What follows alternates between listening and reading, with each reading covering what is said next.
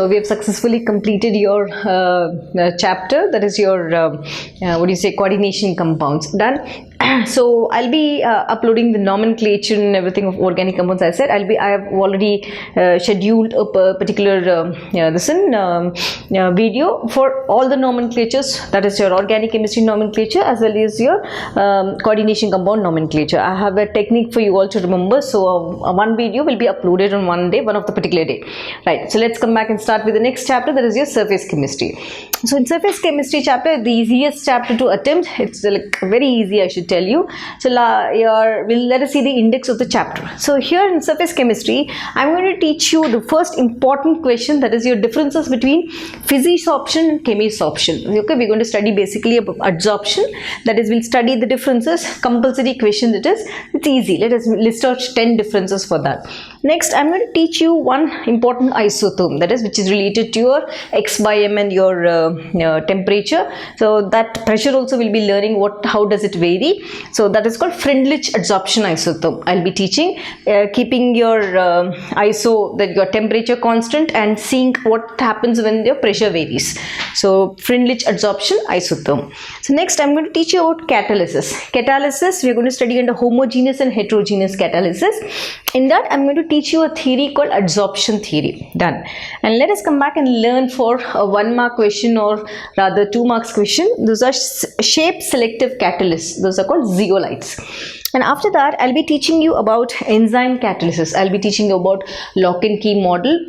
I'll tell you what is an active site, where does it go and attach, what are the different examples of that. After that, I'm going to teach you the part B of the chapter, that is colloids. We are going to study about the preparation of colloids, your classification of colloids, purification of colloids. In that, I'll be teaching you about the properties of colloids, that will be colligative property, Tyndall effect, Brownian movement, color property, charge, electrophoresis, and all these will be dealt in the topic. After that, I'll end the chapter with emulsions. Yes, oil in water and emulsions, water and oil emulsions, 2 types of emulsions I'll be teaching. But for you, you should learn the applications by yourself. I'll not teach those applications. Nothing is there in that application part. So this is your chapter. Let us do and finish off, and then come back to the major chapter of the book. Let us come back and start with the first concept of your chapter, that is your differences between physisorption, chemisorption. So what basically is sorption? Now sorption is something, suppose if I take this marker pen, right? Suppose I have certain amount of dust particles on that. So the attachment of the dust particle on this surface, okay, this surface, this which marker, I call it as adsorbent, and the dust particles on the surface, I call it as adsorbate. Now what is sorption? Sorption is basically the physical attachment, the attachment of that dust particles on the surface. So sorption is nothing, just an attachment of particle on that. Now in this attachment also you have 2 types. One is physisorption, chemisorption. So physisorption is something physically, just like your dust on the chalk this one marker. See, if I just do like this, all the dust particles will get they'll be not from here, so I can easily remove. So now if it is chemisorption, that means there's a certain amount of chemical bonds forming inside, that means between the dust particles and this. So let's come back and see. So physisorption, chemisorption, sorption I said attachment. So I'm going to list out in this way. This is my way of teaching, so you have to also write in the exam like that. So whenever I have to speak about the forces, what is physisorption? I said this is a temporary effect, temporary for some time, and when there are variations in the temperature and pressure, that also varies. So physisorption, what are the forces acting? I said there are temporary, so they are going to have van der Waals forces, weak forces of attraction, right? Next, when I have to speak about chemisorption here, they form chemical bonds. So chemical bonds are formed between what?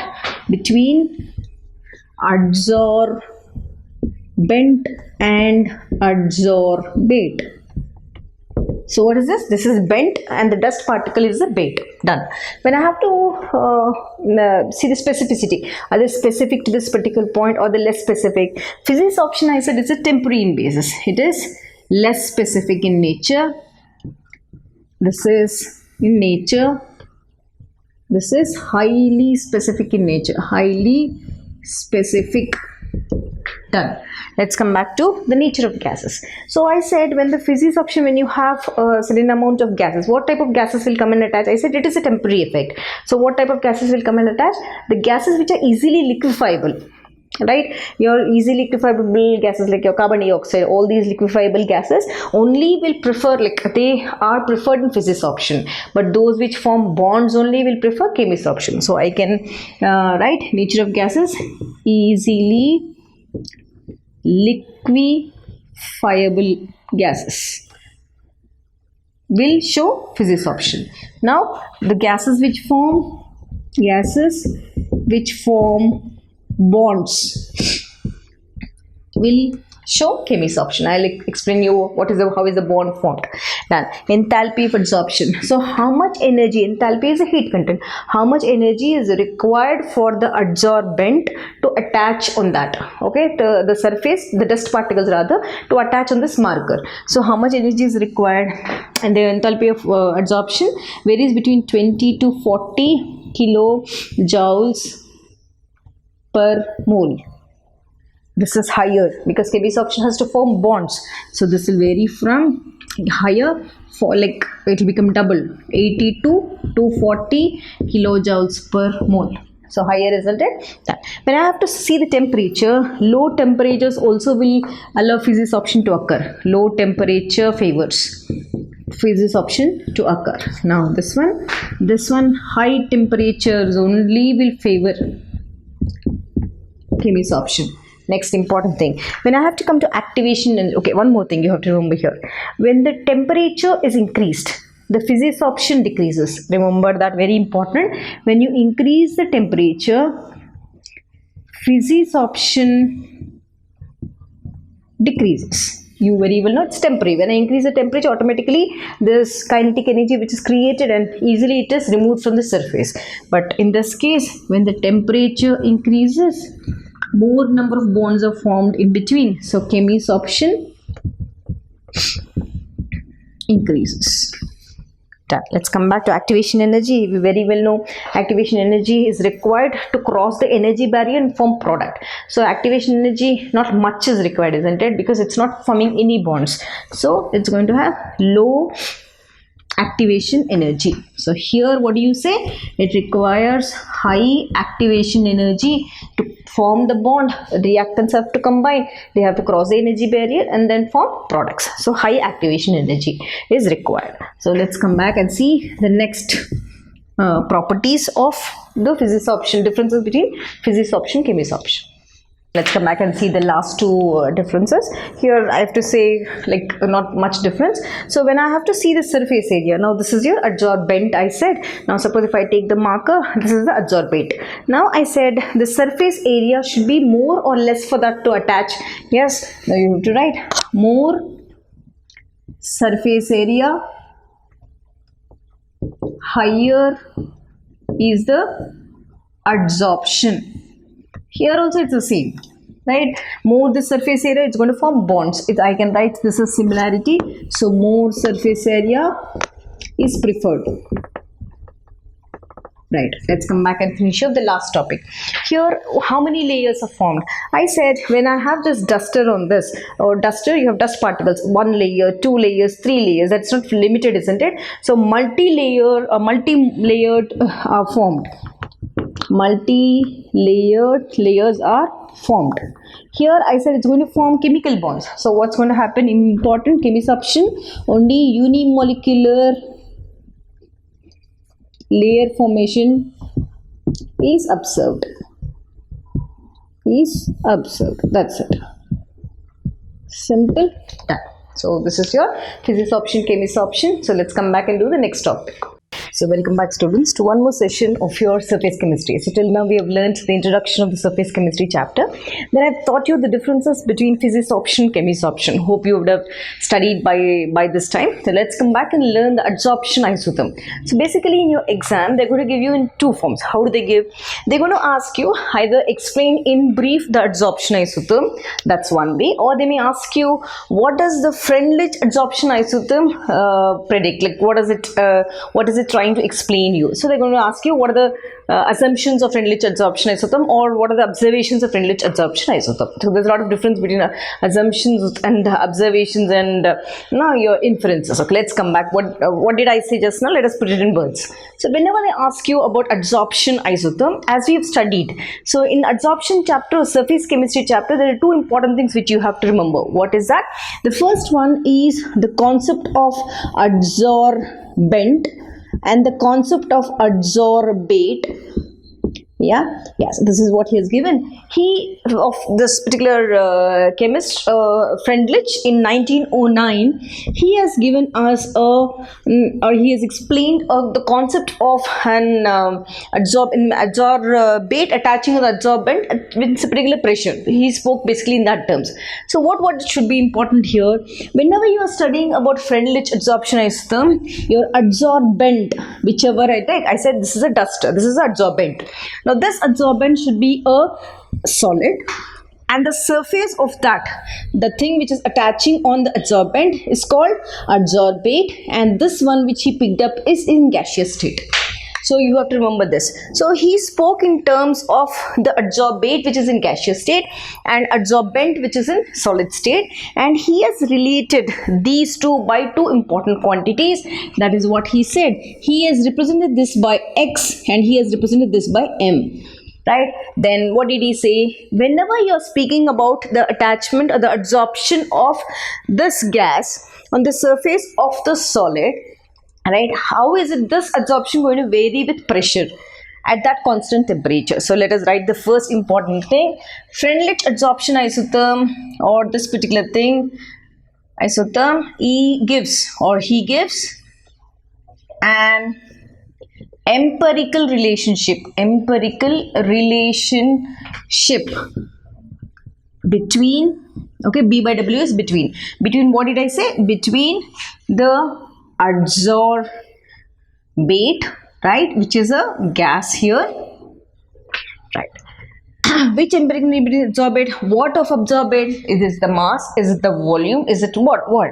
That's important. Empirical relationship between mass of adsorbate. Okay, let us write here. Mass of adsorbate. Done. Yes. And or by the, this is your mass of adsorbent. Yes, most important.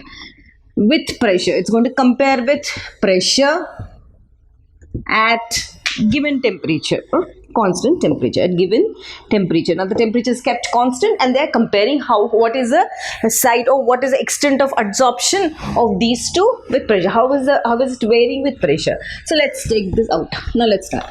So the expression which he has given, okay, suppose if they ask you to write it in one word, what is Freundlich adsorption isotherm in one line?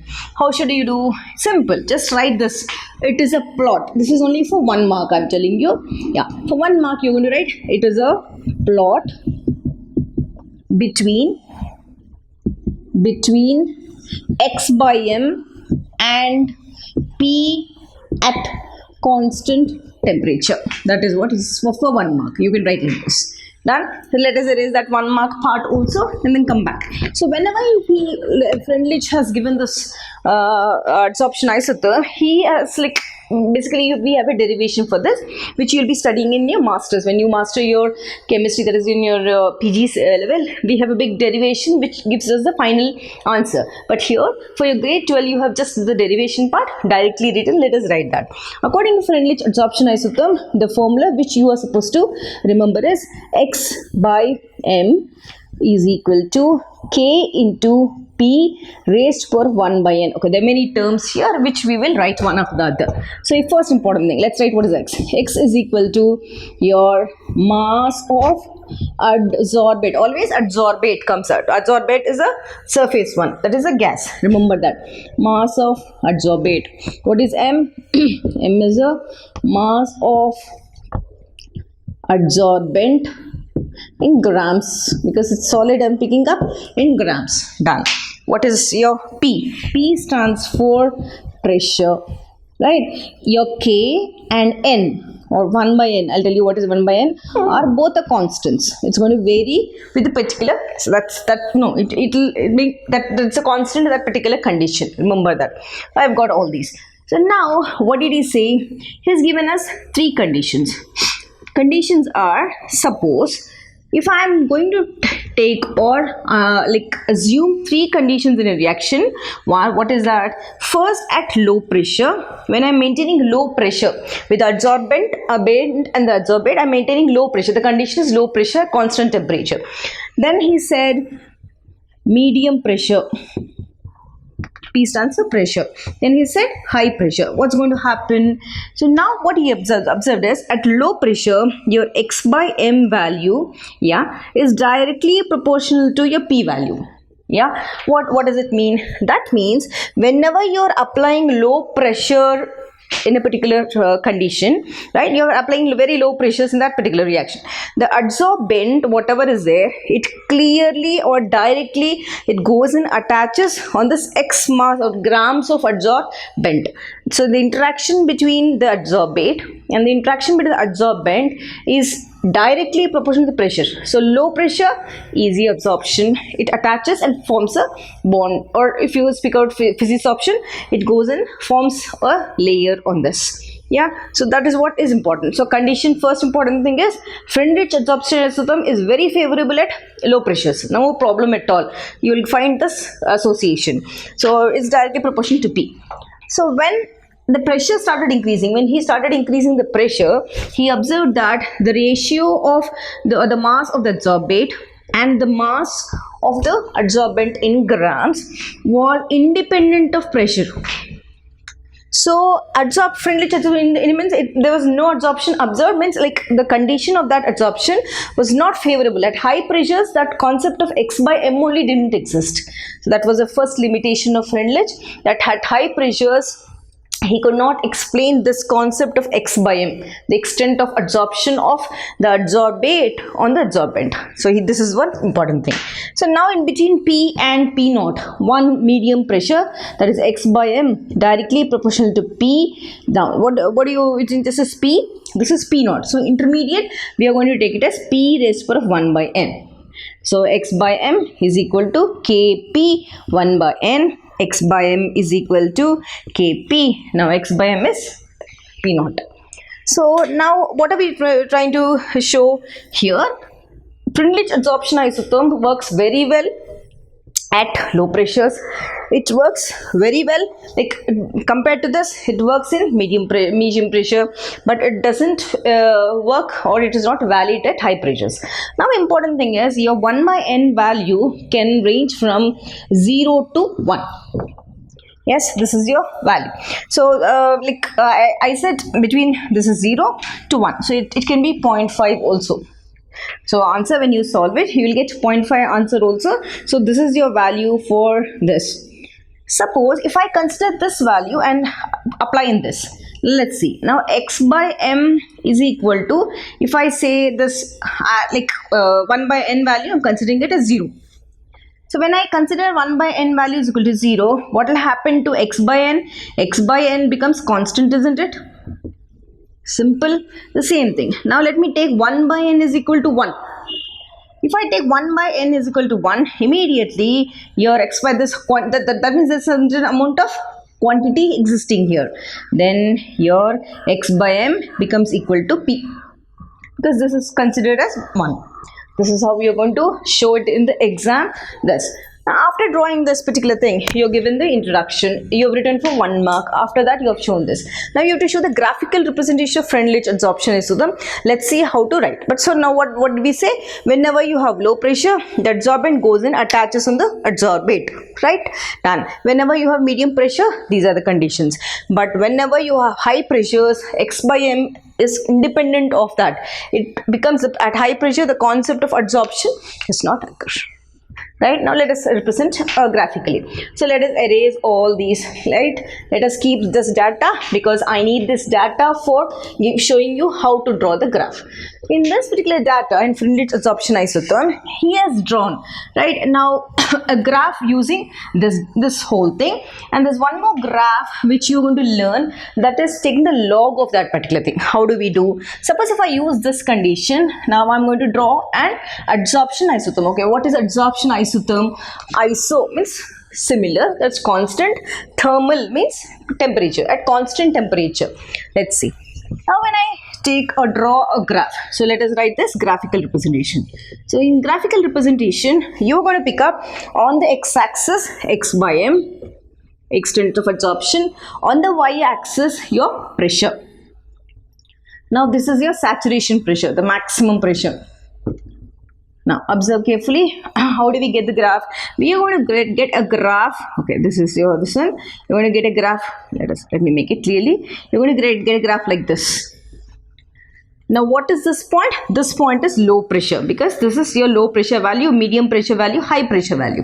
So at this particular point, x by m, we have written, which is equal to Kp.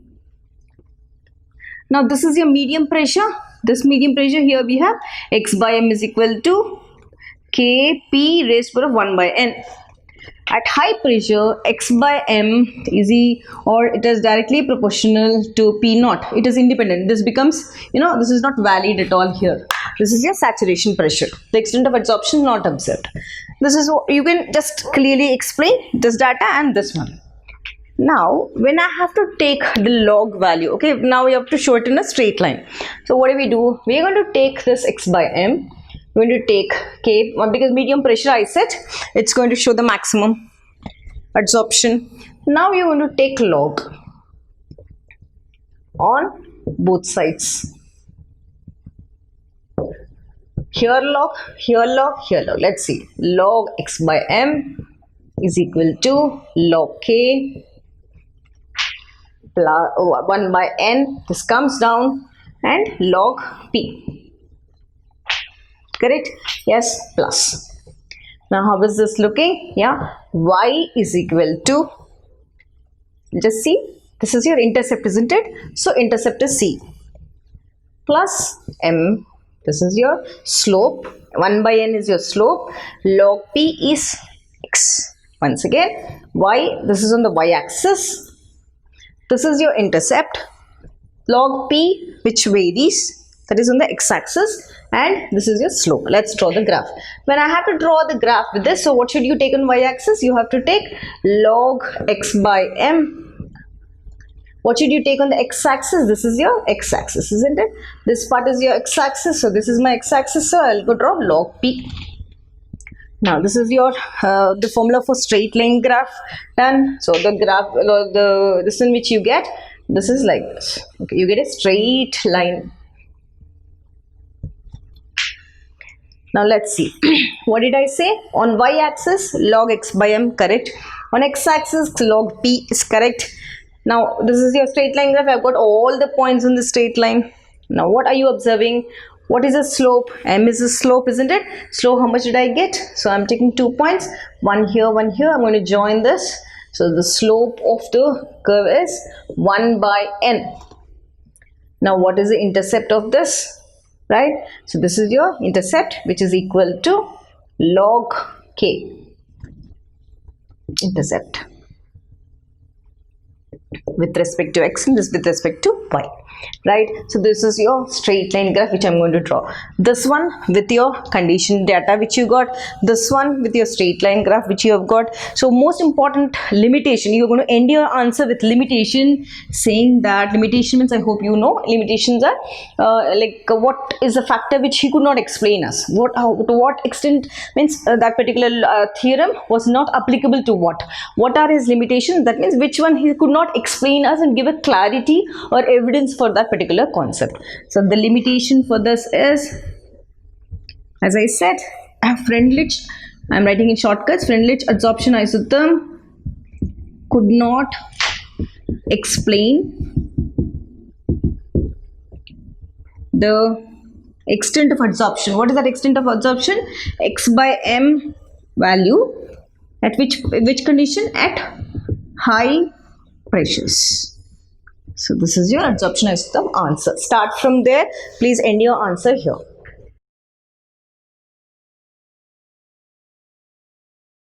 So welcome back. After your Freundlich adsorption isotherm, let us learn this concept, that is what concept of catalysis. So what actually is catalysis? So whenever initially when we have learned in grade 10, we have studied or we have introduced with a topic called catalyst. So we have studied whenever there's this particular foreign substance, the rate of the reaction increases, like like if I see the rate of reaction with catalyst, it's going to favor or it's going to cross the energy barrier and give me products. When there is no catalyst in the reaction, it's going to take a lot of time. It's going to cross the threshold energy. It's going to cross the picking up the threshold energy. It has to go to the activation energy barrier, then form the products. So now this concept, when you come to grade 12, we are going to learn the types of catalysis. There are two ways of catalyzing or two ways of learning. One, it is the classification based on physical state of the reactants and products, and the second classification is on the mechanism of the particular catalyst. Let's come back. First, catalysis, if I have to define, if they ask me for 1 mark, how should I write? I'm going to write like this. The definition is, it's a process of enhancing. What is enhancing? Enhancing is increasing rather. So let me write that word also, increasing the rate of a chemical reaction. When does this increase? By adding a catalyst, isn't it? So by adding a catalyst is called catalysis. This process is called catalysis. Now when catalysis process when I have to study, as I said, it's based on the physical state. So based on physical state of the reactants, products and the catalyst, three things you have to consider. You have to see what is the physical state of the reactant, physical state of the catalyst, physical state of the product. Done. So on basis of this, they're again divided into, this process is divided into homogeneous catalysis as well as heterogeneous. When I speak about homo means the reactant, the product and the catalyst all will have, or all will be in the same physical state. Solid, solid, solid, liquid, liquid, liquid, or gaseous state, gaseous state, all will be in the same physical state. Done. Let's see. Homogeneous catalysts are again divided into gas phase catalysis as well as solution phase catalysis. Here I have listed out few chemical reactions which are very easy to remember. So there's nothing to explain. You have to remember two things. Yes, whenever they ask you in the exam, state an example of gas phase catalysis. So you're going to write the reactant, write the catalyst, you're going to write the product. Let's see. In gas phase catalyst, when you observe here, the reactant, there are two here, two reactants, the catalyst as well as products, all are in gaseous phase. So that is most important. That's why it's coming under homo. Homo means similar phase. Done. When I have to come back to solution phase catalysis, here your reactant and your catalyst as well as your product all are in the same phase, that is liquid state or aqueous state. Both are same. So liquid and aqueous state together form the solution phase catalysis. They will directly ask you state an example of solution phase catalysis for 1 mark. So you can write this. Most important thing, after writing the reaction, you are going to mention what is the physical state of that. So here gaseous state common, aqueous state is common. So solution phase. Let's come back to hetero.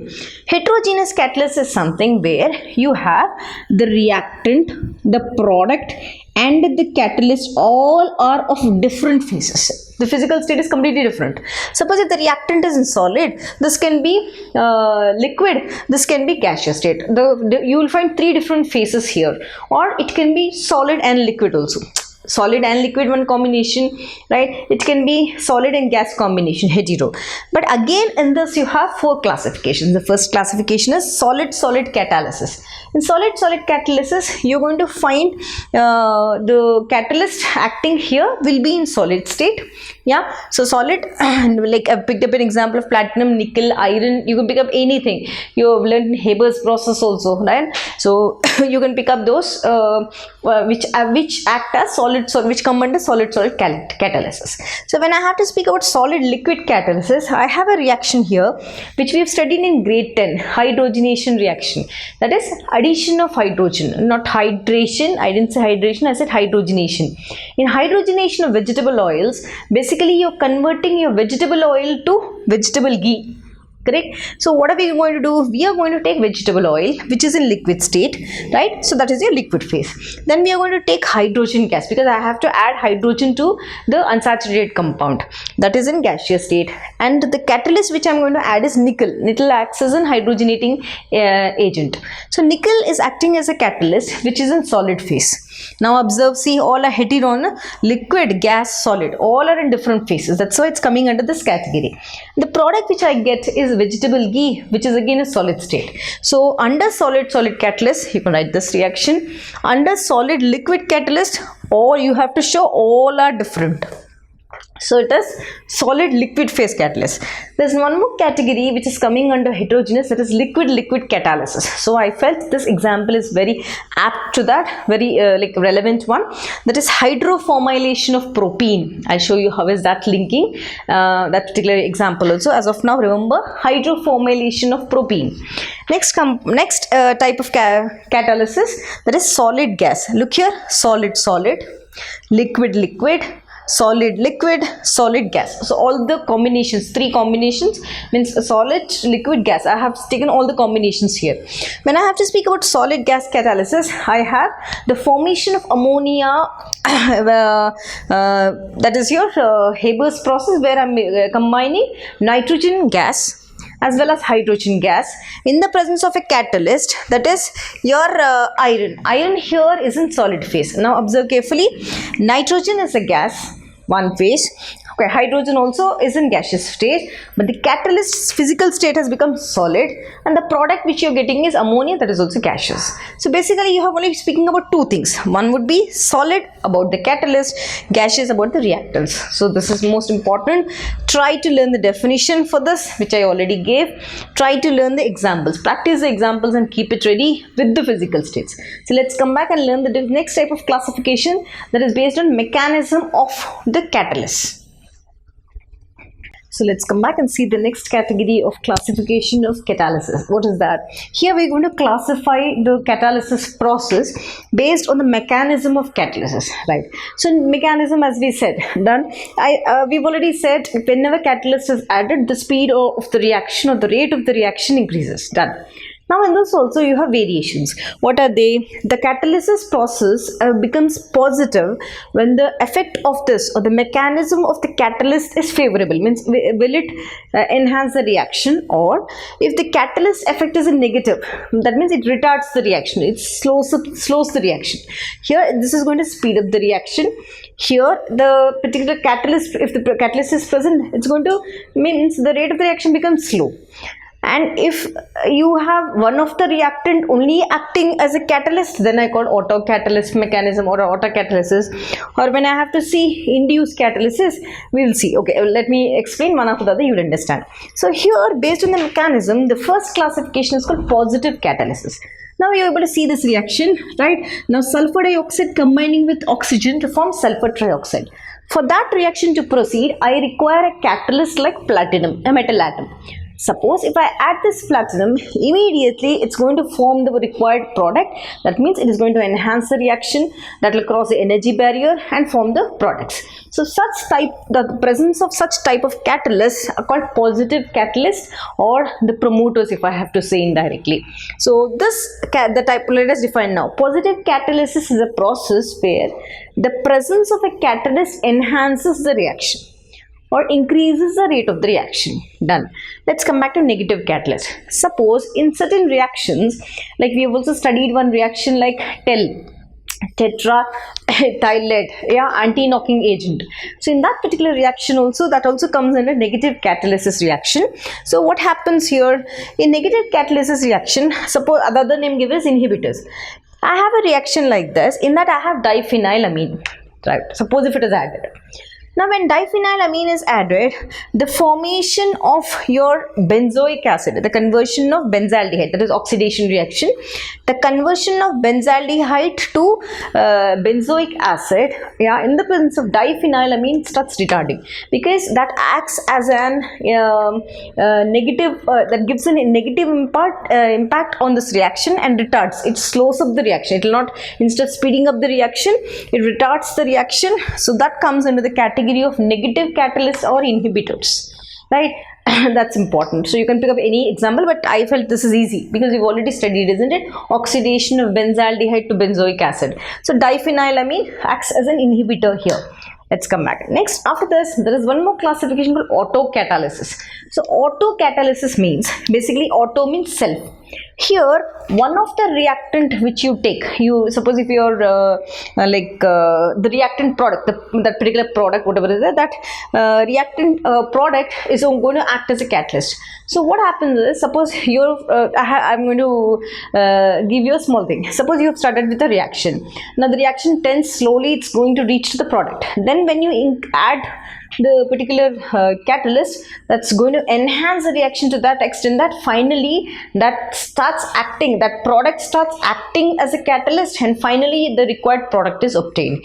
So autocatalysis is one of the reactant product acts as a catalyst. So I've picked up DNA replication as an example. I'm not going to the details of the biology concept. Please go and see what actually is happening in DNA replication, what is acting as a autocatalyst reactant product there. Done. So I'm just giving you, because basically they're going to ask you for 1 mark only. When I have to speak about induced, induced means, let's see, suppose I have an example like this. This is sodium sulfite. This in the presence of air is going to get converted to sodium sulfate. Now sodium arsenate. Now what happens when I treat this with air? There's no reaction. So now I have two things. One is your sodium sulfite and sodium arsenate. So these two here, I'm going to, instead of adding an external catalyst to this, one of the reactant, whatever you're taking, this particular thing, you're inducing it, you're adding it to one more reactant. Now that is your induced. Induced means you're incorporating. So sodium sulfite, we very well know it's going to form or combine with air. But sodium arsenate is not going to combine. So what am I going to do? I'll combine these two and finally get a product this. One is sodium sulfate and sodium arsenate. So what are you doing here? This sodium arsenate is going to act as an induced catalyst. It will induce its effect and finally give us the required product. And this process where one of the reactant is acting as a catalyst is called induced catalysis. So we have studied two classifications. One is based on the physical state, one is based on the mechanism. They will ask you for 1 mark. Again, learn the definition. This enhances or promotes the reaction. This retards the reaction, in which one of the reactant product acts as a catalyst. Here one of the reactant acts as a catalyst. So let's come back and learn after your catalysis. We are going to learn, we have already studied in catalysis. What did we learn? We have studied there are two types of catalysis. One is your homogeneous catalysis as well as heterogeneous. So again you have a concept here where you have to learn about heterogeneous catalysis theory. Simplest theory, I don't know the symbol. Let us, if they ask you, how should you write? So basically this will not be asked for 3 marks. If they ask you, suppose like luck, if you have that luck, they ask you for 3 marks, let us write in a detailed way. If they're not asking you for 3 marks, if they're asking you for 1 mark, in brief, that also I'll show you. So whenever we speak about heterogeneous catalysis, there are 5 important things or 5 important steps you have to remember. What? So as I said, catalysis is the process of addition or the whole process of enhancing the reaction when you add a catalyst. Correct?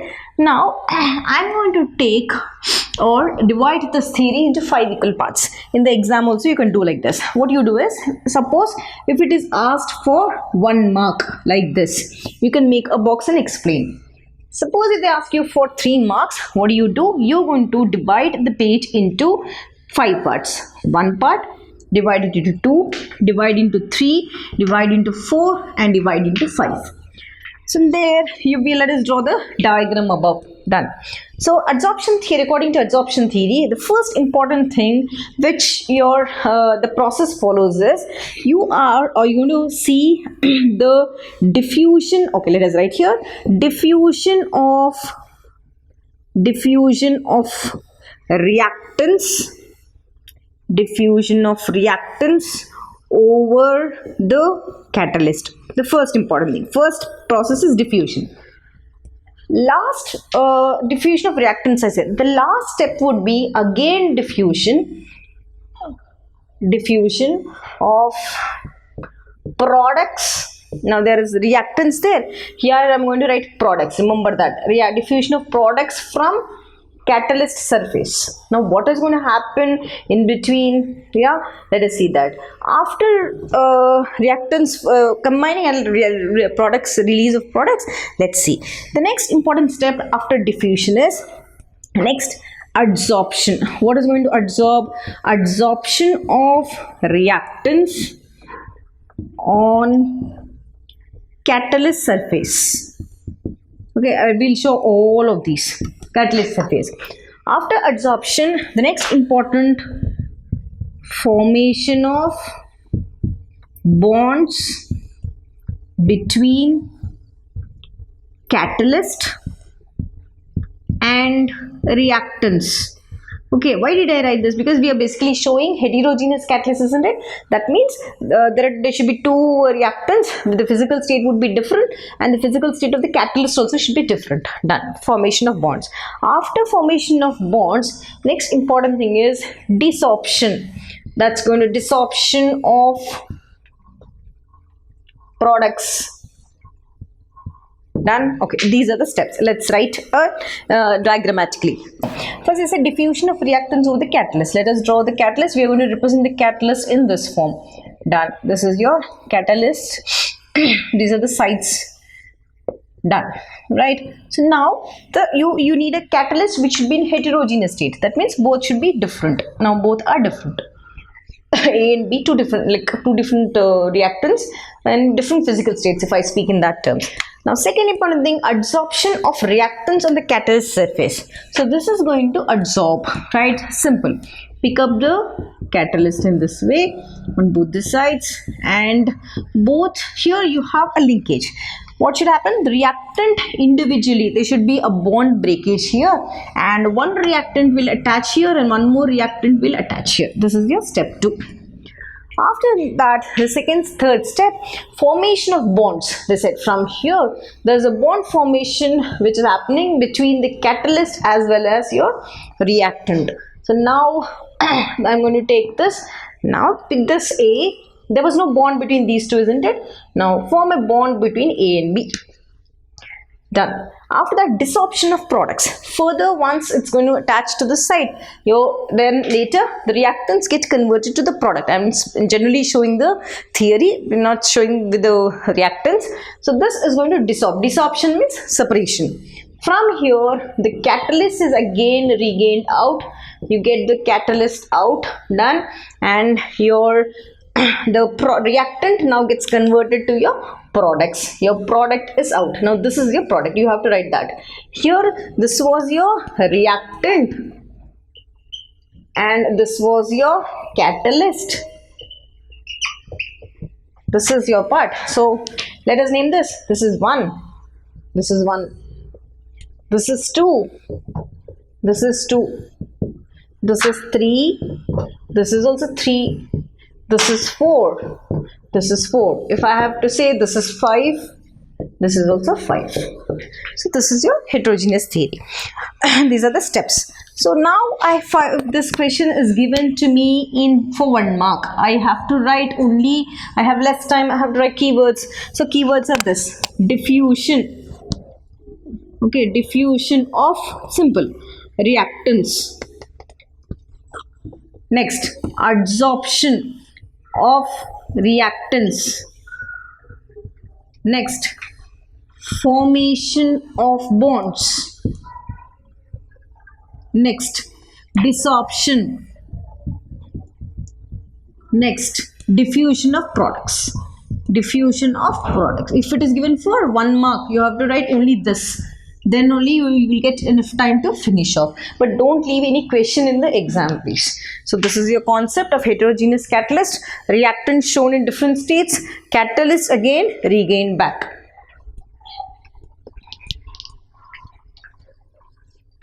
Let's come back and discuss the next topic of your surface chemistry chapter, that is important features of solid catalyst. Till now what did we do? We have learned the definition of catalysis. Gradually I taught you what are the different types of catalysis, hetero and homo, and in that we have also learned a theory of heterogeneous catalyst, where we have studied about the adsorption, desorption, or after adsorption bond formation, then desorption, then diffusion of the products. Now let us come back and learn two specific terms here. I don't know, very important. They've been asking this particular topic more number of times. Let's see. So when you're studying about the important features of solid catalyst, two specific terms which you have to remember is, the first one is called activity and the second one is called selectivity. Right, let us first define both and then come back to the example. So when I have to define in the exam, suppose if they ask you what define activity with an example, how should you start? So activity basically, when I have to define, now I'm speaking about solid catalyst, isn't it? Now start your answer like that.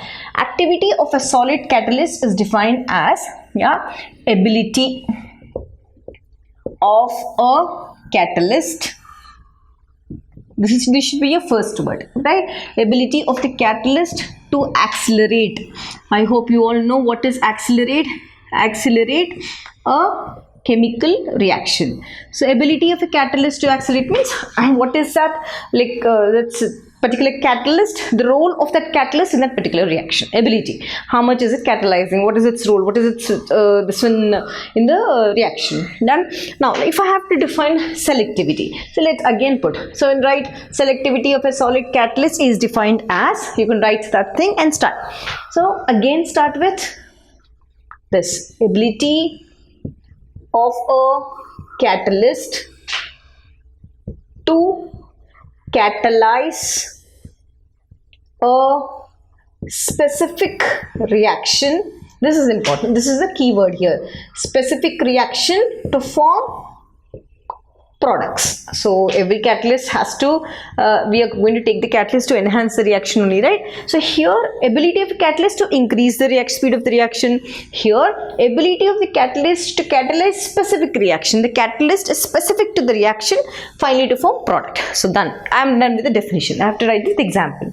Now when I am writing the example, let me pick up one most important example, that is Lindlar's catalyst. So I am going to take Lindlar's catalyst and show you. What is Lindlar? You can pick up because it is asked for 1 mark. It's easy, simple. Write the definition example. So what is Lindlar's catalyst? Lindlar's catalyst is basically powdered barium sulfate. This powdered barium sulfate coated with palladium and poisoned with quinoline. This is what is Lindlar's catalyst. Poisoned with quinoline. Okay, I said it's going to catalyze the reaction. So this particular Lindlar's catalyst is basically used for hydrogenation of your unsaturated compound. What does that mean? Suppose if I have an alkyne with me, done, right, one bond here. I'm going to add hydrogen to this. Right, now this is your gaseous state. Now I need to use specifically for this hydrogenation, I have to use Lindlar's catalyst here, LC. Then what's going to happen? The bond here is going to break and one hydrogen goes in, adds here, and one more hydrogen goes in, adds here. What do I get? I get double bond in this way. This is the thing. Now, sorry. Further, if I have to add, I can break this bond and I can add one more hydrogen. So this particular hydrogenation reaction, converting the alkynes to alkenes, further to alkanes, is specific to what? It is selective, or that activity only when Lindlar's catalyst is there, this will occur. So that's specific to this particular reaction. That's called activity. Now what actually activity depends on? So now for this particular, what are you observing? This is going to form bonds, isn't it? When something is forming a bond, that means which type of sorption is it's undergoing? Chemisorption. It is not physisorption. So this particular chemisorption is occurring in the reaction. reaction. Now let's write. Activity of a reaction depends upon, most important thing I said, it depends upon chemisorption. It has to form a bond. Yes, in chemisorption what's going to happen? Bonds are going to form. Bond or bond formation. So this bond formation, how should it be? It should not be so strong that you can't remove the product out. So that chemisorption context or chemisorption concept, that is formation of bond, should it has to allow the reactant to combined with one more the catalyst. In the presence of catalyst, the reactant has to form and go and add to the sides. What am I trying to explain? It depends on chemisorption, and the bond formed should not be strong enough. Should not be strong enough. That means it has to be mobile, so that I can get the product out, right? Strong enough, but should be mobile in nature. Mobile, done. So just a simple concept, nothing else. So when I have to speak about selectivity, I said it has to be specific every reactant. Suppose this is again your NCERT example, simple example. Suppose if I have CO and hydrogen gas, both are in gaseous state. Same, I am going to take both the reagents or the reactants in the same physical state. Both are in gaseous state. Now what happened? What did I say? Selectivity is ability of a catalyst to catalyze specific reaction. Suppose if I take the same reactants like this, and I am going to introduce 3 different catalysts. Reactants are same, but the catalyst. So depending upon the catalyst which I am going to take, the product form also will be different. So that's why I said specific reaction. So if I take nickel here, suppose if I take copper here, I am going to take copper and zinc ZnO plus Cr2O3. If I take this combination, all 3 are solid catalysts here. So if I take carbon monoxide and your hydrogen gas, right? So what happens in the presence of nickel? The product which it forms is methane plus water. Suppose if I take the same combination of reactants in the presence of copper, the product which I get is formaldehyde. If I take same copper but in the presence combination of this, the product which I get is methanol. So are you not finding the specificity? This is specific to this reaction or this particular thing. Specific this, or that is called selectivity of that particular thing. It catalyzes that particular reaction. Should be selective to catalyze that specific reaction. Let's see. Suppose if I have to speak, I'm going to write example for selectivity of that particular reaction. Selectivity. So now suppose if I am going to take ethanol, done. Let me see. I have the CH3, CH2OH. Now this ethanol, if I am going to take or allow it to react or combine with a catalyst like Al2O3, done, and alumina, and I am going to allow it to react with copper. So both the catalysts are different. The mechanism of the catalyst is different. When the same ethanol, if it's allowed to react in the presence of a catalyst like alumina, this will allow, or the selectivity of that catalyst or the mode of action of Al2O3 is basically dehydration. It's going to remove water from that particular reaction. Reactant is the same, but when you have copper, this will undergo which type of reaction? Dehydrogenation reaction. Removal of hydrogen. This is removal of water from here. This is removal of hydrogen from here. So this is dehydration. It has to remove water from the reaction. Let's see. So what is it going to take out? This OH is lost. Then this H also is lost. So when this H and this OH is lost, let us write the H2O here. What are we left with? We are left with 2 carbons, C2. We are left with 3 hydrogens here, 1 hydrogen here, because only 1 is lost, isn't it? So this becomes C2H4. Ethane. Done. Next important thing, I have copper here, COPPER. This copper is what type of reagent? It is dehydrogenation reagent. So it's going to remove hydrogen. From where will it remove hydrogen? Just observe carefully. One hydrogen from here and one hydrogen from here is lost. So then what's going to happen to this? Okay, let us write H2 and take this. CH3 is here, CH is here, done. This is only one is lost already and O is like. Here I have got, if I have to see, this is like this, isn't it? So which is this? Ethene. I said it is ethane, that's wrong. This is ethene. Now what did I get? I have got here ethanol. So are you not finding the difference? When this was there, selectively it has formed this product. When the copper was there, selectively it has formed this product. So let's come back and do the next concept.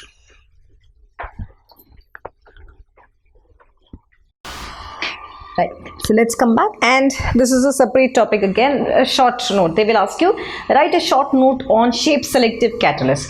So very important and easy also. So basically, shape-selective catalysts are called zeolites, right? So if I have to speak about the term or zeo, basically if I have to see, zeo means to boil. Okay, what is this? We'll see.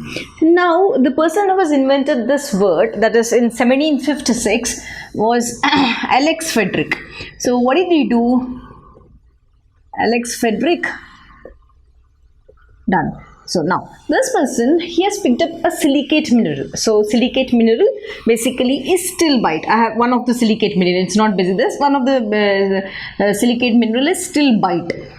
So now when he has taken the silicate mineral, and when he started boiling this, right?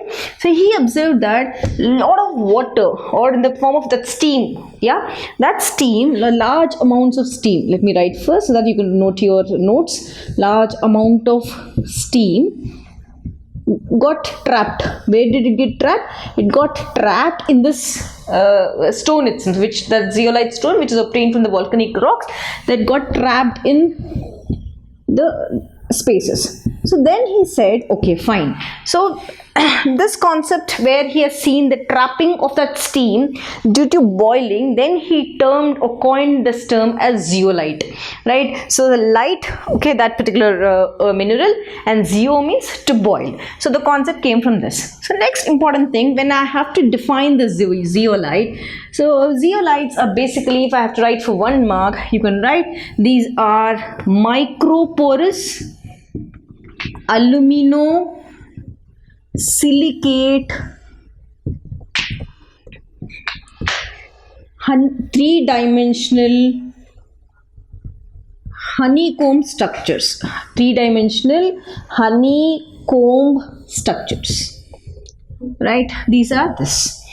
Now, these zeolites, as I said, they have aluminosilicate network. So here, when you see the structure of the zeolite, you have a framework where you find this setup. Aluminium is linked oxygen, then linked with silica, one after the other. You have different varieties of zeolites again existing, right? So if I have to speak, one of the zeolite which I already have written, that is natrolite, right? Let us write some examples. Some examples are natrolite. Again I have written stilbite. Yes. Right. So this when I have to see the concept of this, these zeolites, they are going to, because of their shape selective, they have certain sites, three-dimensional sites for allowing, or they can trap certain small ions, the cations, into their sites. So what are they? They can trap, because of this three-dimensional structure and the sites inside them, they can easily trap ions like Na plus, where I've written 1. The aluminum oxygen silica network is already there.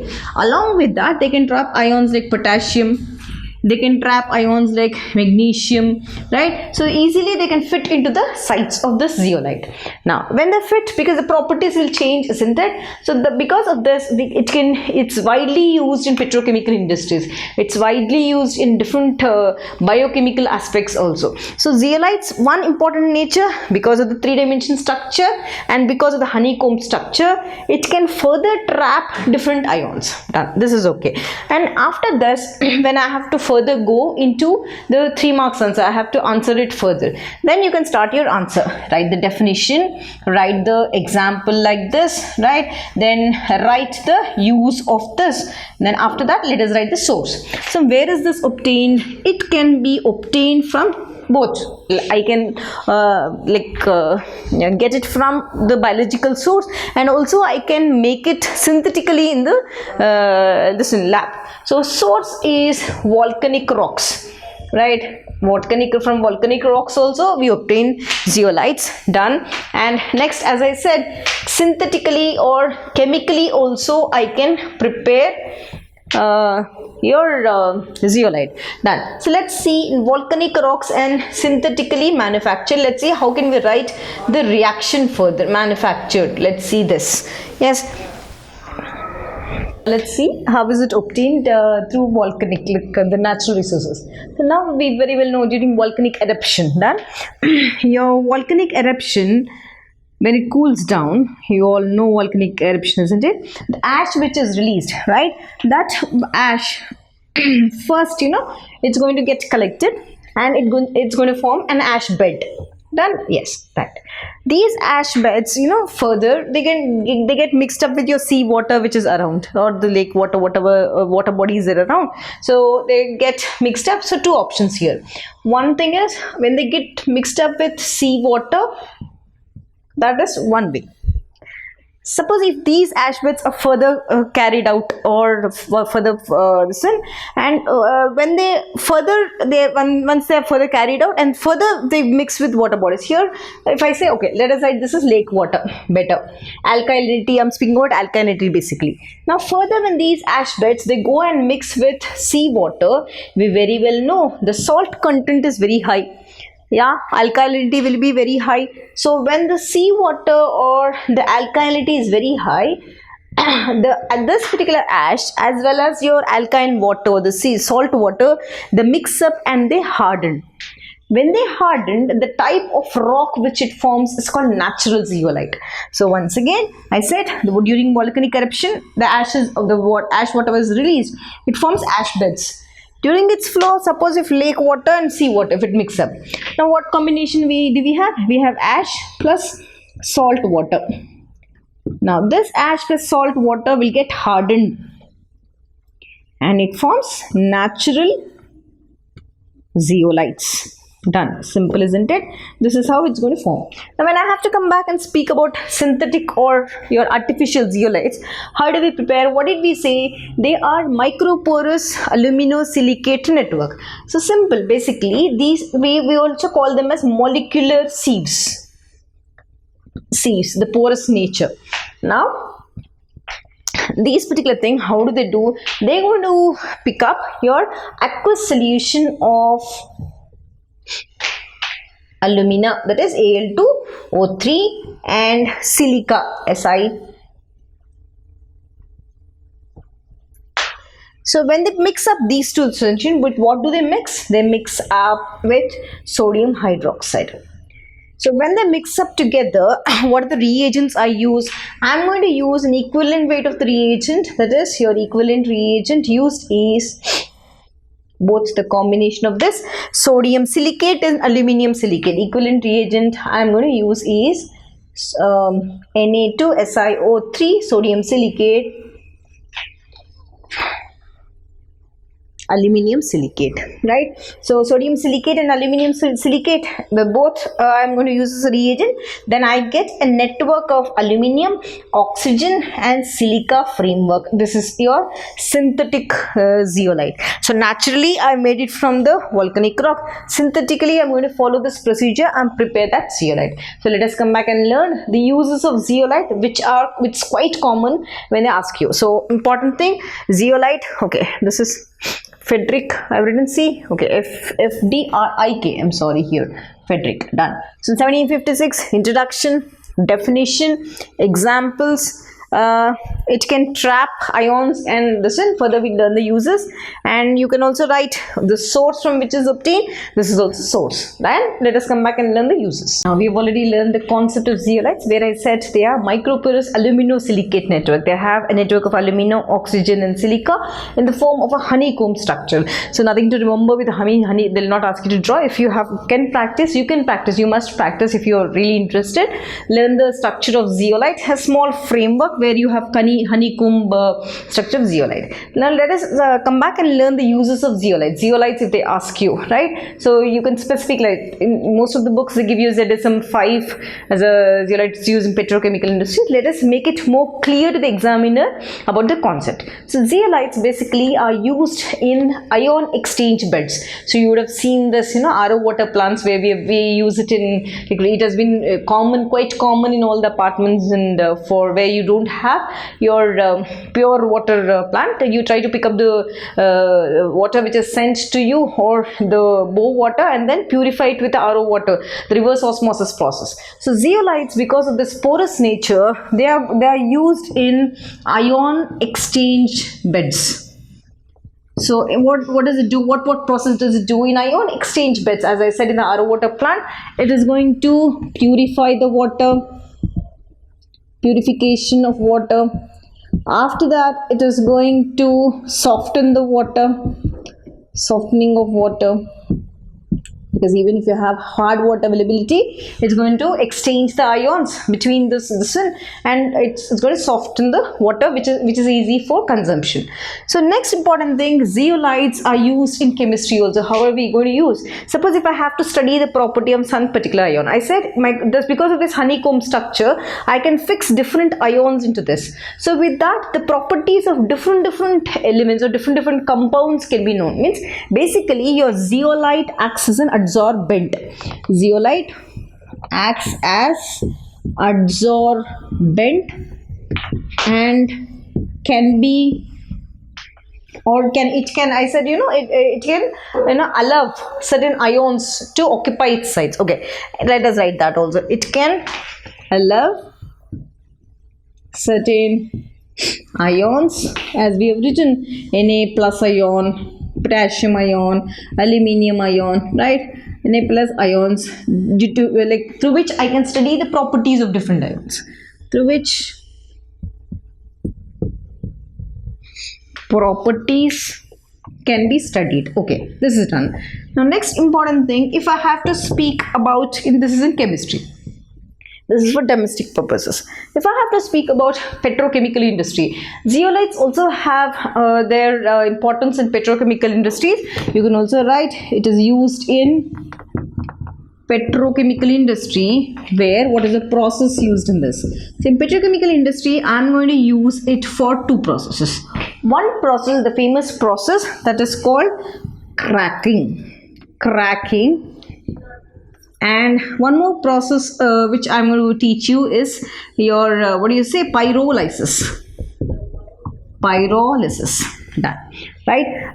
So in cracking, when I have to speak about cracking, so what is actually cracking? If I have to make it simpler and clear, so now I'm going to speak about a matter that is called kerogen. What is this kerogen? Kerogen is an organic matter. Okay, where is this present? This organic matter is present in sedimentary rocks. So what do they do? Using zeolites, this kerogen or this organic matter is broken down. Okay, let me not put this brackets here. This kerogen is broken down into simpler substances. You're breaking down the organic matter or the complex compounds into simpler substances. So kerogen, being an organic matter, it is further decomposed and into simpler substances, which is used further.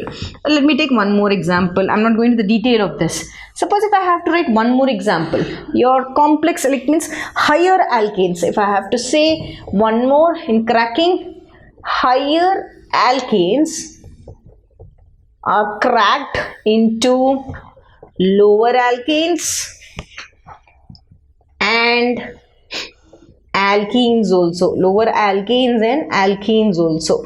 So remember this. So cracking is a process of converting the complex compounds into simpler substances. Done. Let's come back to pyrolysis. How should I define pyrolysis? Basically, pyro means heat. So it is a thermal decomposition reaction. I am using heat and allowing it to decompose into products. So pyrolysis is nothing but here I am going to use zeolites here. So thermal decomposition.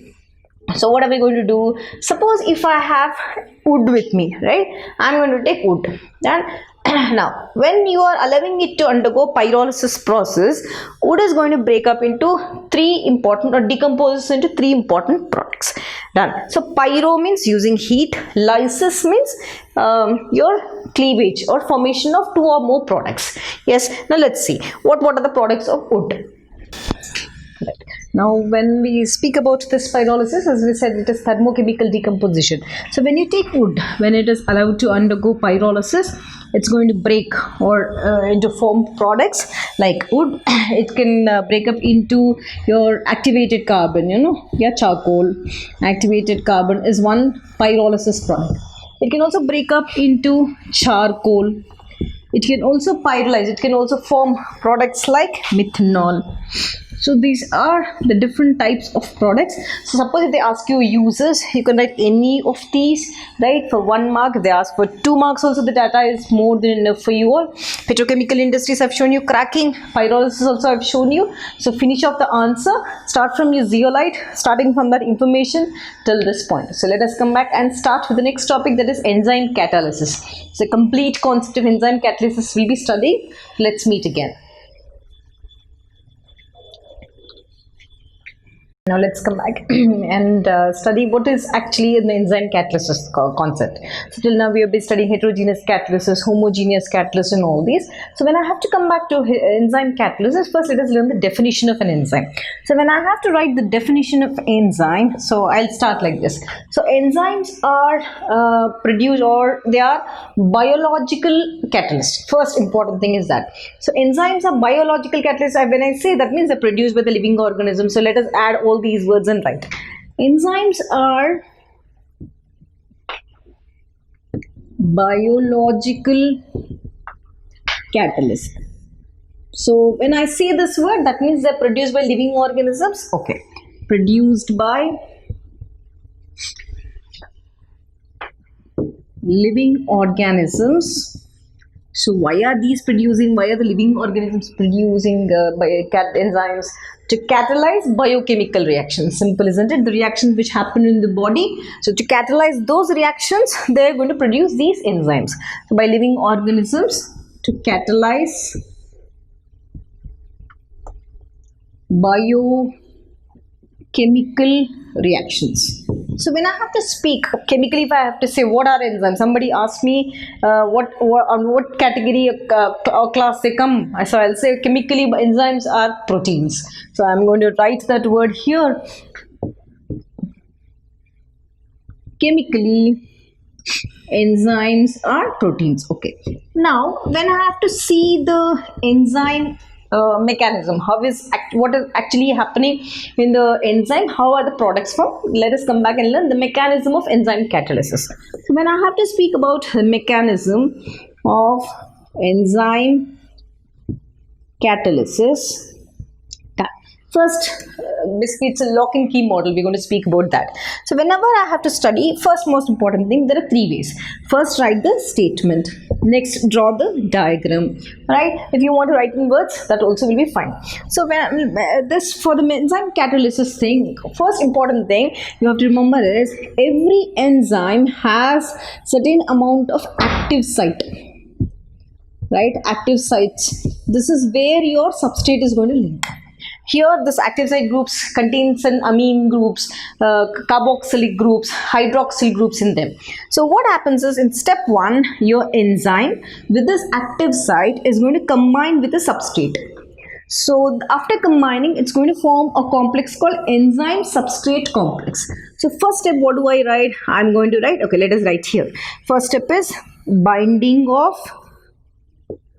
enzyme plus substrate. Where is it binding? At the active site. So at active site, this is over. After this binds, what's going to happen? It's going to form enzyme substrate complex. This is step 1. In the step 2, if I have to say, then yeah, this enzyme substrate complex formation, okay, let us not write here, enzyme substrate complex is going to break up into enzyme and product. Your enzyme is out. So the second step is formation of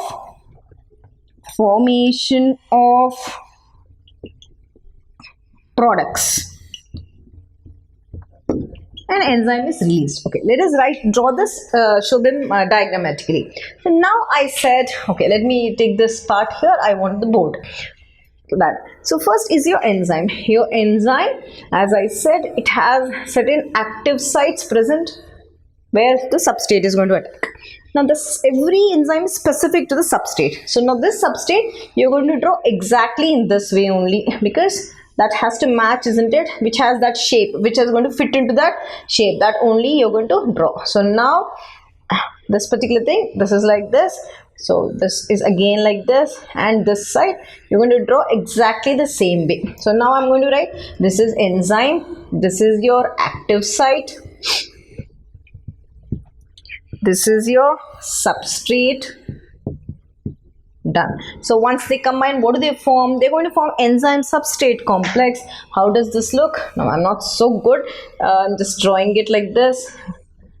Yeah. Now fix this substrate in this. So it's going to go and fix perfectly like this, and the whole active site is occupied. So the site also is occupied. Now binded, yes. Now this is called enzyme substrate complex. Done. Once this is formed, after that this enzyme substrate complex further breaks up and forms enzyme and product. So this is your enzyme again. Yes, enzyme is out, and your products, so two things here, this one side and one side, it breaks up into exactly, try to draw, if you want you can draw this diagram here also. Desorption, just we did it, isn't it? So this is one product. Suppose I'm drawing two, so this is one product. So these are products, and this is your enzyme. This is it. This is what you have done. Back and learn the characteristics of enzyme catalyst. So already we have studied what is an enzyme. So we said enzymes are biochemical agents or substances which are produced by your living organisms. So they're going to catalyze different reactions, the specific basically. So whenever they ask me about enzyme catalysis characteristics, two important things which you have to say is enzymes are highly efficient in nature, right? Then they're going to, they're not going to initiate, but when you add them to that reaction, they're going to take that particular reaction to the equilibrium state. So most important thing is enzymes, if they ask me to write the characteristics, I'll start my answer saying that, specifying these two words so that the examiner knows, you have a clear idea. So enzymes are highly efficient and they are highly specific in nature. Highly specific, right? So you have to be very careful in answering. Right. So let us start with the explanation how to write with in the exam. So first, as soon as that question is given to you, try to make a tabular column, because you'll have all the data given in the tabular column. Done. So let us start. So when I speak about this characteristics, then first most important, I've already mentioned, let us write that the characteristic of this is enzymes are highly efficient in nature. So what do I mean by that? That means if I have to take one molecule of an enzyme, so one molecule, what is the mode of action? Mode of action means how is it going to show its action in a human body or living organism. So I'm going to write one molecule of an enzyme. Even if I take one molecule of an enzyme, what is it going to do? It is going to increase the activity of or convert that reactant into million molecules of reactants. So what does it do? One molecule of an enzyme converts, I'll give you an example, you will understand that, converts reactant molecules into millions, means that fast is the reaction, millions. So how can I justify this? Basically, suppose if I have to, let me write an example. If I have to break a peptide bond, so you very well know in biomolecules, I've shown you what is a peptide bond. So if I have to break a peptide bond at room temperature, so do you know how much time it's going to take? It's going to take 400 years to break that peptide bond at room temperature, it seems. Such difficult it is to break the bond. So how many years? I said 400 years. Now if I add an enzyme to this, immediately, like, you know, the rate of the reaction increases. That's why I said that enzyme activity is highly efficient. You keep adding, it will allow to the peptide bond cleavage, or it's going to catalyze the reaction or increase the efficiency of the reaction, not catalyze. It's going to increase the efficiency of the reaction and the product is formed. So I've just taken this 400 years, hence enzyme increases the increases the efficiency of reaction. That is, what is their efficiency of reactions. Done. Let's come back. Again, I've used this word highly specific. Now, enzyme is highly specific if I have to say. So, what am I trying to explain? Suppose, let me take one example first. Suppose if I have an enzyme, what is this? Pepsin. So pepsin, what is this? This is specifically a biochemical or biological, biochemical enzyme which is released in the stomach. So where is this pepsin released? It is released in stomach only. It's specific. Pepsin will not be released in our throat, isn't it? Where amylase is released. So this pepsin, wherever it is released in that stomach, and it's going to convert your proteins into amino acids. So what are you saying? It is specific and it's going to catalyze that particular reaction only, right? So I'm going to write specific means enzymes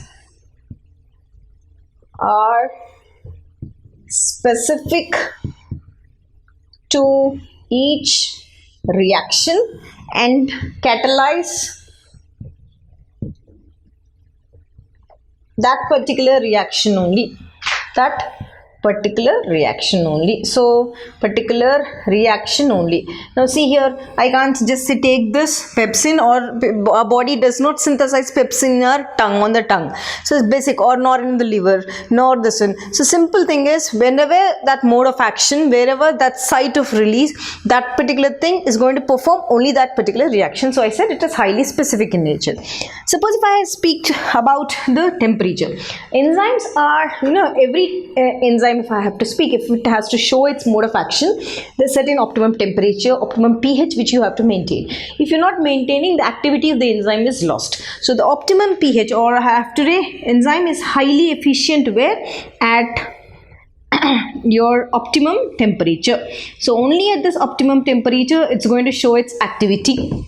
Done. So when I have to come back and see the optimum temperature which varies is 290 to 290 Kelvin to 310 Kelvin. Done. So our body temperature, what is the human body temperature which is maintained? That is 310 Kelvin, isn't it? That is the reason we have a list of enzymes which are acting to convert into products. We have maltase, we have urease, we have invertase, we have diastase, we have zymase, we have amylase. There are different types of enzymes which keep, that cycle goes on the whole day. As soon as we eat our food or whatever reactions have to happen, so that particular temperature is maintained in our body, hence the activity is observed in this. So what do we say?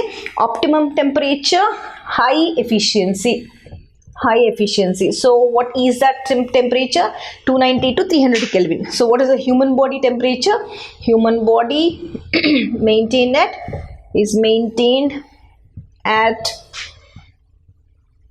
maybe this is particular, light clear, is maintained at which one? 310 Kelvin. So let us write some examples. As I said, let us list out the examples. Now we can write pepsin, yes, invertase, zymase, lipase, right? So maltase, so many enzymes, isn't it? I'll be sure we have already studied the table also. So all these enzymes, they keep activating or catalyzing different biochemical or biological reactions in our body. So let's come back and do the next 4 characteristics of enzymes. Now let's come back and see the next category. We've already seen the high specificity as well as high efficiency of your enzymes. Now let's see what happens, or what are the activators which are going to enhance the enzyme activity, as well as what are coenzymes, what actually are the coenzymes, what is its role in the enzyme active site. We'll also see what are the effect of inhibitors on the there's an action or mode of action of enzymes. So when I have to speak about activators, the big list rather, but specifically for you to remember, because they'll give you the answer, 3 marks answer, you're supposed to fill in all the columns. So I'm just going with your NCERT simple thing. Basically, when I speak about your activators, the smaller ions like Na plus, right, your Cu plus 2, Cu cobalt plus 2, all these metal ions are going to act. What are they going to do? They're going to fit into the active site. We very well know your enzyme has an active site, isn't it? So when I speak about your enzyme, this enzyme has an active site. These ions are going to fix into this active site. When they fix into the active sites, what is going to happen? They are going to increase the enzyme activity. I'll tell you an example also, enzyme activity. So the efficiency of that particular enzyme will increase. So what is the example? Suppose if I take, now I said Na plus, isn't it? Let us take one enzyme. When I take salivary amylase, so we have amylase in our, which is released in our by our salivary glands, salivary amylase. What happens is, when the salivary amylase is present, we can see this, the taste of this, isn't it? This salivary amylase, when it is present in a salt medium, that is your NaCl. Suppose this cation, this salivary amylase is placed in this NaCl concentration. So when salivary amylase is placed in sodium chloride concentration, you know what happens? I said these are going to fix into the active site, I said, isn't it? So when this is present, and the effect or the activity of salivary amylase, it increases from 4 into 10 to the power of minus 3 normal to 4 into 10 to the power of minus 2 normal. So this is how your presence of NaCl is going to affect, or presence of metal ions going to affect the efficiency of enzymes. Now you're finding the difference, isn't it? Yes. And I have to speak about coenzymes. So basically, if I have to speak in one word, suppose I'm not a biological student, I'll just specifically say coenzymes are non-proteinaceous compounds. So basically like your vitamins. So one important thing I can write, coenzymes are non-proteins or non-proteinaceous compounds. Done. So non-proteinaceous compounds, where do they go and fit? These also, they fit into the active sites only. So what do? They either temporarily fix into the active sites or permanently also fix into the active sites. So let's write that word. So coenzymes, where do they fit? They also fit into active sites of enzyme, either temporarily or permanently. So what is the use of this? When they fit into the enzyme or this, they, again it's the same, they're going to enhance the enzyme activity for the particular reaction. Let's see one example. Temporary and increase enzyme activity. Done. So now what I have to see, I said examples, isn't it? So I said non-proteinaceous compounds, nothing but vitamins. So vitamin B3, vitamin B2, right? All these act as coenzymes in the enzyme for increasing the activity. So now when I have to come back to effective inhibitors, inhibitors is nothing but which retard the enzyme activity, isn't it? So inhibitors, let us write the example first. First important, suppose I have serine. You've already studied, isn't it? Now when penicillin is added to this serine, right? What does this do? Basically, this when this particular thing combines, the combination, what does this penicillin do? Penicillin here is acting as an inhibitor. So what is this going to do? It's going to inhibit the enzyme called transpeptidase. So where is this present? This transpeptidase enzyme is used to build up the cell wall of bacteria. So this is what is acting. Now this penicillin, I said, it is acting as an inhibitor. That is what we have said. So what does this do? This transpeptidase is used. It's an enzyme which is used to build cell wall of bacteria. Done. So because of the presence of this, what is happening to the enzyme activity? It is retarding, isn't it? So let us write now. Effective inhibitors, presence of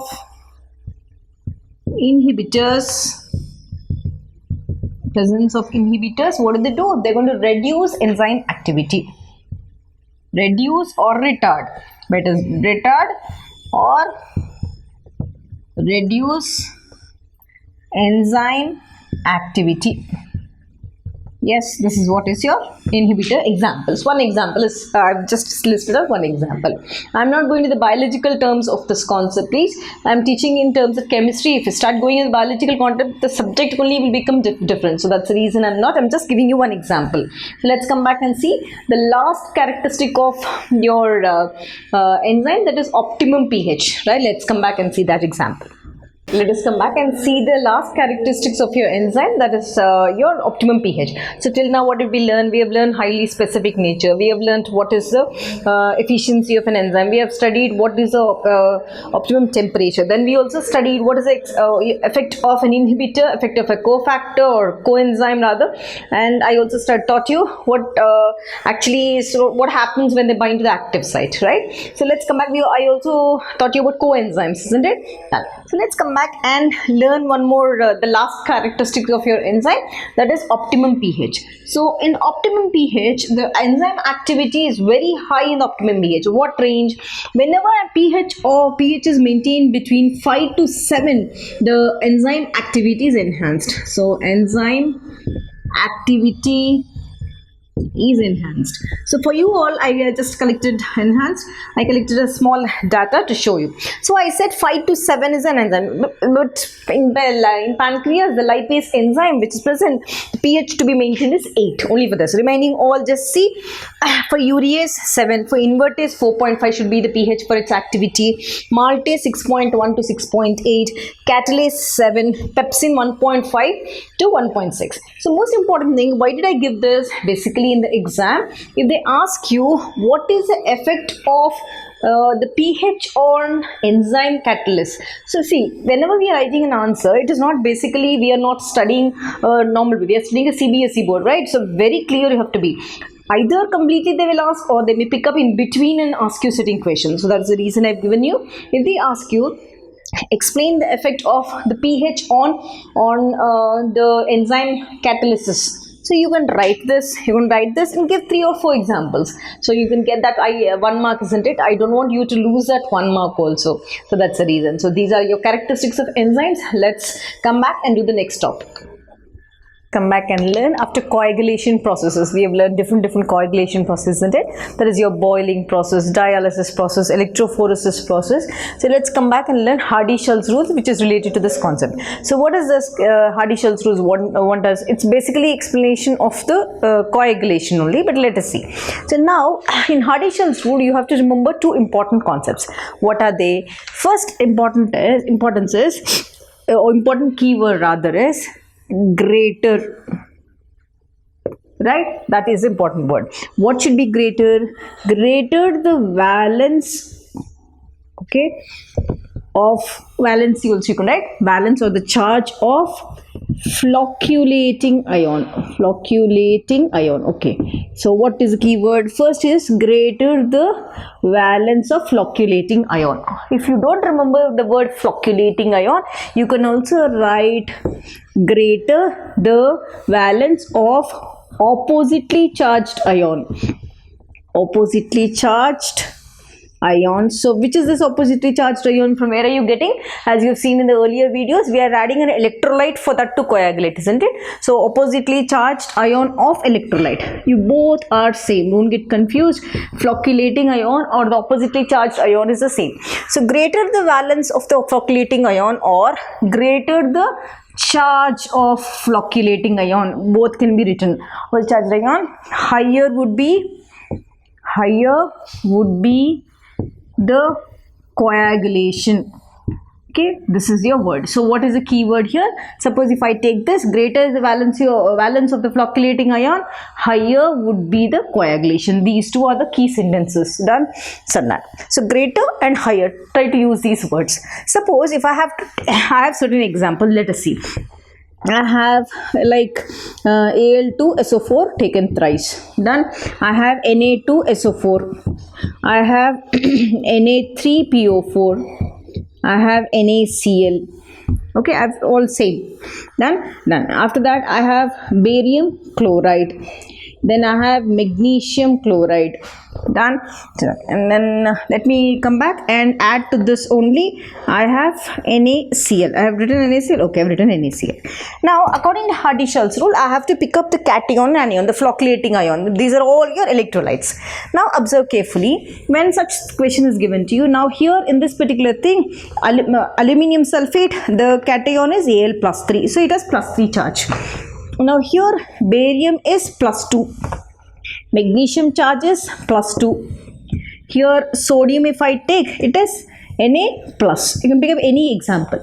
Now I said according to Hardy-Schulze rule, greater is the charge on the flocculating ion or the electrolyte, higher is the coagulation. It will try to coagulate the colloidal solution very fast. Now among all these, if I pick which is the highest one, aluminium is the highest, greater. Next comes barium and magnesium, both are equal because the charge is plus 2 and plus 2. The least would be Na plus. That is your combination. Now this is your first combination. Suppose here in this case all the cations are different. Now if I have all anions similar like this, now let's see. Now all anions are similar. I have to go with the cation. All cations are similar. I have to go with the anions. Now in sulfate, if I have to see, this is minus 2. Here phosphate minus 3. Chloride is minus 1. Yes. Now see which is a larger flocculating ion, which is the larger size on the flocculating ion. PO4 minus 3 greater than SO4 minus 2 greater than Cl minus. So this is your Hardy-Schulze rule. Higher the charge on the ion, greater is the flocculating power. Right. So let's come back and do this concept. It is basically related to your Hardy-Schulze rule only. So this is again your NCERT question, but I wanted you to relate with this concept. Let's see. So what do they ask us? What modification can you suggest in Hardy-Schulze rule? Okay. Hardy-Schulze rule basically explains about you have a colloidal sol. Okay. Let me come back to this. What did this say? You have a colloidal sol. Done. Right, this colloidal sol either has positive charge or negative charge. Done. So now to this colloidal sol, when you add an electrolyte of opposite charge, now what happens? Suppose if this has positive charge, the electrolyte of opposite charge comes and finally this coagulates. Okay, they get cancelled and they coagulate. Now they said what modification can you give to this? Now simple. Let's take the same example. AgNO3. I'm going to add potassium iodide to this. So double displacement reaction, I am going to get silver iodide plus KNO3. Done. Now I said there are two possibilities. Suppose to this AgI, if you have taken this in excess, if I minus comes in attacks, you get a negative sol. Negative sol. The same silver iodide, if you take this in excess, if silver plus comes in attacks, I get a positive sol. Now observe, this is a colloidal sol, this is a negative colloidal sol, this is a positive colloidal sol. I have still not added any electrolyte to this. Now suppose if I take this sol and add to this sol, I am taking equimolar mixtures of both and I get them together, will it not coagulate? It will coagulate, isn't it? So that is your modification. Without electrolyte also it can coagulate. Let us come back and write. Modification is when equal mixtures or equimolar mixtures of sols is the colloidal sol, or we'll write colloidal sol, that will be better for you all, of colloidal sols are brought together without electrolyte. There is no electrolyte concept only here. Hardy-Schulze rule said electrolyte is required, but here I am not using the modified rule. I am not using anything. Brought together coagulation, because of opposite charges, what will happen? Coagulation or precipitation occurs. So this is the modification of Hardy-Schulze rule. Because they already have charge, I can directly do this, isn't it? Instead of going adding an electrolyte and further making it. So simple, this is the modification, this is the original Hardy-Schulze rule. Let's come back and start with your properties of colloids. So we have studied the preparation of colloids. We have seen the differences between true solutions, suspensions, and colloids. And now basically we'll be going into the depth of the topic. So properties of colloids very important. Why? Because in the chapter, if it is given for 3 marks, they'll be asking you 3 different concepts, that is from the properties only. They'll be numbering it as 1, 2, and 3. They'll be asking you based on the properties only. So study carefully. There and different concepts which I'll be teaching you, and everywhere wherever the keyword is there, I'll be underlining that keyword also. Done. So whenever you're learning properties of colloids, it is studied under 4 subheadings basically. That is kinetic property, optical property, electrical property as physical stability. So in your NCERT textbook, they've clubbed all the properties together. Nothing is bifurcated, but only thing is, though we learn under the different categories, for us the concept is important. We'll be seeing what actually is this topic teaching us. So let us come back to the first concept, that is your kinetic property. So in kinetic property, we are going to study about, kinetic means movement, isn't it? So Brownian movement, where we see the zigzag movement, viscosity present in the colloids. I'll be teaching you about the diffusion property as well as also color property also. Done. So under optical property, I'll be teaching you about Tyndall effect, the simplest concept, but let us see how can we remember that. And also I'll be teaching about ultramicroscopy. And after that, I'll be taking you into the concept called electrical properties. In electrical property, I'll be teaching you about a concept called zeta potential. The difference between, you will be having a double layer which is formed with the charges. We're going to learn. There's one important question also asked from that. Let's see that. Then in that electrical property, I'll be teaching you about electrical double layer, electrokinetic potential of phenomena, and charge of colloid. So in the NCERT textbook, it is given under charge. Under charge, you have these 2 topics. That. So last but not the least, physical stability, the very important concept where we'll be studying about peptizations. So we'll be seeing what actually is peptization, what actually is settling down of the particles. There I'll be teaching you about stability of lyophilic as well as lyophobic salts. I hope you have already done the practicals in your schools, where your teacher would have taught you lyophilic example as starch, and your lyophobic for your ferric hydroxide. Done. So I'll be teaching you what is meant by protection of colloids, that concept also for 2 marks. And once I complete these properties, I'll gradually go into the key concepts, where emulsion, like oil in water emulsion, water in oil emulsion. With that, I think your complete chapter will be done. Then I'll be starting with the board papers.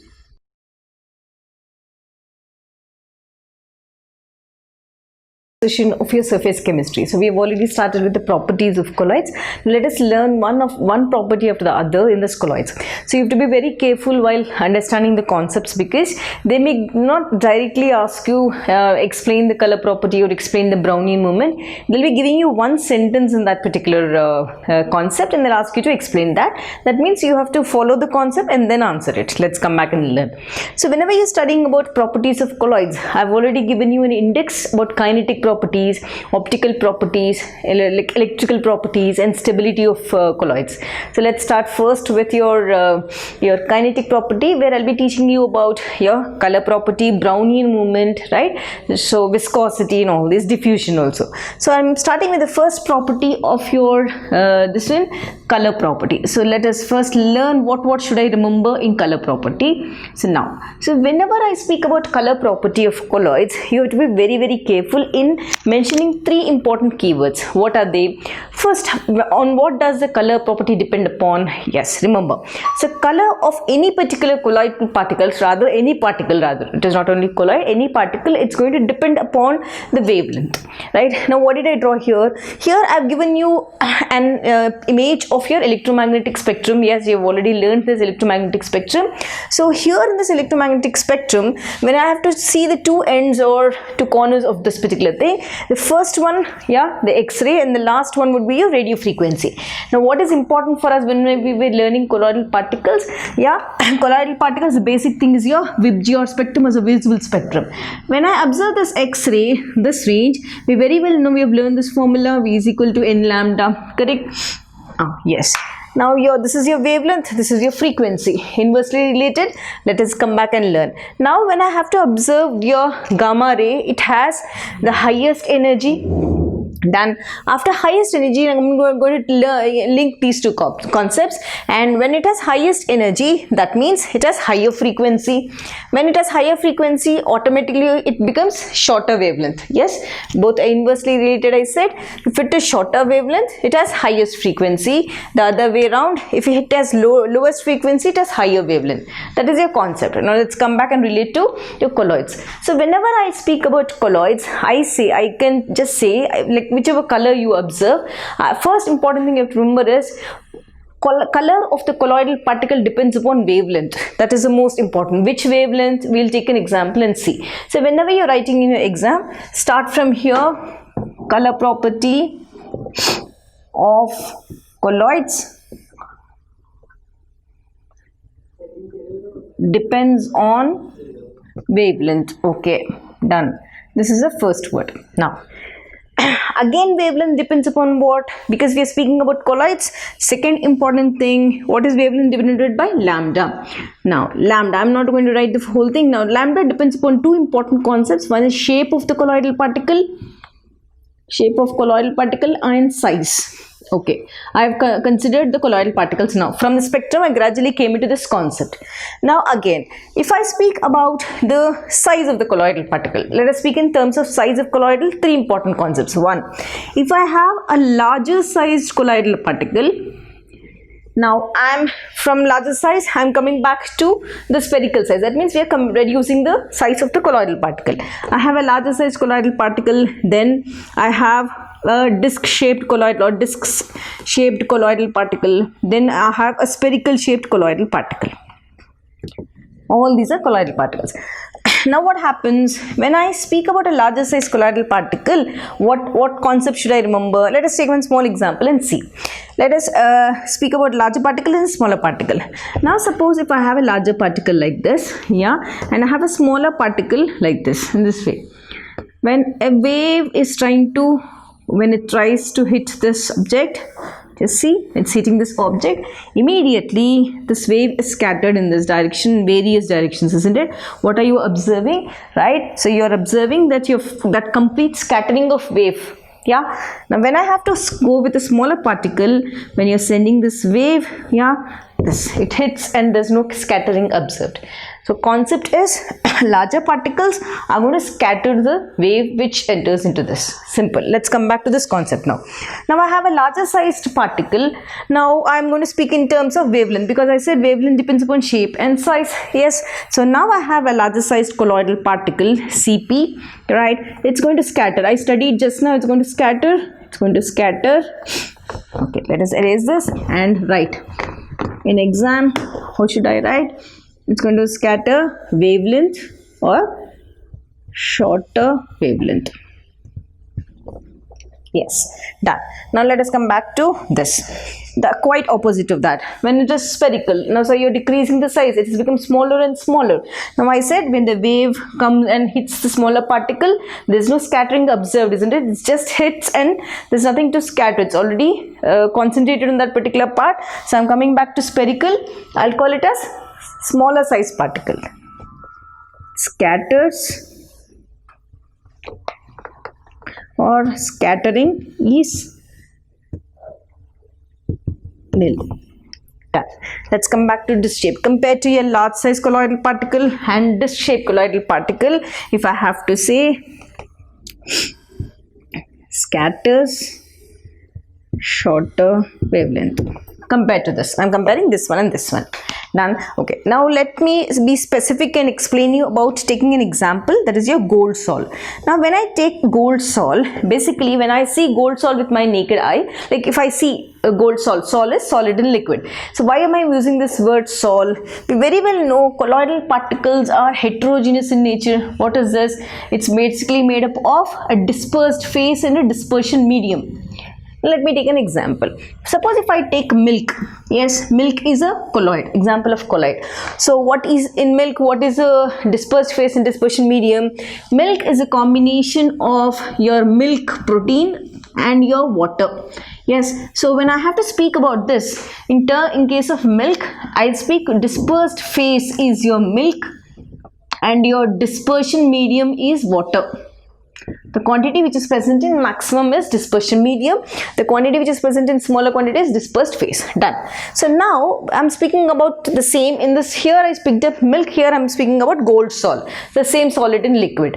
Now here when I take about gold sol, initially when I see gold sol, it appears almost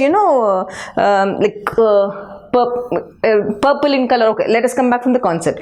Basically the complete sol, when I see, it is yellow in color, gold color, isn't it? Now when I come back and see the original color of that, when I'm increasing the size of the particle, observe carefully, first it appears purple. Now I'm increasing the size of the gold sol because it forms aggregates, isn't it? One after the other it combines and forms aggregates, right? From violet to purple it attains blue color. From blue, gradually when the aggregation is complete, it attains yellow and it finally appears red in color. So from blue to yellow and red. So what is happening here? The size of particle is increasing. This is how you're going to explain. So most important, let's come back. First you're going to write on what does it depend. Second, you're going to write on what does wavelength depend. After that you're going to write larger size particles, scatter short. I'll justify this question here. Just see. Now I have larger colloids here, right? Now I have medium size and have smaller particles. Now observe. Here when I have a larger size colloid, so what is it doing? It's going to scatter a wavelength of light which is in the IR spectrum. Okay, now this is your IR spectrum. So what are you observing? Here you are observing higher wavelength. Done. I'm coming back to this colloid. Here this particular colloid, the size is given 0.75 mu microns. Now where is it scattering light? It's going to scatter light from this visible spectrum. Now what's happening? Your wavelength, this is of a higher wavelength towards this side, and when I go towards my left extreme, it has become lower in nature. So basically whenever you are speaking about the size, please mention this important thing. Then your answer is complete. Then I picked up an example of a gold sol and I finished the answer. This is how you're going to explain your color property. Only thing, remember these two concepts. Right, let us come back and learn the next property of your colloids, that is your Tyndall effect, that is your optical property. You will be very careful. Interesting question it is. So they've asked in one of the paper like this: when a beam of light falls on the surface of a colloidal particle, what is its nature observed, or how is its nature observed? That's simple. So whenever, that means they want you to explain in terms of Tyndall effect. Done. So when I have to speak about Tyndall effect, basically this was introduced in 1869. Okay, that's not like, let's come back and define. So this basically Tyndall effect, whenever you're explaining this concept, put it in inverted commas. The key word which you have to use is scattering of light. Scattering of light. By which one? Basically we said colloidal particles are heterogeneous in nature. That means it has two medium. What are they? These colloids have both dispersed phase and dispersion medium. Both are present. So that's why it's called heterogeneous. Hetero means two. Now, so you're going to write scattering of light by the dispersed particles in the dispersion medium. Remember that. Scattering of light by the dispersed particles in colloidal solution or in colloidal solution. Solution is nothing but dispersion medium. Now colloidal color done. So now because of the scattering, so whenever a light falls on the colloidal particle, right, that particular light is scattered. Let's come back and see the diagram before we write something else. Now after we write this, so the colloidal solution is called Tyndall effect. Done. You've written something, you've at least got 1 mark here. Now important thing is you have to come back and explain this experiment. So now what happens is, now I'm taking a beaker. In the beaker I'm going to take a colloidal solution. Let us take milk. Now when I take this, I said it is a heterogeneous system. Now what am I going to do? I'm going to introduce a source of light on this. I'm going to focus, okay, this light of certain frequency, right, or certain wavelength. So when I focus light on this, what happens, and what am I doing? I'm going to take a microscope and observe the colloidal solution on the surface. It is like this. I'm going to observe it like this. So when I observe it's 90 degrees. So what is observed? 2 important things. It is observed that this is a colloidal particle. This is scattering light on all directions. So I've written that. So scattering of light by the dispersed particles in colloidal solution is Tyndall effect. That's scattering. Apart from that, you're also going to observe a illuminated path. A light path is also observed in this direction. So that illuminated path is called Tyndall cone. Okay, let's write that. An illuminated path is also observed. That is called Tyndall cone. Okay, now I'm done with 2 important things. Now, what next concept? Why actually is it showing color? Let's come back. Now I said, whenever you have to speak in terms of color, I have to speak in terms of wavelength. When I'm speaking in terms of wavelength, I'm going to relate it to the spectrum. Here, when I see the colloidal particle size, which is greater than 1000 nanometers, right? So the size of the colloidal particle, it varies between, when I see this, it varies between ultraviolet rays and visible spectrum. Yes, so that's the reason it's going to scatter whenever light falls on this. Whenever I pick up ultraviolet or visible spectrum, which contains the VIBG or this one colors, whenever I illuminate or radiate on the colloidal, it's going to absorb that particular frequency or that particular wavelength and show the color. It's going to just show the color, whichever, the complementary color, whichever is absorbed. So what should I concentrate now? Important thing is, first I said the observation. First I've written the definition, then I've written these 2. Now you're going to write why. Here, let us come back and write in words. So you have to write size of colloidal particle. So what is its size? It's matching with the size of, or this the range of ultraviolet as well as the VIBG or particle size spectrum. Particle matches with ultraviolet and visible spectrum. Okay, this is also over now. Done. So after this visible spectrum, that's why it's going to show or absorb that particular frequency and show that particular color. We'll write that also. Size of colloidal particles matches with ultraviolet and visible spectrum. Hence shows the color or scatters the scatters the particular frequency color. It scatters the particular frequency. Okay. And now let's come back and write 2 more points which are very important for us. So now number 1, definition is important. In the experiment, Tyndall cone is important. Underline this Tyndall cone, underline this Tyndall effect, underline the scattering, and you're also going to write on what it does it depend upon. You're going to scatter. So let us come back and write 2 more points. The concept, let's come back and add some more points to that. So whenever you're writing this, one question was asked, why does the colloidal particle appear as bright spots when observed from microscope to 90 degrees? When it's observed perpendicularly like this, why does it appear? So what are you observing here? Whenever you are finding the scattered light, when I compare the size of the particle of this and the scattered light, which is larger, the scattered light is very large, isn't it? That's the reason whenever you're observing from microscope like this, the scattered light is wider, means the path of the scattered light is wider and the size of the particle is very smaller.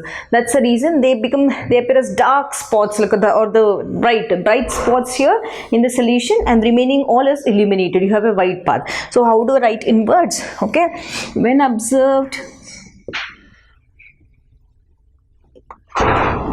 when observed perpendicularly, right, through a microscope, this one from here, the colloidal particles, I'm writing as CP. The colloidal particle appears as bright spots. Why do they appear as bright spots? Just now I said, because this is where is your question lies. They're going to question you like this, you're going to write the answer like this, because what did I say? The scattered path is wider or is larger compared to the size of the particle, because the scattered path is larger than the particle size. Okay, this is where I explained the concept. Now, next important concept is, whenever you are speaking about any effect, try to finish off your answer with an example. So, example we have already studied, the quite common example in your movie theaters. I already said, you observe that scattering of light, isn't it? A path of scattered light is observed. So, because of which is scattering the whole paths there, you have your dust particles in that. When you lift up your head and see in the movie theater, you are finding that dust particles throughout the cinema hall or movie theater. Yes or no? You also have certain amount of smoke, which is, you feel that smokiness in the movie theater, isn't it? Now basically that scattering of the particles, that is your dispersed particles, makes or explains you with the Tyndall effect. So let us write that concept here. We are going to write in movie theaters. Okay, right. Tyndall effect is observed, I said. So speak in terms of that. Tyndall effect is observed due to what? Due to dispersed particles. So okay, let us write that also. Tyndall effect is observed due to dispersed particles.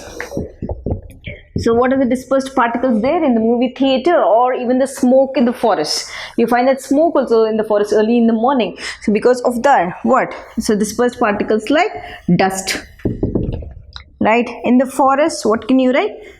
Due to smoke. I can finish off my answer like this. So simple. Write the concept, write the definition, write the reason, write the this is a reasoning question, and finish off with the example. Property depends upon number of solute particles. Done? Yes, let's first analyze that. So basically these depend upon number of solute particles. Done. So what are the four colligative properties which we have studied? We have studied RLVP, relative lowering of vapor pressure. We have studied about elevation in boiling point. I've already taught you. Then we have studied about depression in freezing point. Then we have studied about osmotic pressure. Now how are we going to study with your colloidal solutions? Now what did we say? Colloids are basically bigger molecules that are greater than 1000 nanometers. So what are they going to do? They're going to club together and form aggregates. Aggregates means they're going to form like just like a starch. When I heat starch, what will happen? They combine and form, because of your hydrogen bonds, it's going to form strong aggregates. Big aggregates means molecules, large molecules. Done. So now important thing is colloids are large molecules. Okay, now I said colligative property depends upon number of solute. I'm going to relate this concept with this. Are large aggregates. Aggregates means large molecules. Done. Now when I speak about true solutions, the size of the particles is smaller. True solutions particles are true solution particle sizes is lower or less. Yeah, less than 1 nanometer, which we have written. Now you just imagine when the size of the particle is very much higher, when size of the particle very low, less smaller, which colligative property works effectively on what? Will it work effectively on this, yeah? Here you're finding that association of molecules, isn't it? Right, here you're individually finding that particle. So I can simply say colligative property will not work much, or that effect is not much seen in colloids compared to true solutions because of large aggregates. So colligative property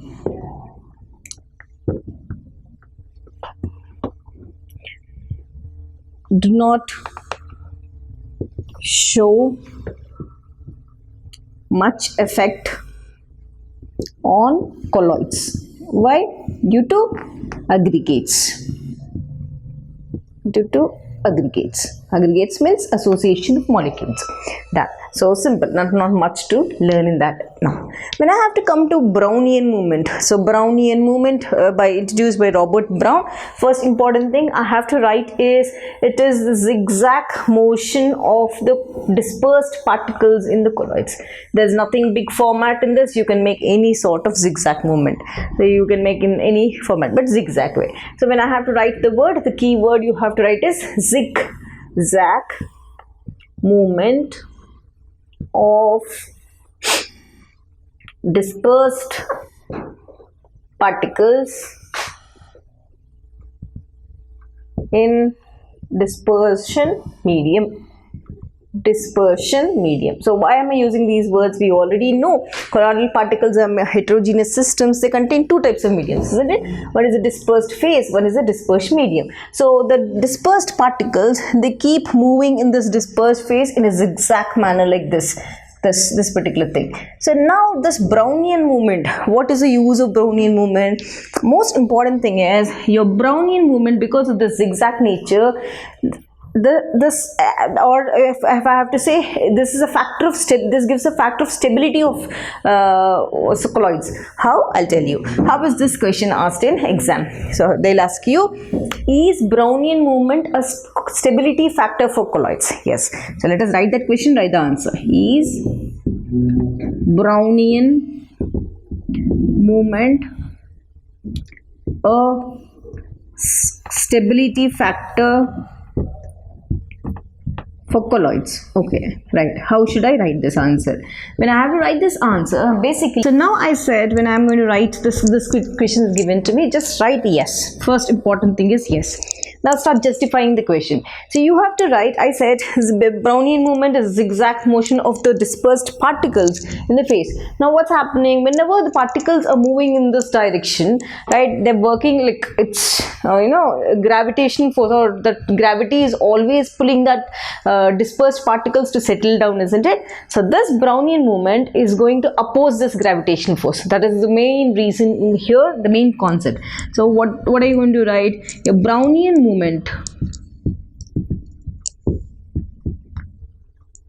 opposes gravitational force. Okay, so when it opposes gravitational force, what is going to happen? It will not allow this sol particle, the colloidal particles, to settle. It will not allow it to completely settle and form a precipitate. So it will try to maintain that thing all over because of its continuous movement. So let us write that Brownian movement opposes gravitational force and prevents the settling of colloidal sol. Okay, hope you understood this. Colloidal sol, hence maintaining the stability. That is why this is the reason. Hence maintaining stability. Okay, I am done with this. Maintaining stability. I have written this answer. 1 mark is done. But again, suppose if they ask you one more type of question, what are the factors on which the Brownian movement depends upon? Let's come back and write the factors here. The factors on which it depends is rise in temperature. Suppose if I'm increasing the temperature, what will happen to the zigzag movement? Obviously it increases, isn't it? This is going to hit here, this is going to hit here. Zigzag movement. So rise in temperature increases Brownian movement. I'm going to write B dot M. Done. What is other factor? Other factor is, suppose if the particle size is very small, it can easily colloid and show that zigzag. If the particle size is larger, what will happen to that Brownian movement? Obviously it hinders the speed of the particle, isn't it? So next important concept, larger the size or larger size colloidal particle, lower is Brownian movement. Okay, I'm writing it shortcut. Please see. When I increase the temperature, zigzag movement increases. When I increase the size of the colloidal particle, Brownian movement decreases. Obviously, it's understood, isn't it? Yes. So this is what I've written. Larger sized colloidal particle lowers Brownian movement. So smaller the size, maximum is the Brownian movement. Larger the size, smaller is the Brownian movement. So finish off your answer. This is one way of explaining colligative property, and this is one way of explaining Brownian movement. Now let us come back and start with the electrical properties of colloidal solution. So what did we learn? Basically, your colloidal particles are heterogeneous systems. So what does this heterogeneous system mean? Heterogeneous system is basically, it has two units. One is your dispersed phase and dispersion medium. Okay, this is what we have learned. Now, so how is this charge developed in the colloidal particle? Now we said whenever dispersed phase, suppose dispersed phase again it can be either positively charged or negatively charged. Suppose if the dispersed phase is positively charged, done, the dispersion medium will be negative charged or fecal charges also. I'll show you that also. So dispersion medium will be of an opposite charge. So both balance together, positive and negative, and they together form a colloidal salt. Done. So now based on this concept, having of possessing charges on them, colloidal particles or the type of colloidal particles are of, like, they are classified into two parts. What are they? Positively charged colloidal particles and negatively charged colloidal particles. So let us learn that first. So types are positively charged colloidal particles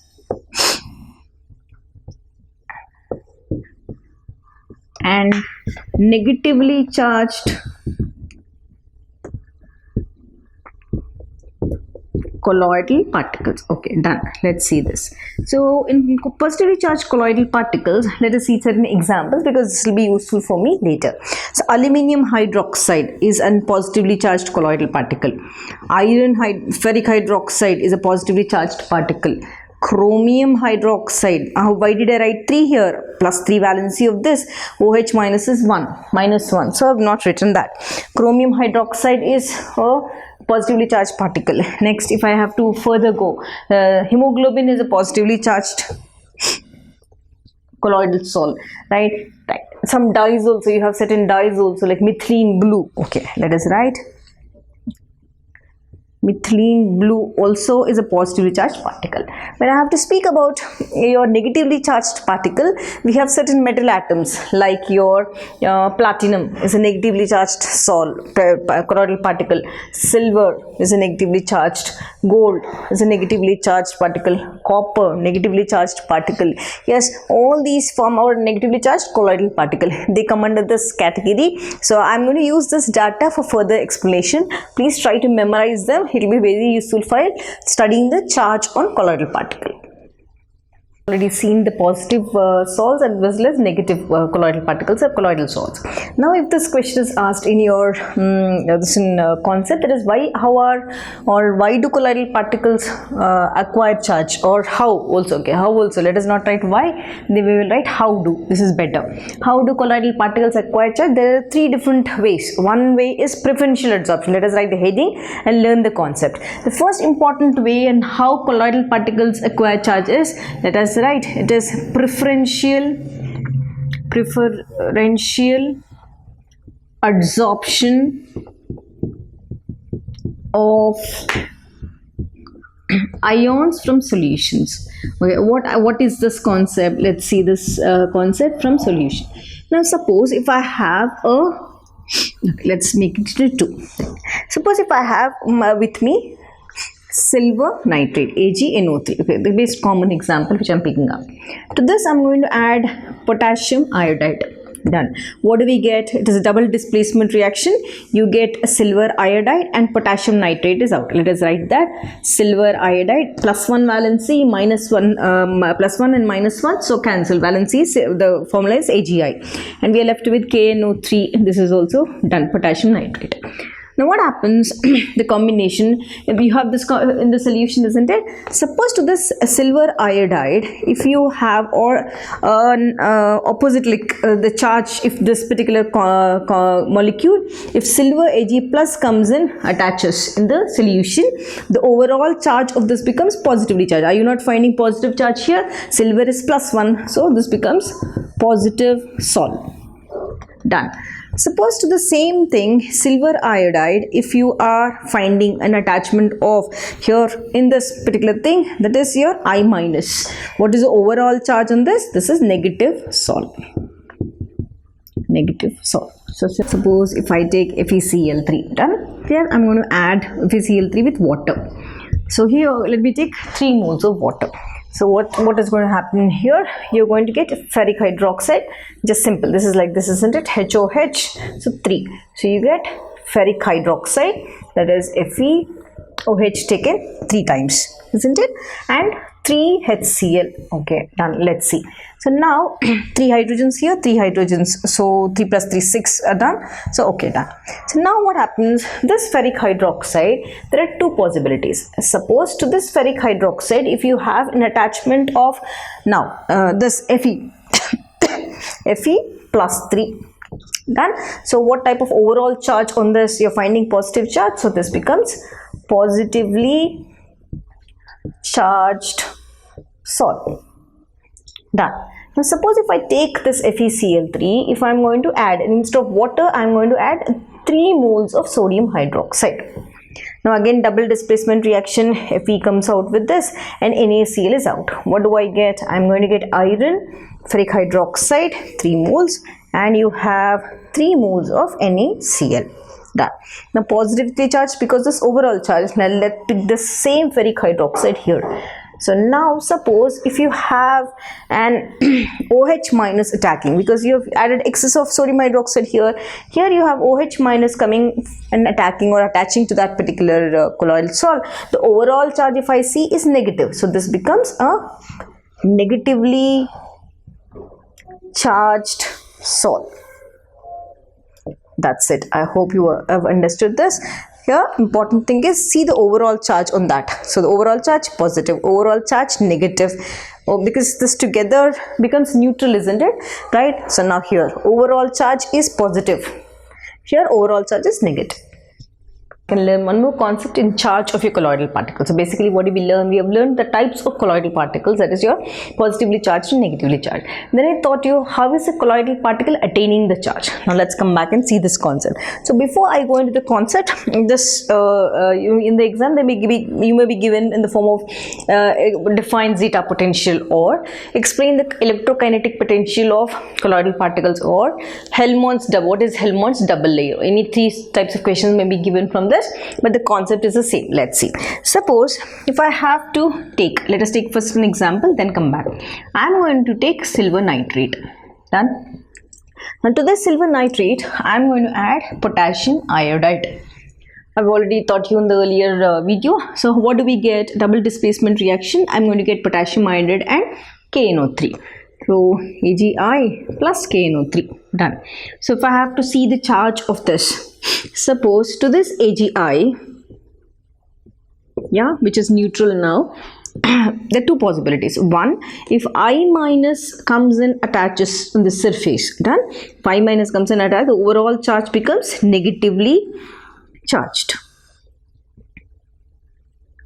And if AgI, if your instead of this neutral molecule, instead of I minus, if you have silver which is coming and attacking, the overall charge becomes positively charged, isn't it? Positively charged. Now observe carefully.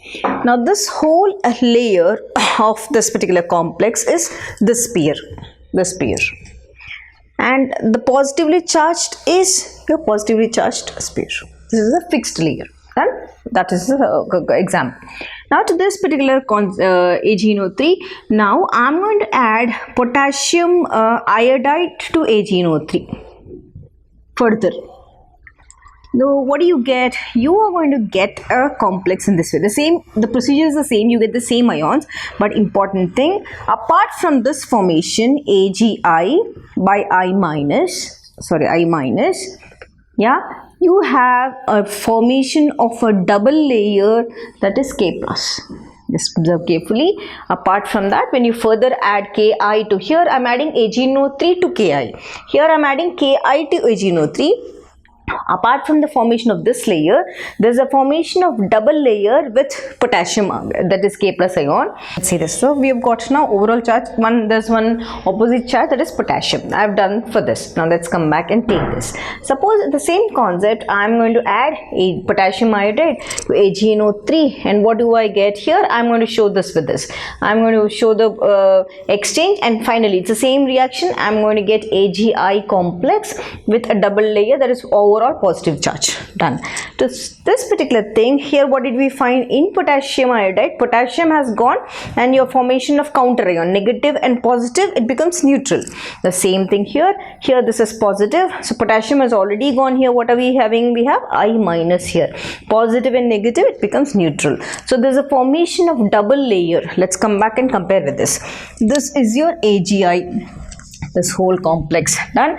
Now you have the fixed layer of I minus. Okay, I minus here, what did I do? Instead of this complex, I've picked up this complex. Just see.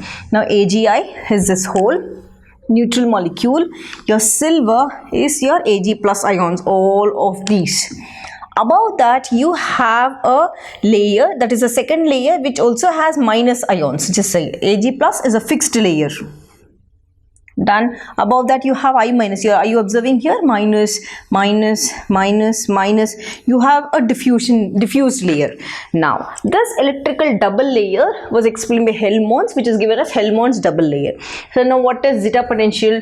Now I said there is a difference in charges, positive and negative. The potential difference between the positive charge, that is your fixed layer, and your diffused layer, between this and this, that is called zeta potential. You have a difference of both the layers because the charge is different. Yes, so the potential difference between the fixed layer as well as the diffused layer is called zeta potential. Simple. Only thing is you have to write the answer. Further, if you still want to have an idea, zeta potential concept is not limited to this. There's a lot of variation in the concept, but for your examination point of view, I'm explaining here. So write this. You're going to write this example and write the definition. The potential difference between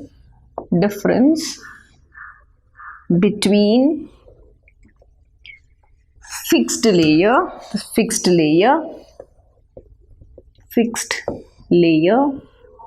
and second layer is diffused, isn't it? It is spread all over, and diffused layer is called zeta potential. Okay, simple concept, nothing much is given for you for listen, but please, if you're still really interested, you can just read. It's a very interesting concept basically. So fixed I have explained, diffused I have explained. So you can also write the layer which is surrounding this molecule, this particular thing, AgI, is called Stern layer. This is called Stern layer. See here, that fixed layer. Right, so done. So this is your zeta potential. Write the examples and write the definition. Now let's come back and see this concept, that is coagulation or precipitation. So simple words. So coagulation or precipitation, both are similar. Don't get confused in the exam please. Or precipitation. Now let us see what actually is precipitation. So suppose in a beaker, you've already seen precipitation reactions, isn't it? Now when I speak about colloidal particles, what do they have? They either have the positively charged, they form positively charged colloidal particles, or negatively charged. So now if I have to take out or remove that charge and make it into coagulate, I want to remove the charge from the colloidal particles and finally form aggregates. I want them to combine and form a precipitate in the test tube. So what should I what should you do? That process of coagulating or precipitating of colloidal particles is called coagulation. Okay, simple. I said the same thing. Let's come back and write. So important thing is, if I have to write in simpler words in the exam, simpler words is removal of charges and formation of aggregates. Aggregates means precipitate, right? Formation of aggregates or PPT is called coagulation or precipitation. So if I have to write proper way in the exam, just put it in inverted commas. Coagulation is, this is the key word in the exam, settling down of colloidal particles, settling down of colloidal particles. So I'm trying to settle down the colloidal particles is called coagulation or precipitation. Okay, done. This is done. So now if I have to coagulate a precipitate, I have to find out follows different procedures. So the different methods for coagulating or removing the charge is, I'm going to teach you those. So in the exam they going to ask you explain the different methods for coagulating or precipitating your colloidal salt. The first important thing is electrophoresis. We have already studied this. What is happening in electrophoresis? You're finding the movement of colloidal particles to the respective electrodes, yes, under electric current, right? Let's write that. I've already taught this in the previous video. Watch that. But what is the concept? Concept is movement of charged colloidal particles under applied field. Watch the earlier video, you will find that under applied electric field. Okay, so what did I say? I said positive charge goes to, or positively charged colloid goes to which one? We said it goes to cathode, and your negatively charged colloid goes to anode. That's it. Simple, isn't it? This is your electrophoresis. I already showed you diagrammatically. Now what will happen? They will go to the respective electrodes. Once they go to the respective electrodes, they combine together. You know, all the aggregates will come together and they finally get precipitated there. So are we not precipitating that? Are we not coagulating that? That is what is the procedure. So they go to the respective electrodes and get precipitated. If you're not able to write coagulated, write precipitated. Okay, done. Now let's come back to mixing of oppositely charged salt particles. Suppose if I've already shown you this charged particles. Suppose if I have silver nitrate, to this I'm going to add potassium iodide. The same story again, silver iodide and potassium nitrate. So what do you get? You are going to get silver iodide plus KNO3. Now here you have two possibilities. What are the two possibilities? If you have this silver iodide which is formed, both the combinations done. Here if you have I minus coming, this will become a negative salt. Suppose if you have Ag plus coming and attacking, this becomes a negative salt and this becomes a positive salt. Yes or no? Yes, done. So now what are you finding? I have two opposite charges present in the salt solution. I can easily take them together, bring them closer together, and opposite charges attract, and finally they coagulate together. The same thing I have explained in another way also. Suppose if I take silver nitrate and I'm going to add sodium hydroxide. Okay, no, the silver nitrate, yes, this would be a better example, I believe. You've already got the charges. If I take further, it will become a double layer. So both the charges together, I can coagulate them easily. Done. Let's come back and see dialysis. So what is dialysis? What is the main important thing? In dialysis technique, you require two important. One, the colloidal solution. Done. So here in dialysis, you are going to take the whole colloidal solution in a beaker. Here you have your water flow. Now for this you need a dialyzing membrane or an animal membrane or a parchment paper. So you're going to take that animal membrane, right, in the form of a pot or something, right, a layer, just to show you the shape. In this particular thing you're going to take the colloidal solution. So this is your parchment membrane or animal membrane. So now what happens, you have continuous water flow into this water flow. Yes, now you have your colloidal particles inside. Now during dialysis what happens, first important thing is yes, observe carefully, from the colloidal solution all the molecules and ions, yes, from here, because the colloidal particle size is very large, that is greater than 1000 nanometers. So the leftover, other than colloidal particles, the leftover molecules, what we call it as crystalloids. So molecules or ions, they move from the parchment membrane into the beaker where you have water, the dispersion medium. So molecules or ions move out of animal membrane. Why are they moving? Because the particle size is very, very small, not compared to colloidal, the size is very small. They can easily move out of this membrane.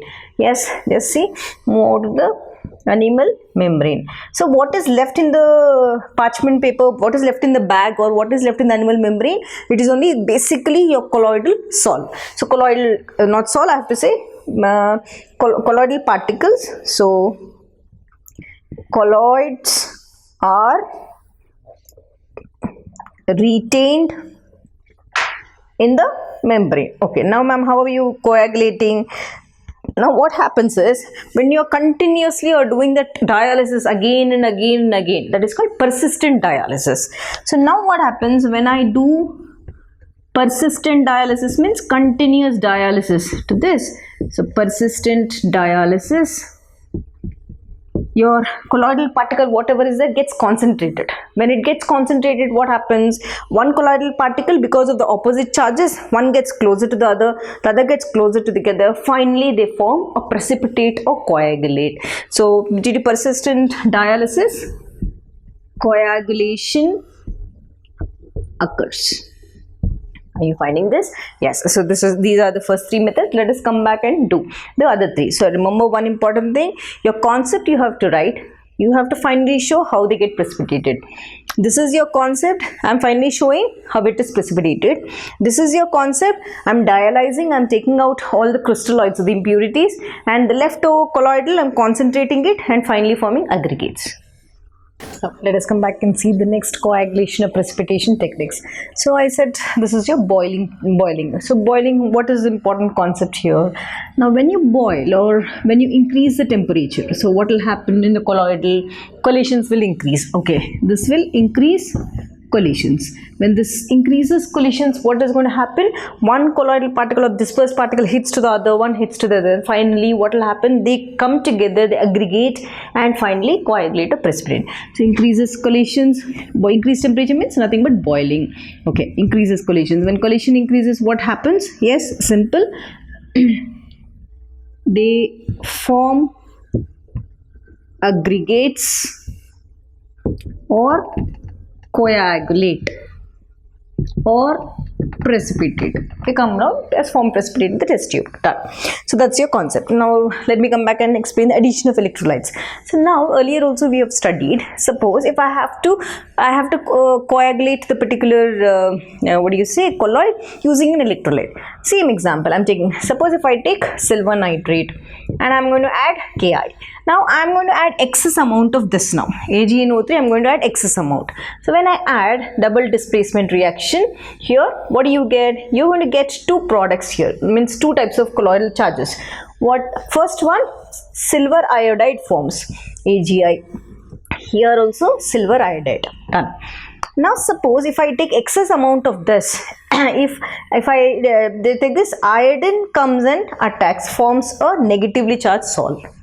The other way, if this particular concept I said this is excess amount, so silver comes and attacks, this is a positively charged salt.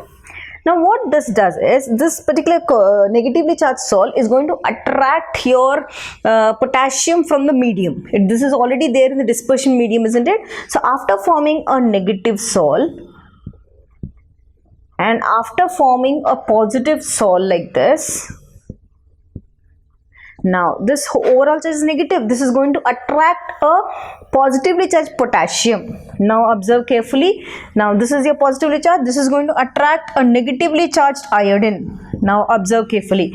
The negative and positive together gets neutralized. Yes, and finally coagulates. So this becomes now what? From here this becomes neutral. From here, if you see, this becomes neutral. So when it becomes neutral, so what will happen? This will lead to coagulation or precipitation. This is also neutral or coagulation or precipitation. That's it. So we are going to learn now Hardy-Schulze rule based on this concept only. Hope you would have understood. One is excess, one is lesser than that, and you get negative ion if I minus comes in attacks.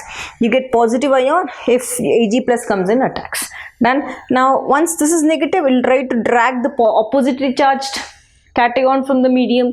This is positive, this is going to drag the opposite charged ion, iodine, that is I minus from the medium, and finally they coagulate. They come together and coagulate or precipitate. So these are the different methods for coagulation of lyophobic colloids. Then I've also taught you the positively charged colloidal particles and negatively charged colloidal particles. Then gradually I took into a concept of electrical double layer, that is Helmholtz double layer, where you have a charge existing between the fixed layer and your diffused layer. Done. After that, we'll come back to one more concept. It is the same concept basically coming under charge of colloidal particle, that is electrophoresis. So when we speak about electrophoresis, they'll directly ask you, explain the concept of electrophoresis. Electro means applied EMF, applied electric field. Phoresis means mobility. Let us write that. Electro means applied field, that is your electrical field. Applied electrical field. Phoresis means mobility. Okay, from that I'll write a definition.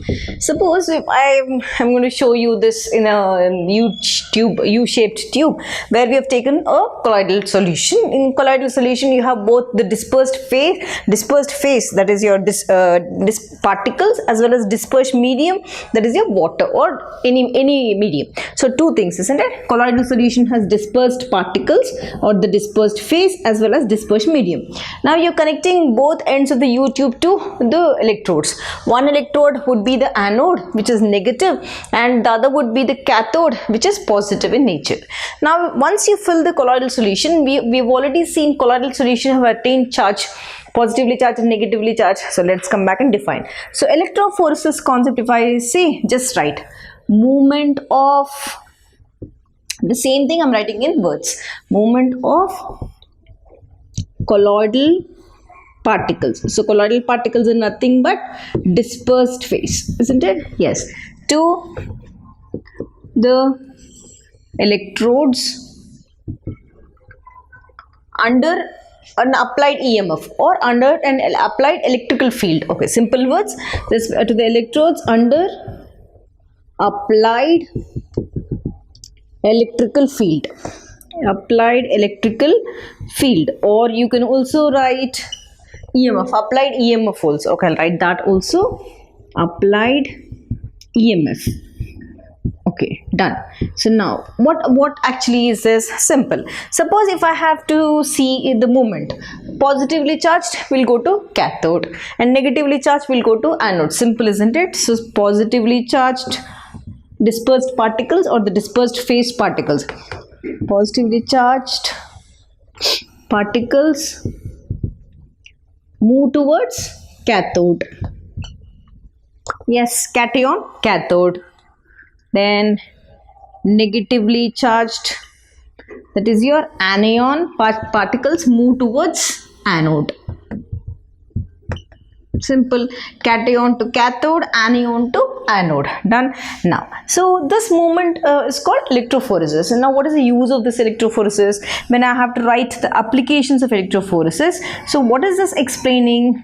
Yes, electrophoresis concept is explaining me about the charge or the presence of charge on colloidal particles. Is it not showing? Because one is moving in this direction, the other is moving in this direction. So this concept is used to explain the nature of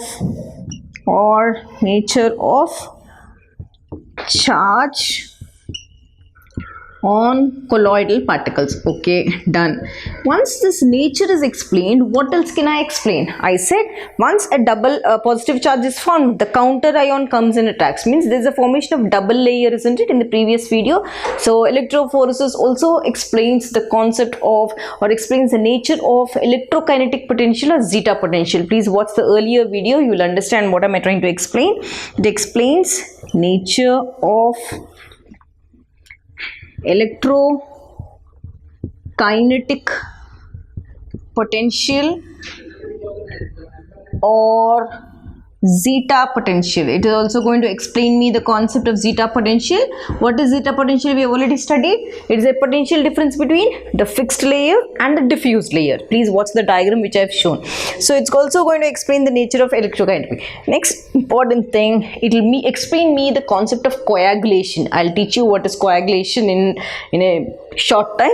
So you can just write. It explains me the concept of coagulation. So simple experiment, nothing, no logic in the, nothing big logic to remember. Cation to cathode and anion to anode, and this movement under the applied electric field is called electrophoresis, or this phoresis I have already written. In the exam, if you don't remember anything, at least write this word, you will get mark for that. So let's come back and learn after coagulation processes. We have learned different coagulation processes, isn't it? That is your boiling process, dialysis process, electrophoresis process. So let's come back and learn Hardy-Schulze rules, which is related to this concept. So what is this Hardy-Schulze rules? What does? It's basically explanation of the coagulation only. But let us see. So now in Hardy-Schulze rule, you have to remember two important concepts. What are they? First important keyword rather is greater. Right? That is important word. What should be greater? Greater the valence. Okay.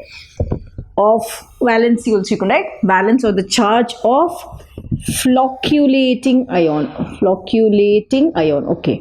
So what is the keyword? First is greater the valence of flocculating ion. If you don't remember the word flocculating ion, you can also write greater the valence of oppositely charged ion. Oppositely charged ion. So which is this oppositely charged ion? From where are you getting? As you have seen in the earlier videos, we are adding an electrolyte for that to coagulate, isn't it? So oppositely charged ion of electrolyte. You both are same. Don't get confused. Flocculating ion or the oppositely charged ion is the same. So greater the valence of the flocculating ion or greater the charge of flocculating ion, both can be written. What is charged ion? Higher would be the coagulation. Okay, this is your word. So what is the key word here? Suppose if I take this, greater is the valence of the flocculating ion, higher would be the coagulation. These two are the key sentences. Done? So done. So greater and higher, try to use these words. Suppose if I have certain example, let us see. I have like Al2SO4 taken thrice. Done. I have Na2SO4. I have Na3PO4. I have NaCl. Okay, I have all same. Done. After that, I have barium chloride. Then I have magnesium chloride. Done. And then let me come back and add to this only. I have NaCl. I have written NaCl. Okay, I have written NaCl. Now, according to Hardy-Schulze rule, I have to pick up the cation, anion, the flocculating ion. These are all your electrolytes. Now, observe carefully. When such question is given to you, now here in this particular thing, aluminium sulfate, the cation is Al plus 3. So, it has plus 3 charge. Now, here barium is plus 2. Magnesium charge is plus 2. Here sodium, if I take, it is Na plus. You can pick up any example. Now I said according to Hardy-Schulze rule, greater is the charge on the flocculating ion or the electrolyte, higher is the coagulation. It will try to coagulate the colloidal solution very fast. Now among all these, if I pick which is the highest one, aluminium is the highest, greater. Next comes barium and magnesium, both are equal because the charge is +2 and +2. The least would be Na plus. That is your combination. Now this is your first combination. Suppose here in this case all the cations are different. Now if I have all anions similar like this, now let's see. Now all anions are similar. I have to go with the cation. All cations are similar. I have to go with the anions. Now in sulfate, if I have to see, this is -2. Here phosphate -3. Chloride is -1. Yes, now see which is a larger flocculating ion, which is a larger size on the flocculating ion. PO4 -3 greater than SO4 -2 greater than Cl minus. So this is your Hardy-Schulze rule. Higher the charge on the ion, greater is the flocculating power. Right. So let's come back and do this concept. It is basically related to your Hardy-Schulze rule only. So this is again your NCERT question, but I wanted you to relate with this concept. Let's see. So what do they ask us? What modification can you suggest in Hardy-Schulze rule? Okay, Hardy-Schulze rule basically explains about you have a colloidal sol. Okay, let me come back to this. What did this say? You have a colloidal sol, done, right? This colloidal sol either has positive charge or negative charge, done. So now to this colloidal sol, when you add an electrolyte of opposite charge, now what happens? Suppose if this has positive charge, an electrolyte of opposite charge comes and finally this coagulates. Okay, they get cancelled and they coagulate. Now they said, what modification can you give to this? Now simple. Let's take the same example, AgNO3. I'm going to add potassium iodide to this. So double displacement reaction, I'm going to get silver iodide plus KNO3. Done. Now I said there are two possibilities. Suppose to this AgI, if you have taken this in excess, if I minus comes in attacks, you get a negative sol. Negative sol. The same silver iodide, if you take this in excess, if silver plus comes in attacks, I get a positive sol. Now observe, this is a colloidal sol, this is a negative colloidal sol, this is a positive colloidal sol. I have still not added any electrolyte to this. Now suppose if I take this sol and add to this sol, I am taking equimolar mixtures of both and I get them together, will it not coagulate? It will coagulate, isn't it? So that is your modification. Without electrolyte also it can coagulate. Let us come back and write. Modification is when equal mixtures or equimolar mixtures of sols is the colloidal sol, or we'll write colloidal sol, that will be better for you all, of colloidal sols are brought together without electrolyte. There is no electrolyte concept only here. Hardy-Schulze rule said electrolyte is required, but here I am not using the modified rule, I am not using anything. Brought together coagulation, because of opposite charges, what will happen?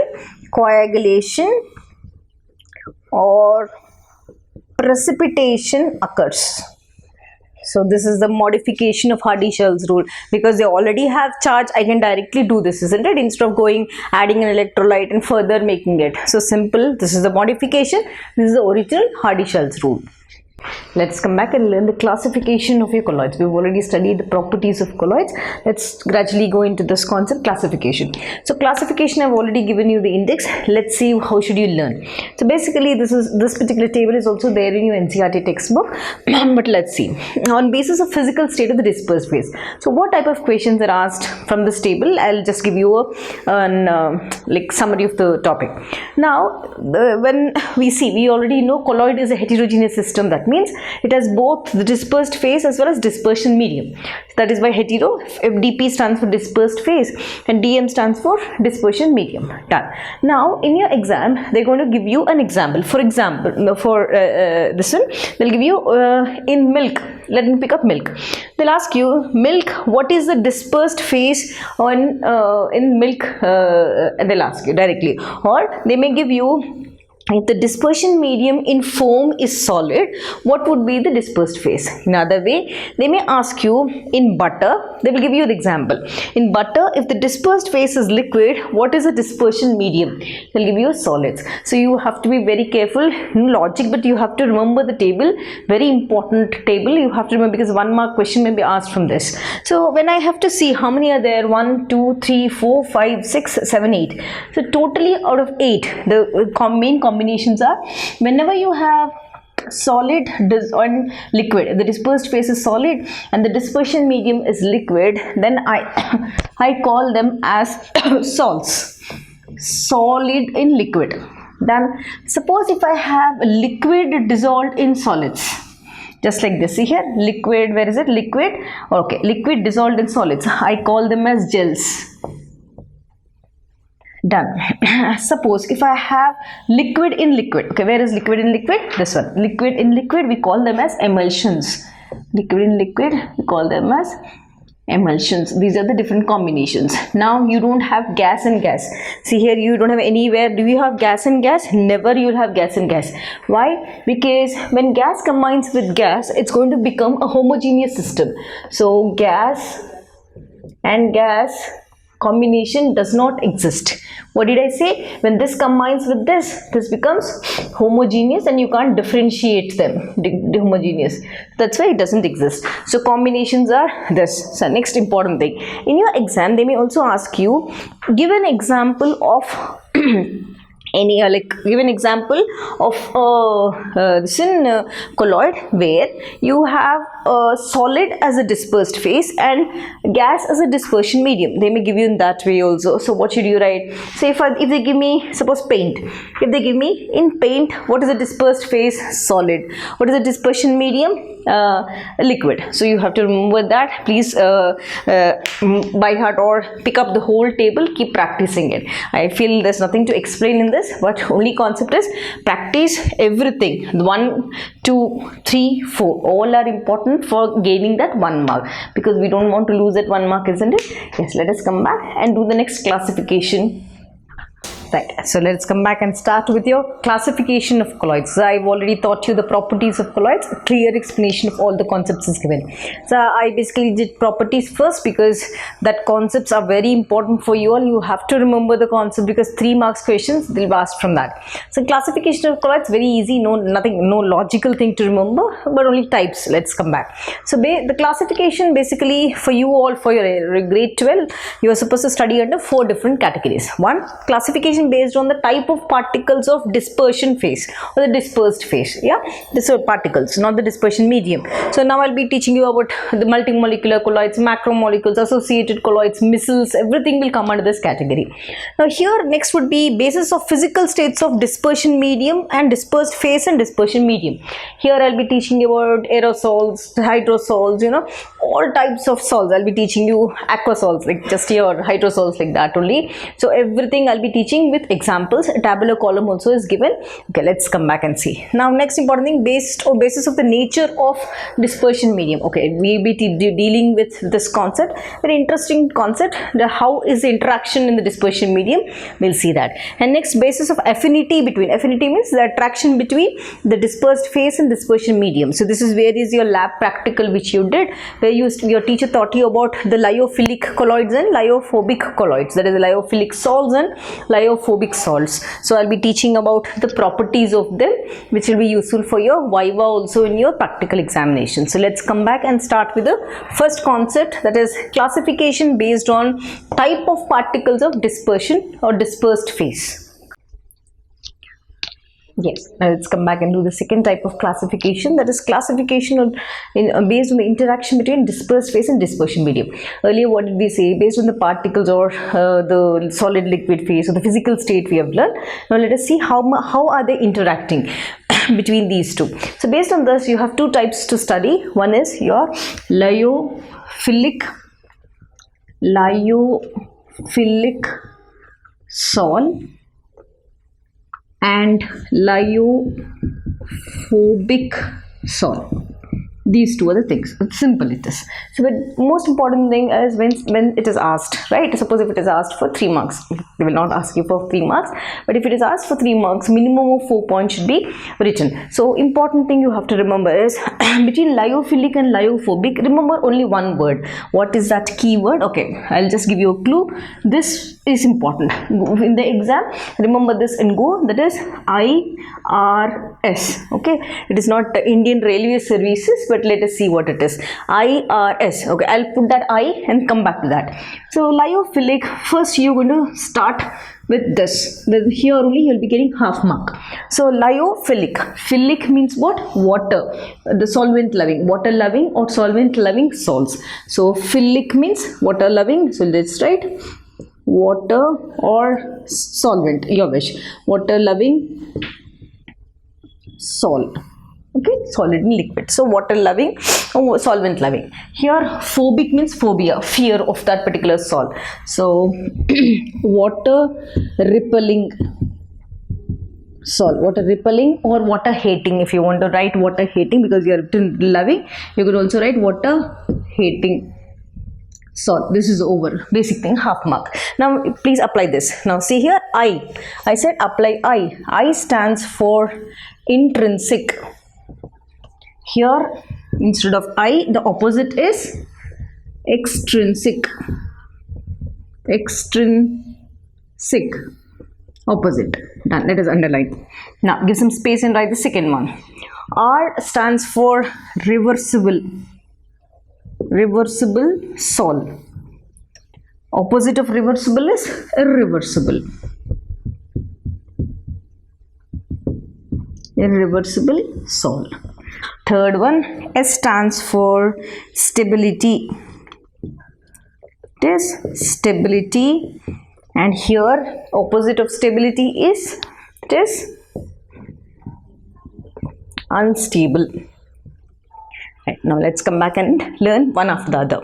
Now when I speak about intrinsic is nothing. When I take the dispersed phase, when I take a dispersed medium, for example starch, then I have taken starch powder, I have taken a china dish, I have mixed up thoroughly with water, then I kept the beaker for boiling, then gradually I heated it by stirring with a glass rod. Finally I cooled it, I filtered it with the filter paper and allowed it to cool and collected the starch salt. Isn't it direct mixing of both the dispersed phase and dispersion medium? That is nothing but intrinsic. Intrinsic because it can be prepared by direct mixing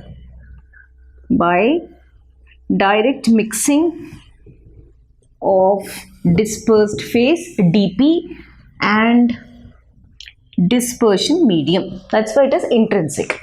Now extrinsic means here lyophobic, example of ferric hydroxide.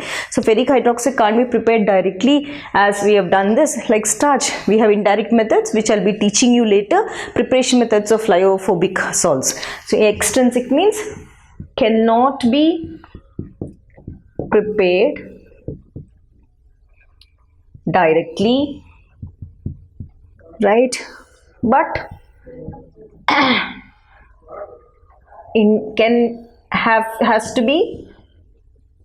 has to follow methods to prepare a lyophobic salt. Okay, I'll tell you what are the methods also. So I have to practically prepare it. Done.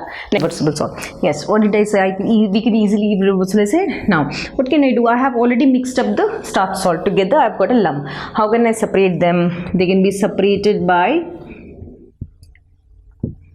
evaporation. Okay, done. Once I separate by evaporation, I have to remix. How can I remix? I can simply take them and remix together to form a salt. That is your lyophilic salt. And Reconstituted. What did I write? What is reconstituted? Reconstituted means reforming. First I separated by evaporation, then I reconstituted it. I mixed up together. Reconstituted by remixing. What should I mix? Both remixing, both dispersed phase and dispersion medium. That's why they are called reversible salts. But when I come to your lyophobic salts, they are irreversible in nature. Irreversible in nature. Okay, I've already written irreversible. I can't separate them once formed. I can't separate them back like this. Now when I have to come to stability, lyophilic salts are highly stable. Highly stable. When I come back to lyophobic salts, they are, as I've written, less stable. And now here, because they're highly stable, I can't like they will not coagulate only, they will not form precipitate. We have already studied what is coagulation, isn't it? So they're very stable enough, right, with the charges, and hence I can't easily coagulate them. Hence cannot coagulate. Okay, now this is less stable, I said, so I can easily coagulate. Done. So because this is less stable, it can be easily coagulated. How can I coagulate them?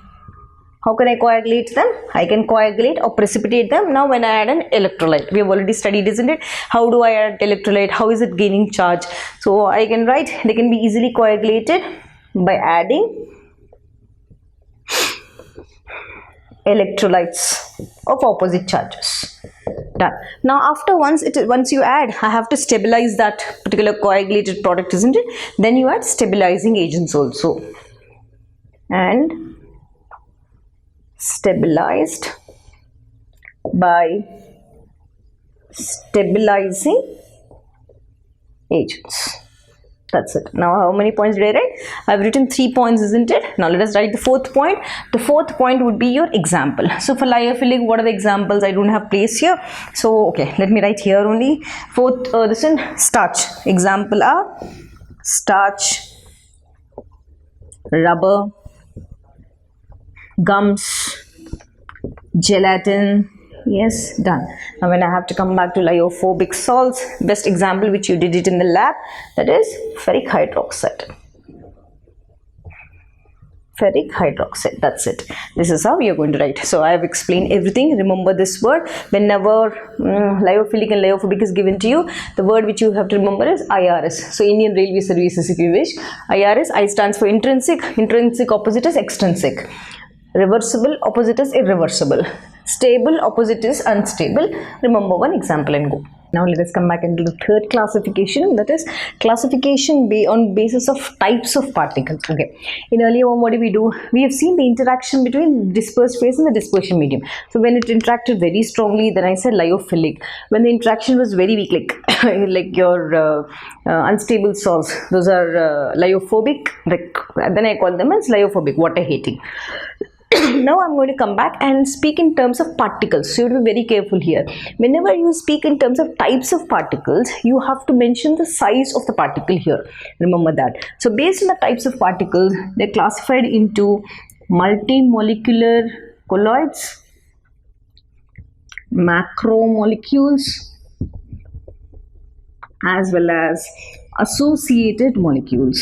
Associated molecules. Okay, now I said I have to write in terms of size. Earlier I asked you to remember IRS, isn't it? That is here intrinsic, reversible and stable salt, that is lyophilic. Now here, only thing, there's nothing logic, simply you have to remember particle size. So multimolecular, when is such molecule formed? When colloidal particles of size, right? Well, how much should be the size? Less than 1 millimeter. If they colloid, if they combine together, if they coagulate, then I'll get a multimolecular colloid. Less than 1 millimeter, coagulate to form multimolecular colloids. Okay, this is most important keyword. Now when I have to speak in terms of macromolecules, what size? I have to speak colloidal particles of Which range? Colloidal range. I said colloidal range greater than 1000 nanometers of colloidal range. Coagulate. When they come together, coagulation means precipitation. When they come together, I get macromolecules. Coagulate to form macromolecules. Okay, this is also over. Now, what is an associated molecule? Micromolecules. Now, what is an associated molecule? Basically, association means interaction. Right. So, when do they interact, or when do they coagulate? Most important thing is your associated molecules. Now, when I have a positive charged salt, colloidal salt, what do I do to precipitate it? I add an oppositely charged electrolyte to that. So, basically, your associated molecules are normally strong electrolytes. So, what should you remember? Associated at low concentrations, associated molecules at high concentration. So what is it? At low concentration, associated molecules, they behave as normal strong electrolyte. Done. At high concentration, what happens, these electrolytes, so normal strong electrolytes, they start aggregating together. They come closer, they get associated together, and they try to form associated molecules. Associate. Okay, if you don't remember this word, associate or aggregate. Aggregate means you all know, I believe. They come closer together, aggregate to form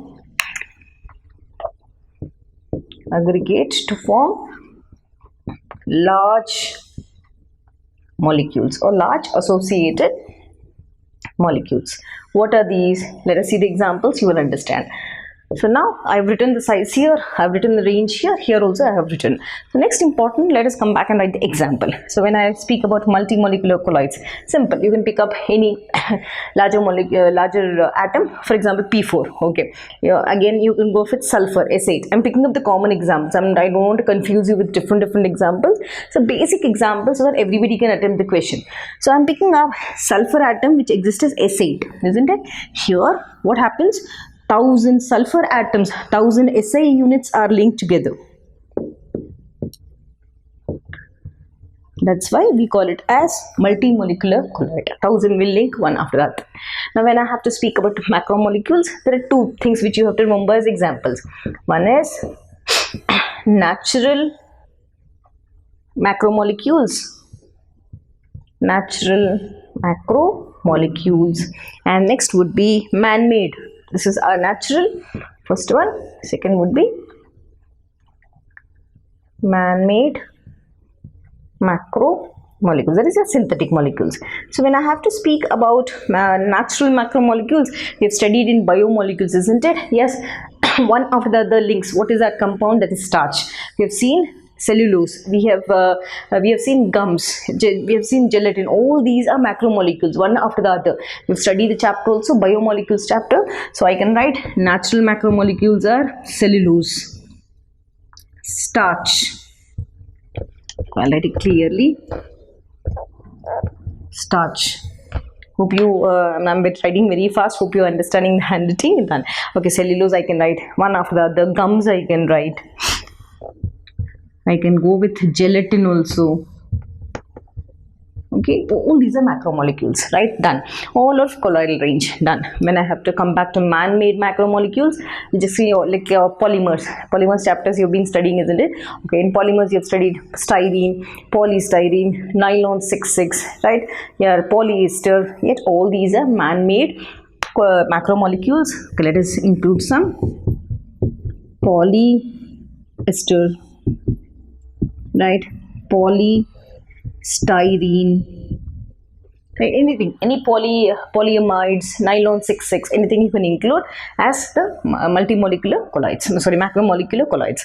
Now, when I have to come back to associated molecules, example, the simplest example, grade 10 example, your soap. Because what are you going to find? You're going to find micelle formation, isn't it? So we will learn about this also. We're going to learn about detergents also. soap and detergents. So this is how you're going to write. Whenever they ask you this question, try to write the particle size and try to write the example, then your answer is complete.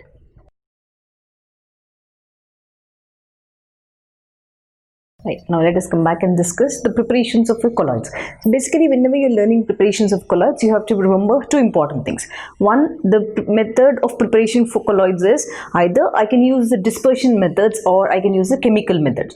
So again, let us first write the classification and come back. So what did I say? Whenever you have to prepare a colloid, the process which I'm going to use is dispersion method, where I'm going to break the larger molecules into the colloidal size particles.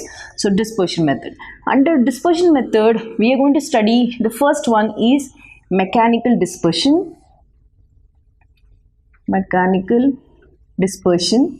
In that, the mill which I'm going to use is colloidal mill. Colloidal or colloid mill. The second would be the electrical dispersion.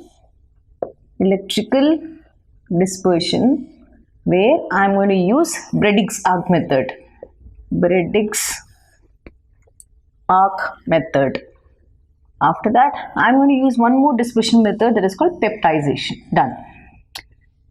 Fine. Other than this, we are also going to prepare colloids by chemical methods. The second method which I am going to use and show you is chemical methods. Done.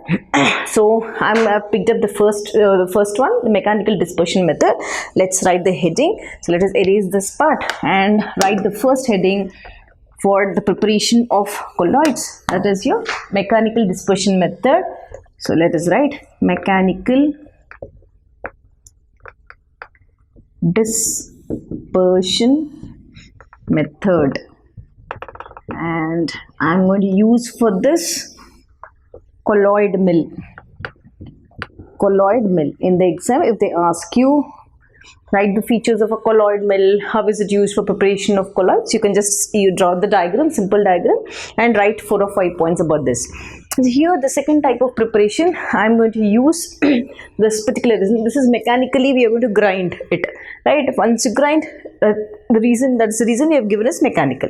Suppose when I am trying to use some electrical current through which I can get the colloidal particles, I am going to call them as, let me erase this and write. Yes, now whenever you find electric, I am going to call it as electrical dispersion method. Electrical dispersion method. Done. So, and the cell which we are going to use here is called Briggs arc method. Briggs arc, you are going to use in current electric supply here, arc method. Done. So once you have written these two, you have to list out the main important points. So what actually is the construction? In colloidal mill, most important thing is you have two steel plates, like one and the second one. So what happens whenever you're trying to introduce this suspension? What are we going to do? In the colloidal mill, I'm going to introduce a suspension along with this water also. Our aim is to convert these particles into colloidal size particles. So once they introduce into the colloidal mill, whereas you have two steel plates, isn't it? This one steel plate moves in this direction, the other moves in the opposite direction. So how many revolutions? The steel plates revolution is steel plates revolve in opposite direction. How much? 8,000 revolutions per minute. 8,000 revolutions per minute. Okay, now what happens when you're introducing a suspension solution? I said this is moving in this direction, the other is moving the other direction. So all the suspensions, whatever are there, now starts getting grinded in between these two.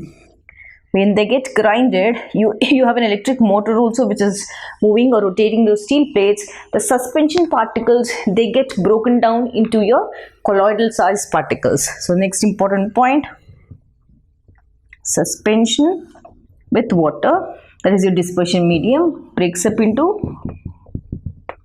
colloidal size particles. This is done right now. important thing is, once you get the colloidal size particles, you also need a this component. We call that as inert diluent.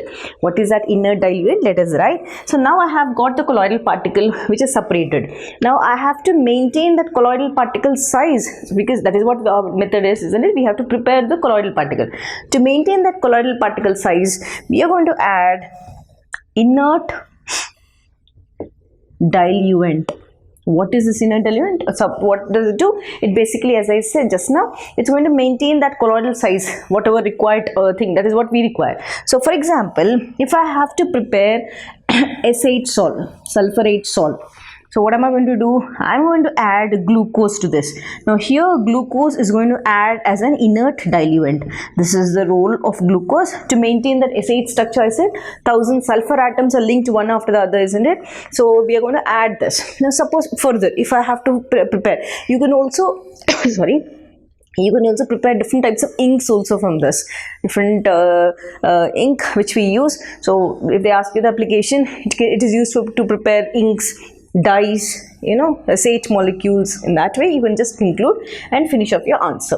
Now when I have to come back to Bredick's arc method, the first most important thing is we are using Bredick's arc method to prepare your precious metals, like, okay, let us write that, used to prepare precious metals like silver, gold, platinum, etc. Okay, now for this, what are we going to do? Whichever metal the silver salt or gold salt, you're going to take that in the form of a metal rod. Just observe, metal electrode. This metal electrode can be silver, gold. Okay, let us write here. It can be silver, it can be gold, or it can be platinum also. Now you are going to take these two metal electrodes, right? You're going to connect to the external circuit. Done.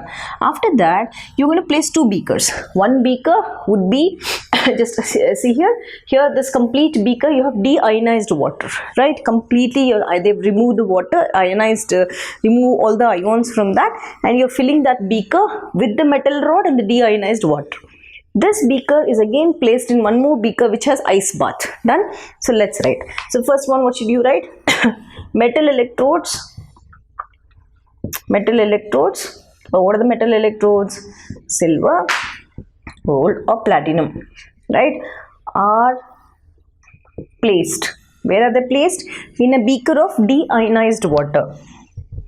In a beaker of ionized water. Okay, this is also done.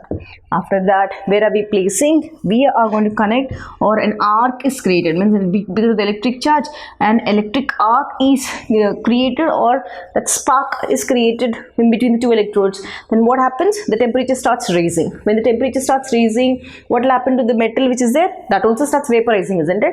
Once this starts vaporizing, when we place this in the ice bath, immediately the salt, or the gold salt, or silver salt, or platinum salt, it starts condensing in this ice bath, and you can easily collect the salt, whichever salt you require. So how to put it in words?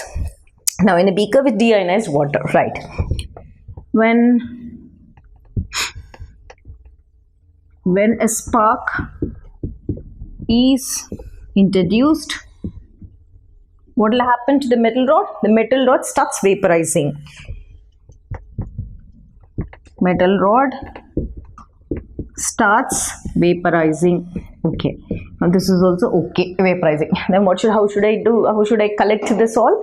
Then I have to, what do you do? Vapors are condensed. Vapors are condensed in ice bath. This is your ice bath, isn't it? Condensed in ice bath. Right, simple. So first I connected, then I supplied the external circuit in the form of an arc. Then these metals started vaporizing. To collect those vapors, I kept it in an ice bath. That is already kept in the ice bath, so that the salts will not escape. Then vapors are condensed in the ice bath, and required salt is collected. That's it. This is your process. So please simple remember, you have to just simple diagram. There's nothing much to remember. Bredick's arc method also. Keyword which you should remember is these are the ions. Next would be the spark. Okay, let me underline. These are the metals. This is the spark, and vapors are condensed. This is what you have to write.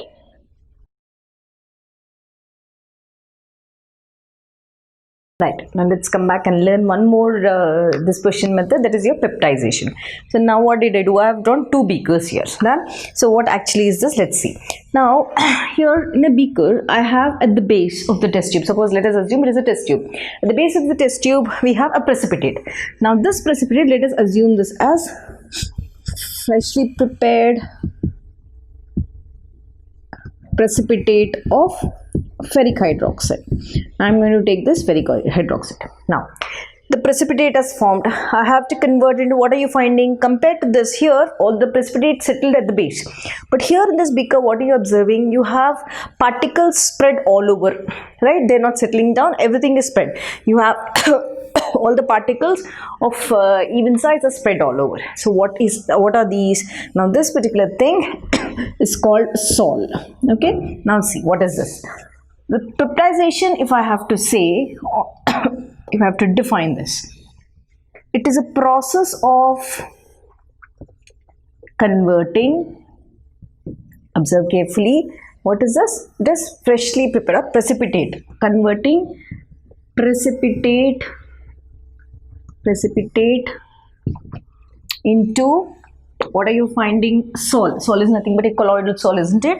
Into colloidal sol. How did I convert? I have to add something to convert it, isn't it?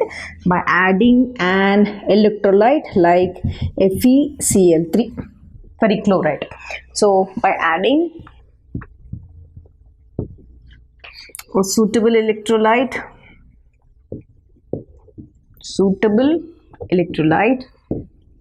okay, here what is the electrolyte which I added? FeCl3 to what? To what are you adding? I'm adding to the solution of, or which one? To the precipitate of. Alright, right. Okay, let us not write solution. To the solution of, sorry, I'm writing it again. To the precipitate of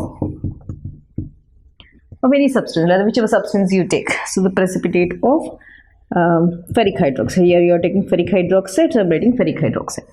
Right. So now observe carefully. It's a process of converting precipitate into colloidal solution by adding a suitable electrolyte FeCl3 to form the precipitate of ferric hydroxide.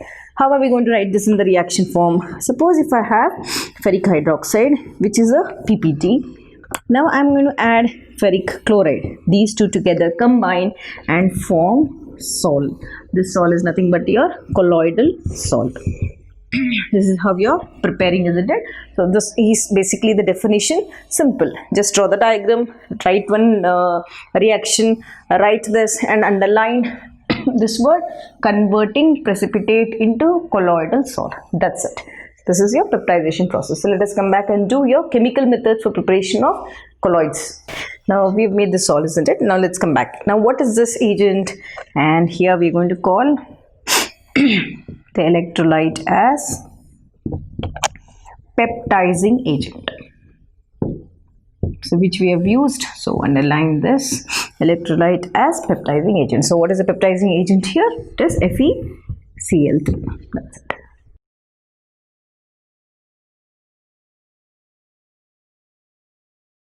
Let us come back and start with your preparations, that is your chemical methods of the preparation of your colloids. So till now we have seen the preparation by physical methods. Those are called as dispersion methods. So what did we learn in dispersion methods? I have shown you mechanical dispersion by colloid mill, done. Then I showed you electrical dispersion by Bredick's arc method. Yes, then I also taught you the method of peptization, where we converted a precipitate into a colloid. Let's come back and learn the chemical methods. Basically for your syllabus, chemical methods you will be like they are listed out under first oxidation, reduction, hydrolysis, and we are also going to learn the double decomposition reaction. So double decomposition reactions. We'll be preparing different types of salts like sulfur salt, your colloidal or your colloidal sulfur, your gold salt, silver salt, all those. Let us come back and start. So I'm picking up the first reaction, that is your oxidation reaction. So let's write the heading, oxidation. Right. For an oxidation reaction, we already know we require oxidizing agents, isn't it? So the oxidizing agents which I'm going to use is, yes, bromine water is a good oxidizing agent. So let us use bromine water. Let us make a table like this for this. Okay. Then you can also use one more strong oxidizing agent, that is nitric acid. Important, like you have to remember the list of oxidizing agents, because you know in the exam they may give you the oxidizing agent and ask you to write the reaction. So remember, so bromine water can be one more oxidizing agent. I can also use sulfur dioxide as an oxidizing agent. Done. Let's use this oxidizing agent and prepare salts.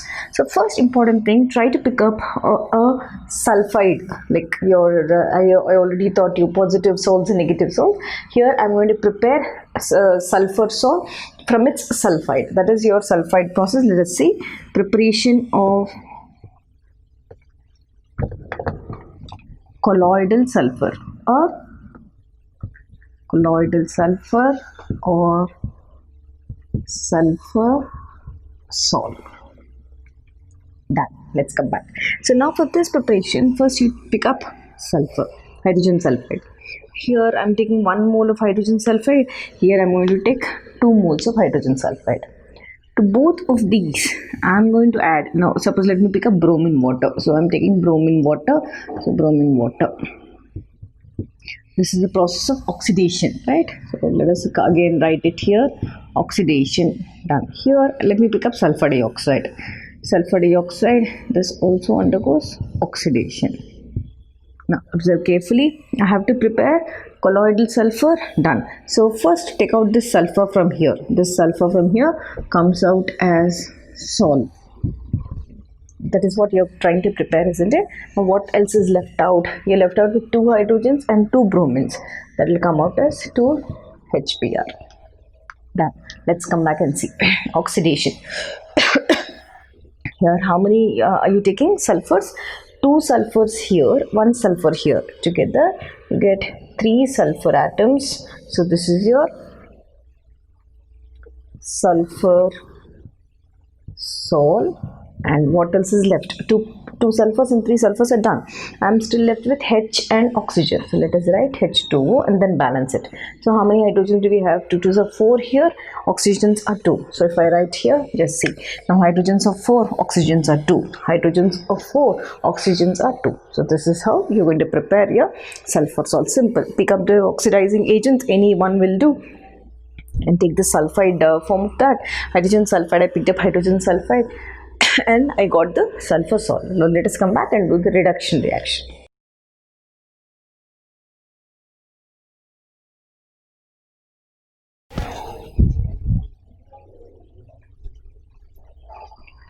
Now let us come back and complete the next type of preparation. We have already studied oxidation, isn't it? Let's come back and learn reduction. So here, whenever I have to show you the reduction process, we already know we require a reducing agent, isn't it? For oxidation, we have used oxidizing agent. Here for reduction, I'm going to use the reducing agent. So the reducing agent which I'm going to use here is SnCl2. Done.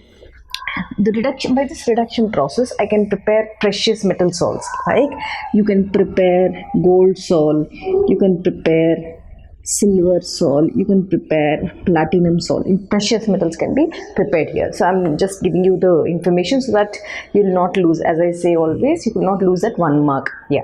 So now reduction. So suppose if I'm preparing gold salt, so let us write preparation of gold salt, that is Au. Symbol of gold is Au, isn't it? Done.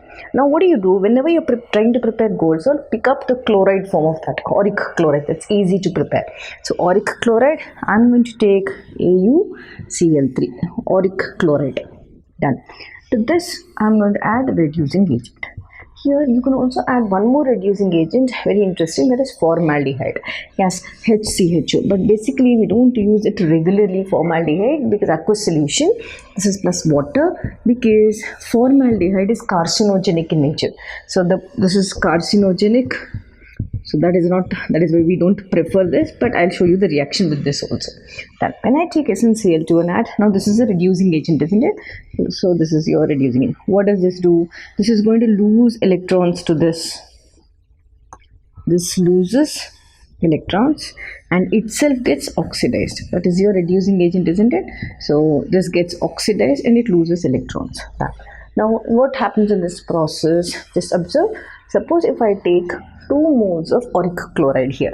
Now how many gold atoms do we have? 2, isn't it? Write that 2 here and write this as gold salt. This is over. Now what are we left with? We are left with this reducing agent. I said this loses electrons and itself gets oxidized. Yeah, now see, simple. From SnCl2 it gets oxidized to a higher state, that is SnCl4. Simple, it got oxidized, isn't it? Because here it is -2. This is chlorine is -2, this is +2. Here it has become -4 +4. Done. So it is not increase in oxidation number, so it got oxidized. So now when I have to balance this, let's see, this is 2, okay, chlorine is 2, this one 3. Okay, if I write 3 here, if I write 3 here, let's see whether it is balanced or not. Here chlorine is 3 2s are 6, 3 2s are 6, 12. Here 4 3s are 12. Sn is here 3, Sn here is done. I got balanced reaction. Now I'm going to prepare gold salt using formaldehyde. As I said, formaldehyde basically we don't use it because it is carcinogenic in nature, but I'll show you the reaction now. Right, let us come back and take again auric chloride. I'm going to add formaldehyde here and I'm going to add water. Done. What did I say? This one, formaldehyde, is a reducing agent, I said. So reducing agent, what is its role? It has to lose electrons to this the same way and gets oxidized. Done. So what did I say? Aldehydes on oxidation gives acids, isn't it? So formaldehyde on oxidation becomes formic acid. This is formaldehyde, this is formic acid. Just observe carefully. One the HCHO, isn't it? Now what happened? CH is already there, oxygen got added and rearranged. So this is formic acid. Done. Next, after this, I'm going to take, suppose if I take 2 moles of this, I'm going to get 2 moles of gold salt. Done. Yeah. Now formaldehyde also got oxidized. I'm left with hydrogen and chlorine HCl, isn't it? This is your HCl. Now let's see whether it is balanced or not. First let's go sequentially. Okay, right? If I write this 3, okay, this also becomes 3. Suppose if I write this also 3 to the 6, okay, this becomes 6. Let us see whether it is balanced or not. Gold is 2, balanced. Your HCl is 6. Cl is 3 to the 6, hydrogens 3, and this is your 3 to the 6, 9. Here hydrogens 6 plus 3, 9. So this is done. So we have balanced the reaction. This is how you're going to prepare your gold salt from the reducing agent, that is SnCl2 or formaldehyde. Let us come back and do hydrolysis reaction.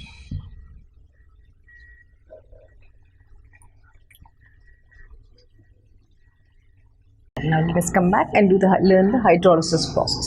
So whenever we speak about hydrolysis process, nothing but addition of water. Okay. So hydrolysis, I'm going to use water in the reaction and further hydrolyze the reactant.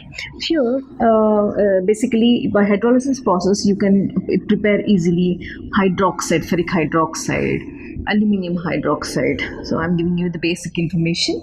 So these salts can be prepared by hydrolysis process. Earlier we said we can prepare gold salt, platinum salt or silver salt using reduction process. Here hydrolysis can be used to prepare these ferric hydroxide and aluminium hydroxide. Let's see the reaction.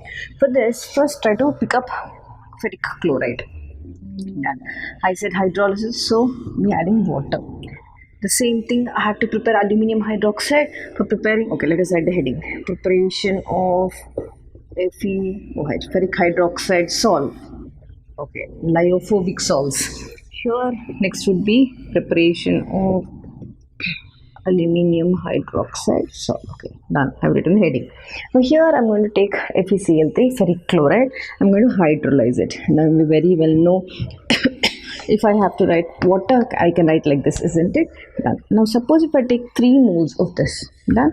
It's like this. Yeah. What do you get? Fe plus 3OH. So what do you get? FeOH taken thrice. Now what are you left with? You're left with 3 chlorines and 3 hydrogens. This comes out as 3HCl. So this is the salt which you prepared. Now let us write the reaction. For preparing aluminium hydroxide, I'm going to take sodium aluminate. Okay, remember. So this is how do you write? Sodium aluminate. Done. To this I said hydrolysis reaction. Now try to add water. Now what am I going to do? I'm going to add, here I've added 3 moles. Here let me add 2 moles and see. How do I get now? So 2 moles, that means it's basically like this, 2H2. So how many do we have? Yeah, when I have to see, it is 2 to the 4, isn't it, total? So it is like this. Yeah. Observe carefully. 3 OH and 1 aluminium comes out as aluminium hydroxide taken thrice. Done. Over. Now what else do we have? We still have your OH, 1 OH, isn't it? So now this 1 OH comes out with this sodium as sodium hydroxide. Okay, let's see whether we have balanced the reaction or not, because let me not confuse you. This is which? This is a salt. Let's see it is balanced or not. Sodium is 1, sodium is 1. Done. Aluminium is 1, aluminium is 1. Done. Hydrogen is 2 to the 4, hydrogen is 3 plus 1, 4. Done. Oxygen here is, okay, oxygen here is 2, here oxygen is 2, total 4. 3 plus 1, 3 oxygen, 1 oxygen here, 4. That's it. So simple. We have prepared like lyophobic salts using hydrolysis reaction. Let's come back and do the double decomposition reaction.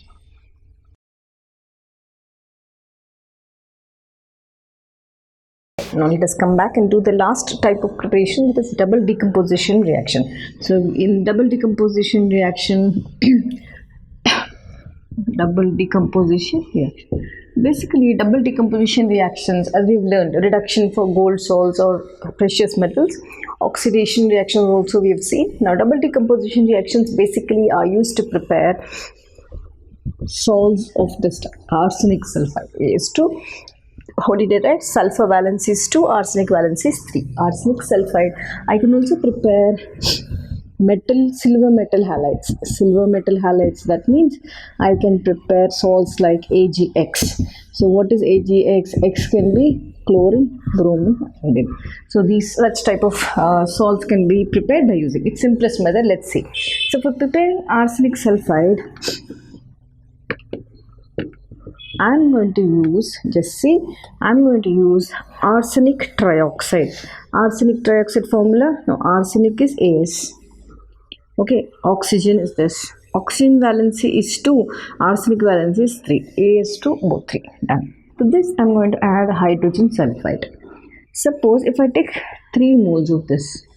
Now observe carefully, it's a double decomposition. Done. Now observe this arsenic and sulfur comes out, and hydrogen and water comes out. Let's see how many. Here arsenic is 2, sulfur is 3. So write arsenic small s and capital S. Arsenic valency is 3, sulfur valency is 2. Let's see. Now arsenic is 2, sulfur is 3, sulfur is 3. What are we left out with? We are left out with water molecule. Write water molecule like this. Done. Now let's balance. How many are there here? 3 to the 6. If I write 3, so oxygens are 3, hydrogens are 6. So hydrogens are 6. This is how you're going to prepare arsenic sulfide salt. Right, we've already prepared ferric hydroxide salt, right? So that ferric hydroxide, which is a red color salt, right? So done. This is how you're going to prepare. These are the 4 preparation methods for colloids. Let us come back and learn the purification methods of colloids. topic of the chapter. Till now we have done preparations of colloids. We've also learned the properties of colloids. Now we'll see how to purify these colloids.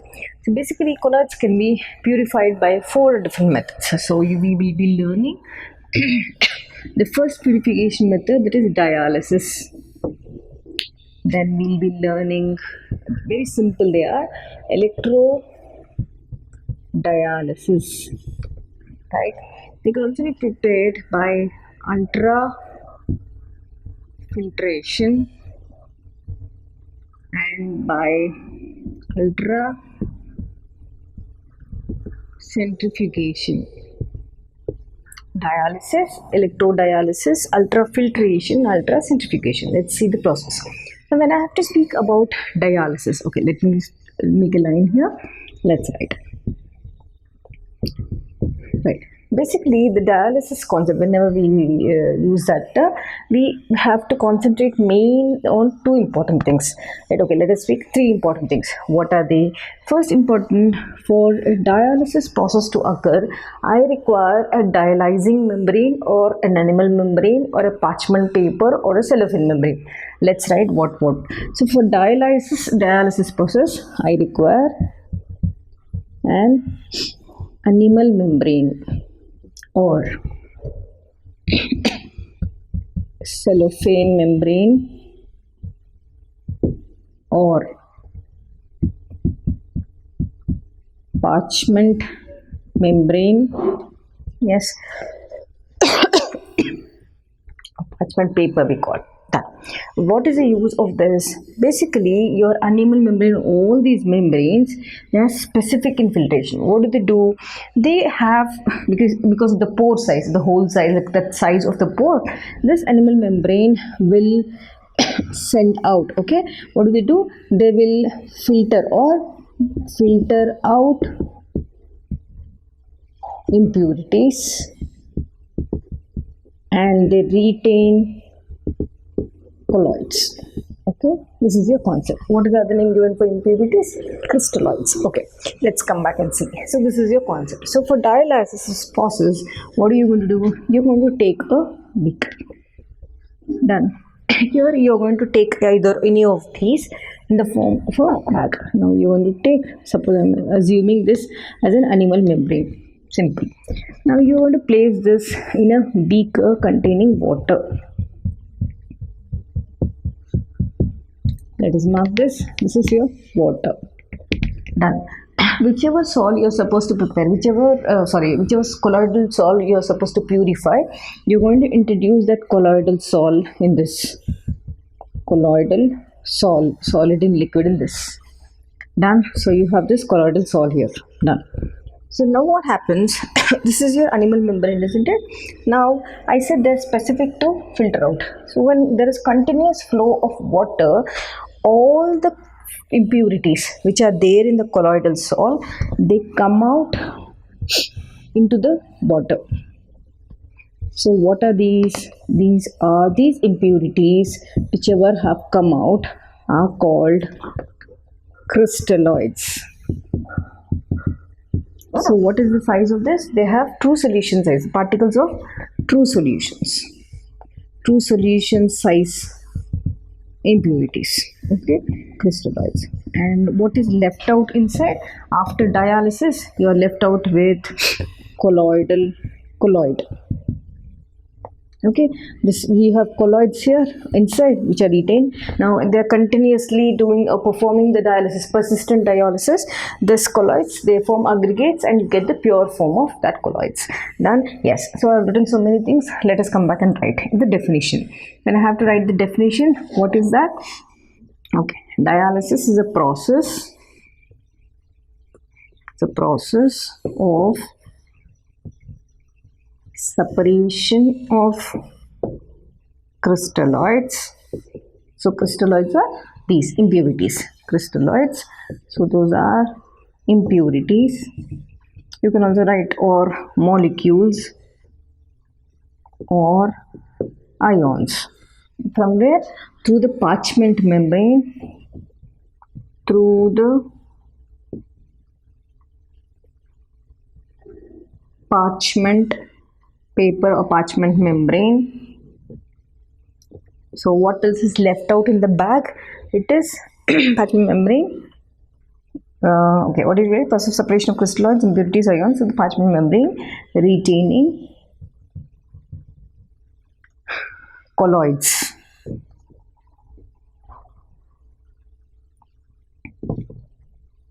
Done. So what actually is this happening? Just a simple filtration process, that's it, nothing else.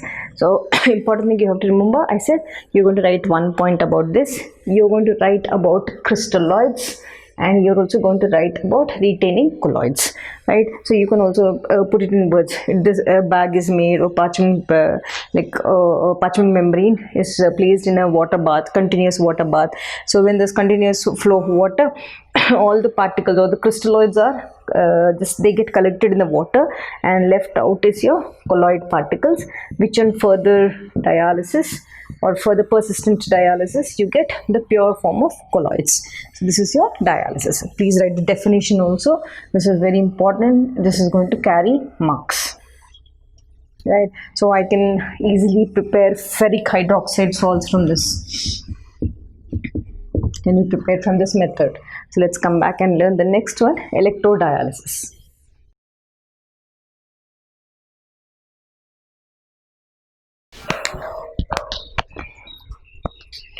Right, now let us come back and learn the next purification method, that is your electrodialysis and ultrafiltration. So in dialysis, what do we learn? We have picked up an animal membrane or a parchment membrane or a cellophane paper for dialyzing or dialyzing membrane. Now here in electrodialysis, everything is the same. Only difference is you're going to place the animal membrane or parchment membrane in an electrical field. Then let us start writing the definition. First important thing, what is electrodialysis? It is a process, same thing, just like your dialysis. It is a process of separation of dissolved substance. So what did we say? Dissolved substance are nothing but the impurities, isn't it? Separation of dissolved substances. So dissolved substances are called as crystalloids. You can also call them as molecules or ions or impurities. Anything will do, right? So impurities through what? Separation of crystalloids using a parchment membrane.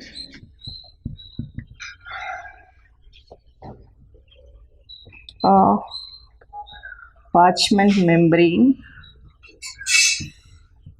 under, now you have to be careful here, under the external circuit. Under the external circuit means you are placing two electrodes, anode and cathode, so that the charges, whatever impurities are separated from here, they go to the opposite charges. The opposite charged impurities go to the respective electrodes. So you are going to write process of separation of crystalloids, that is molecules or ions, using a parchment membrane under electrical field. Electrical field. So you're going to underline this, under electrical field. Okay, this is, yeah. Now, so what is retained? First important thing, colloids are retained. Okay, colloids will be retained in this bag, isn't it? Colloids are retained in the parchment membrane, in parchment paper. Colloids are retained in the parchment paper. Then next important thing, where are the crystalloids going? Crystalloids of opposite charges. Okay, crystalloids of opposite charges go to the respective electrodes. Done. If opposite anion goes to your anode, cation goes to your cathode. Crystalloids of opposite charges go to respective electrodes. That's it. So simple logic. How to write? If you have supposed to write the construction, a cellophane bag or an animal membrane is taken, to which a colloidal salt or a colloidal solution is introduced to this, to which we are supposed to purify. So this colloidal solution, now they are connected external to electrodes. One would be your anode, and one would be the cathode. There is continuous supply of water through this inlet. When this continuous supply of water, I said animal membrane will purify all the crystalloids. All the crystalloids or the impurities are due to continuous flow, because you know this is continuous current supply, isn't it? So all the crystalloids move out to the outer compartment and you will be left with the colloids only in this. So two important things: crystalloids are separated out. Crystalloids are separated out and your colloids are retained in, which on further dialysis we get concentrated solution, concentrated or aggregates of colloids. So only difference between electrodialysis and dialysis is electrodialysis is very fast. Dialysis is a slow process, isn't it? Yes. Done. So let us remember, write this definition, write what is retained inside, write how are the crystalloids going, and draw the diagram. Right, now let us come back and learn your next process of purification, that is ultrafiltration. So in ultrafiltration filtration process, what should you remember? So basically in dialysis and electrodialysis we have used the dialyzing membrane, but here you are going to speak in terms of ultrafilter paper. Done. So let us write the definition. So it is a process of purification of colloids from crystalloids. I told you what are crystalloids, isn't it? The impurities. Crystalloids using ultrafilter paper. Okay, now for this ultrafilter paper, first I have to prepare the ultrafilter paper from ordinary filter paper. So what do I do? How do I prepare? First I said ultrafilter paper, underline that word. Done. So now preparation of ultrafilter paper. So for preparing ultrafilter paper, I am going to take ultrafilter paper. Yes, I'm going to take an ordinary filter paper, because basically ordinary filter paper I can use, but ordinary filter paper the pore size is too large enough, so easily your colloids and crystalloids everything gets, so we can't purify it in a normal way. So what do? We want an ultra thin pore size paper which we are going to prepare. So first you are going to take ordinary filter paper. To this ordinary filter paper, you want to dip it in collodion solution. Okay, this is a 1 mark question. Collodion. Just say COLLODION. Collodion. What is this composition? It consists of 4% nitrocellulose solution with a mixture of ethanol and ether.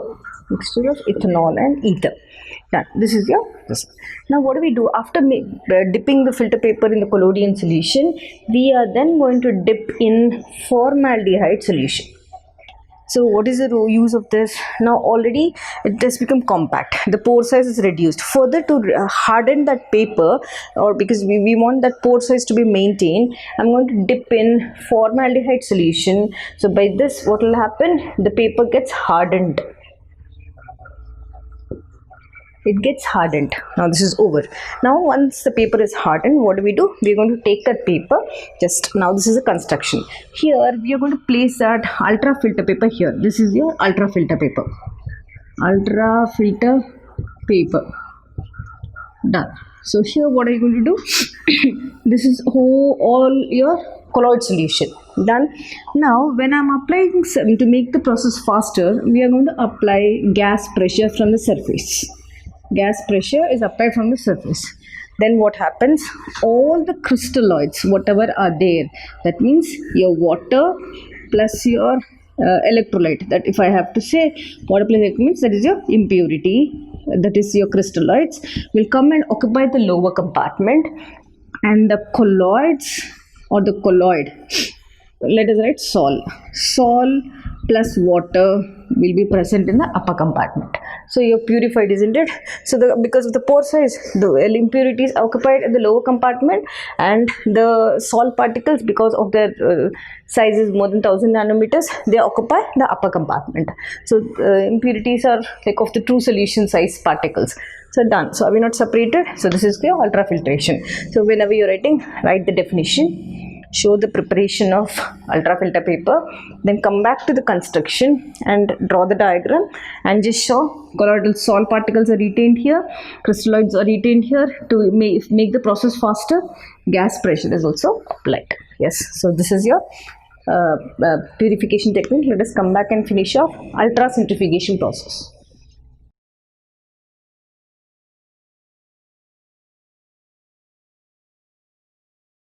Right, now let us come back and do the last purification technique, that is ultracentrifugation. So you would have seen in the lab when you go for your blood test, isn't it? When they try to calculate the ESR levels, what do you have a centrifuge, a container box type where you have all the test tubes placed under motor. So that particular thing, once it is connected to the external circuit, it has continuously rotates, and finally, because of the density, you'll find the separation of layers. Okay, so now how are we going to separate the colloids? When I have to write the definition of centrifugation, you have just simple write, it is a process of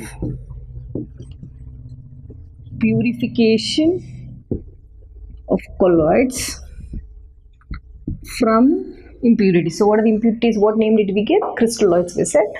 From crystalloids using centrifuge or ultracentrifugation process or centrifuge. This is an equipment. Okay, if you want to write ultracentrifugation process or centrifugation apparatus, or okay, centrifugation apparatus, okay, equipment, centrifugation equipment or apparatus, it's called ultracentrifugation. So basically, as I said, you have a box like this, and in the center you are going to place all the test tubes. So one test tube here, one more test tube here, one more test tube here. Like this, you are going to place all the test tubes with the solutions whichever you are supposed to purify. So now when this is connected, as I said, this continuously this done. Okay, continuously that keeps rotating. Now most important thing is this particular circuit, on what basis is it separated? So the concept is the colloids and the crystalloids, so the whatever substances you want to separate, they're separated based on the densities, separated based on densities. So this is the concept, right? Whichever is heavier will settle at the down base, understood. Under gravity they're going to settle. Now what happens once this, you're going to take this colloidal particle like this along with the solution, colloidal solution continuously moves, and you are finally, after rotations, you get two different layers. Now the bottom layer, you will have all colloids collected because of the gravity. I said higher density, whichever is higher density is collected at the base, and the one which is lighter, you'll have a solution here, and this solution is the crystalloid solution. Crystalloid will remain in solution. Now see, you are able to separate colloids, isn't it? Purified colloids. Now this crystalloids, what are we going to do? Like they form the separate upper layer, isn't it? This is called centrifugate. The upper layer is called centrifugate. Done. Right. Now the colloids, what are going to do? They're going to separate it. Like they take out the solution, they're going to collect this colloids, and they're going to mix this colloid with a specific, every colloid has a different dispersion medium, isn't it? We've already studied in tabular column based on the dispersed space in the dispersion medium. So this colloid is mixed with suitable dispersion medium. When it is mixed with suitable dispersion medium, finally you get a pure colloidal salt. So from this you get pure colloidal salt. That's it. So my diagram is not so neat enough. I've just given you a vague idea. So simple, write the definition here, explain the process of centrifugation, just 1 or 2 lines, then finish off your answer showing which is the crystalloid layer, which is a colloid layer, and finally how do you get the pure solid. Basically they ask you for 1 mark only, and you can write your answer in this way.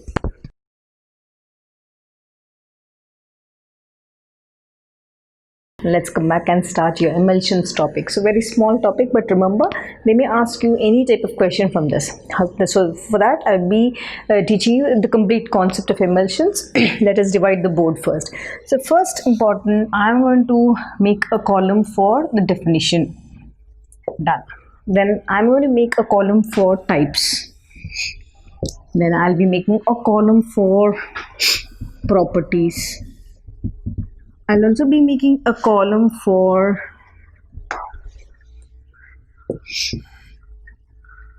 emulsifying agents. I'll also be making a column for de-emulsification process. Okay, simple. Everything is there. They may ask you from anywhere. De-emulsification process. Now, when I have to write the definition of emulsions, how do I name? Basically, emulsions are also colloidal particles only, but only difference is here you have you're going to mix or completely mix up either partially miscible or immiscible solutions. Then only we call it as emulsions. Miscible means soluble, right? Immiscible means they're not at all soluble. Let's come back and write. So emulsions are type of colloids obtained by mixing. So I said there are of two types, isn't it? Partially miscible means only little they are soluble, or immiscible, they're completely insoluble, right? Obtained by mixing, immiscible or partially miscible solutions, solutions. Okay, done. That means you have to be very careful here. Emulsions, I said miscible or partially miscible. So immiscible or partially miscible. So when you write the example, two types. First type is you have oil is dispersed in water. Oil is dispersed in water. That means oil is a dispersed phase, water is a dispersion medium. What is this? This is called O, capital W, O by W type of emulsion. The opposite one, the other one is water is dispersed, means water is the dispersed phase, is dispersed in oil. Oil is a dispersion medium. So you're going to write, first you took water, so write W by O type. Done. Simple, isn't it? Now if I have to write the example, common example is milk. Oil in water type is milk. Now milk contains water, isn't it? Now a second example, butter, cream, or these. So examples are done. Now when I have to write the properties of these, important properties, emulsions are going to show Brownian movement, zigzag movement, Brownian movement. They will show Brownian movement. Done. Zigzag movement of the dispersed particles. They're also going to show, I said they are type of colloids, I said, isn't it? So they're going to show Tyndall effect. Done. Emulsions are highly unstable. They are unstable in nature. So now to make them stable enough, I am going to add emulsifying agents. That is why I've written there. So what is the role of emulsifying agents? They stabilize emulsions. I have to make them stabilize emulsions. So to maintain that emulsion state, that emulsion, you have to add stabilizing agents. So for example, if I take oil and water type, for this milk is a example. To stabilize that milk or to stabilize that emulsion, I'm going to add, or different examples I'm picking up, I can add gum, right? I can add emulsifying agents, not only milk, basically different examples. For different examples, gum can be used as an emulsifying agent. Natural and synthetic soaps can be used as emulsifying agents. Done. Now suppose if I have to pick up water and oil type of this one, just we have picked up butter and cream, I can use emulsifying agents like, for example, alcohols, long chain alcohols, we call long chain alcohols. Yes, I can use long chain alcohols for stabilizing the the emulsion, whatever, like a water and oil type of this one. Now, when I have to come back, so okay, I've studied unstable, then I've shown you certain amount of stabilizing agents. Then I'm coming back and explaining what is de-emulsification. Now, suppose you've taken the emulsion, you have seen, and after that you said you are adding emulsifying agents to stabilize it. Suppose if you want to separate the emulsions, and that process is called de-emulsification. Now what is de-emulsification? De-emulsification is separation of emulsions into constituents.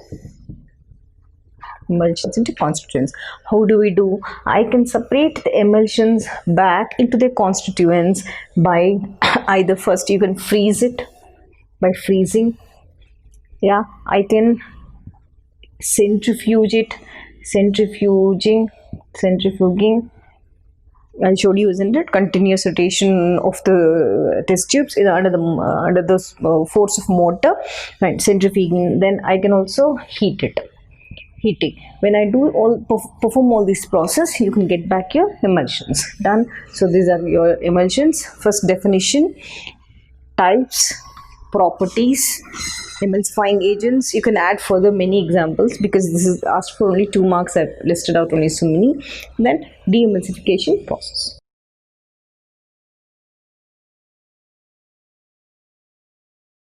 Now let us come back and solve this question. So basically we have learned the associated molecules. So it's a part of that associated molecule which you have studied in grade 10, that is cleansing action of soap. Let's see, what did they give us? Explain the formation of micelles, that is action of soap is due to emulsification, micelle formation. Both the questions are same. If they ask you directly this question, also the answer would be the same. If they ask you this question, the answer would be the same. Let's start. So basically in grade 10 you have studied the cleansing action of soap, isn't it? Your teacher would have already taught the structure of soap and everything. Here also it's the same concept. They wanted you to study under associated colloids. Okay, let's start. When such question is given to you, first start your answer. Yes. Now they've asked you to speak in terms of soap forming micelles, and the structure of soap also, and how is it going to remove the dirt from the particular cloth. So first you're going to start. Soap is, just start like this, because from here only it's easy for you to explain the answer. So soap formula is what? Soap is sodium stearate.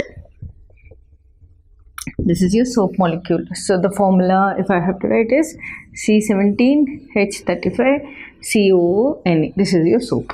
Now, when I have to draw in the bond structures, you draw, isn't it? Grade 11 we have studied. So instead of writing the C17H35 bond line structures, I represent in this way. How many? 17, isn't it? 1, 2, 3, 4. So you can write any number till 17 you have to write. I'm not writing 17 just to show you the hydrocarbon chain. So just right, done. So the C17H35, now COO is the last part. I'm not drawn 17 please, it's just a representation.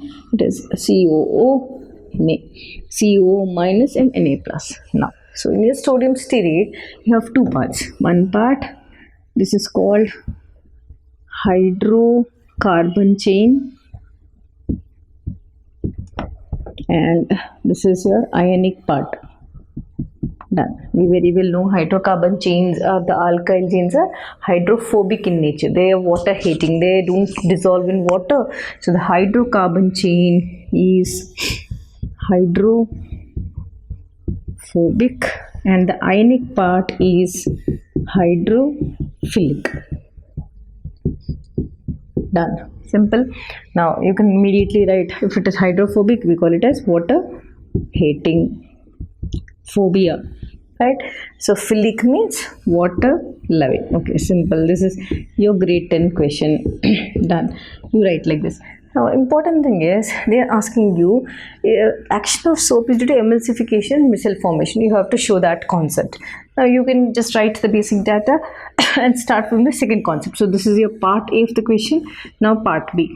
So action of soap is due to emulsification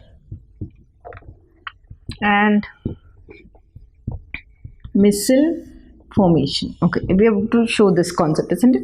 No, nothing. Just you take a beaker, draw a beaker, and in that, right? Suppose you have the beaker that's a beaker with water. Now we have dirt particles in that. Okay, if you don't want to, okay, we will show this also. Okay, no problem. You have a beaker with water. In this. Done. There's one more that you are going to take, or you're going to show the cleansing action of soap. Now suppose this whole thing, right, when it is acted, when you're applying that soap on some dirt, grease or some cloth particle which you're supposed to wash. So what happens? Your grease particle, whatever is there, is like this, in this way around, you know. Fine. And your soap molecule, how does it align? All the hydrocarbon chain or the hydrophobic chain it goes, and you know, it's like this. They align into the grease. They align their bonds in towards inside the center of the grease particle. They are tightly held like this, and all your ionic ends are exposed out. Right. So now this is your ionic end. Now this is your ionic end. Done. So what did I do? This ionic part is here, and the hydrocarbon chain has gone into this. This aggregate molecule which is formed when the dirt molecule is surrounded with the soap molecule, soap bubble, is called micelle. So the aggregate or soap molecules is called micelle formation. You can just write a definition. Aggregate molecules or aggregate soap molecules is called micelle, and you finish up. Now you have your all your ions exposed out. So what did I say? This is called micelle. Which type of micelle is this? This is a negative micelle. Negative micelle. Done. Now here when I speak only, I have only water. There's nothing else. This is your dirt particle, but remember, this is your dirt or grease, and this is your soap molecule. But here if I have only water, how does this align? All the ionic ends are towards inner side, and the hydrophobic ends are towards the outer end. Simple as it. This is only water. This is your dirt particle. So the hydrophobic ends are exposed out, and the ionic ends are present inside. There's nothing logic, just to show the difference. So this is important for us. Now come back and answer. So how did I get that micelle? Basically C17H35CONA, that is your soap, when it is dissolved in water, it's going to break up into C17H35. Yeah, the alkyl chain, observe CO minus and Na plus. Now this molecule is this part, your chain. Your C17H35 is a hydrocarbon chain which is inside the dirt particle, and CO minus is the one which is exposed outside. So let me write that CO minus also. So how should you explain this emulsification? Now you write action of soap is due to emulsification micelle formation. This micelle formation I've already shown how you have to put it in words. So micelle formation, start writing. How is it formed? So hydrophilic ends are exposed. I'm not written hydro, I'm sorry, it is hydrophilic ends are exposed, right? Hence what do you get? You get negative micelle. Negative micelle. Then what else is inside? Hydrophobic ends. Hydrophobic ends trap, which will trap the dirt or grease. Trap dirt or grease, right? And then washed off. Done. So this is how your micelle is formed. Now how do you explain this emulsification? When you explain your emulsification concept, important thing is you have to speak. Now I don't have place here, so what am I going to do? I'm going to write the emulsification part here. So please see. Most important, when you're writing emulsification concept, just start your answer like this. So now what is this type of micelle? This is negative micelle, isn't it? So negative micelle, it can't coalesce. Now coalesce means it will not come together. There's no opposite charge present. So you're going to write negative micelle will not coalesce. I'm writing this word, just see, COA, coalesce. Coalesce means coming together, combining together, because there is no opposite charge. They will not coalesce. And what does it form? And forms an emulsion. I've already explained the concept of emulsion also. Watch that video, you'll understand. So they will not come together. They will remain like that only as in the ionic part. So you are explaining both the concepts, micelle formation concept here and emulsification concept also here. Both the concepts along with the diagram, along with the formula, the answer is complete.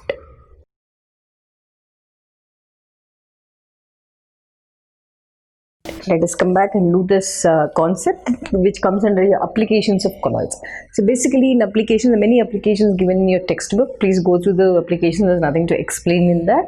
So one important question which has been regularly asking is, they've been questioning you on Cottrell smoke precipitator. So what is the speciality of this? We'll see. So in Cottrell smoke precipitator, when you see the construction, basically when you just go into the construction of this Cottrell smoke precipitator, you have, suppose this is your smoke, isn't it? Now, okay, now this, I'm taking this part, done. Inside that you have two plates, done. So suppose, and one plate is connected to the negative electrode, okay. Now this is your negative electrode, one more plate is connected to the positive electrode. And I'm speaking about this part here. Now this is your, right, this is your negative electrode, let me write minus, and this is your positive electrode, done. And the positive electrode, the voltage which is maintained is almost like 50,000 volts. Now what happens, this Cottrell smoke precipitator, basically you're going to use the concept of charge of colloidal particles, done. What is this? Smoke, what does this contain? Smoke basically is a combination of carbon particles, isn't it? It contains carbon particles, smaller particles. It also contains arsenic compounds, okay, this is all quite common, arsenic compounds, it contains dust particles and all these. Now in the industries, when such smoke is after processing units, such smoke is released into the environment, it is a pollutant to the environment, isn't it? So what do? They're going to take that particular thing and introduce into this Cottrell smoke precipitator. Big chimneys have this concept where they're going to introduce the smoke into the Cottrell smoke precipitator. Now inside this, when smoke enters into this chimney, first important thing, it's going to hit which chamber? The negative chamber, the negative electrode, if I have to say. So first important thing, smoke with all these components, they hit the negative chamber, okay. So when they hit the negative chamber like this, so this is your smoke particle, let us assume, done. After they hit into the negative chamber, what happens? They get highly charged. Yes or no? When they hit, they get highly charged. Get highly charged. Okay, this is also done. Now what will happen next? Once they get highly charged, now we very well know the adjacent plate is a positive electrode, 50,000 volts is already it is having a capacity of 50,000 volts. So from here, the negatively charged particles, they get attracted towards this. All these negatively charged particles, they get attracted and they go and stick at this point. Right, they get attracted. So from here, what do we move? These particles get attracted towards positive plate. And what will happen when they get attracted? Negative and positive automatically they get attracted and finally they precipitate there only. They get neutralized there only and towards a positive plate and get precipitated. Simple, isn't it? No, that's a concept. So first the smoke particles move into this, they get charged. After getting charged, they get attracted towards a positive plate and finally here only they get precipitated. This whole concept is happening here. So once they get precipitated, the whole dust or whatever smoke particles, whatever sediments are there, everything gets collected as the ash. See here, precipitated, I'm continuing this sentence here, precipitated ash. Now this concept is here. Now the whole precipitated ash is collected here. Now what is left? Now after the ash is collected down, those gases, the dust free gases or smoke free gases which are free from carbon particles are released into the atmosphere. So not a problem, isn't it? When there's no carbon, concept of pollution only doesn't exist. So the leftover smoke is collected, the leftover dust is collected here, the smoke from here escapes and is collected. It's sent into the outer environment. So what is the concept? So cotton smoke precipitator as an application of colloidal particle based on the concept of charge. First important, draw the diagram. Okay, diagram, if you're not practicing, not a problem, but you have to put it in words. So this works on the concept of, what did I say? Charge of colloidal particles. This is your concept based on charge of colloidal particles. That's it. So you're going to write the concept here, what actually is happening inside the precipitator, what is going with smoke, where is it going, after that how is it precipitating, after precipitating what is show it in the tank. Here simple diagram you can practice and go. Show the precipitator ash and show the removal of gases which are free from carbon particles into the atmosphere.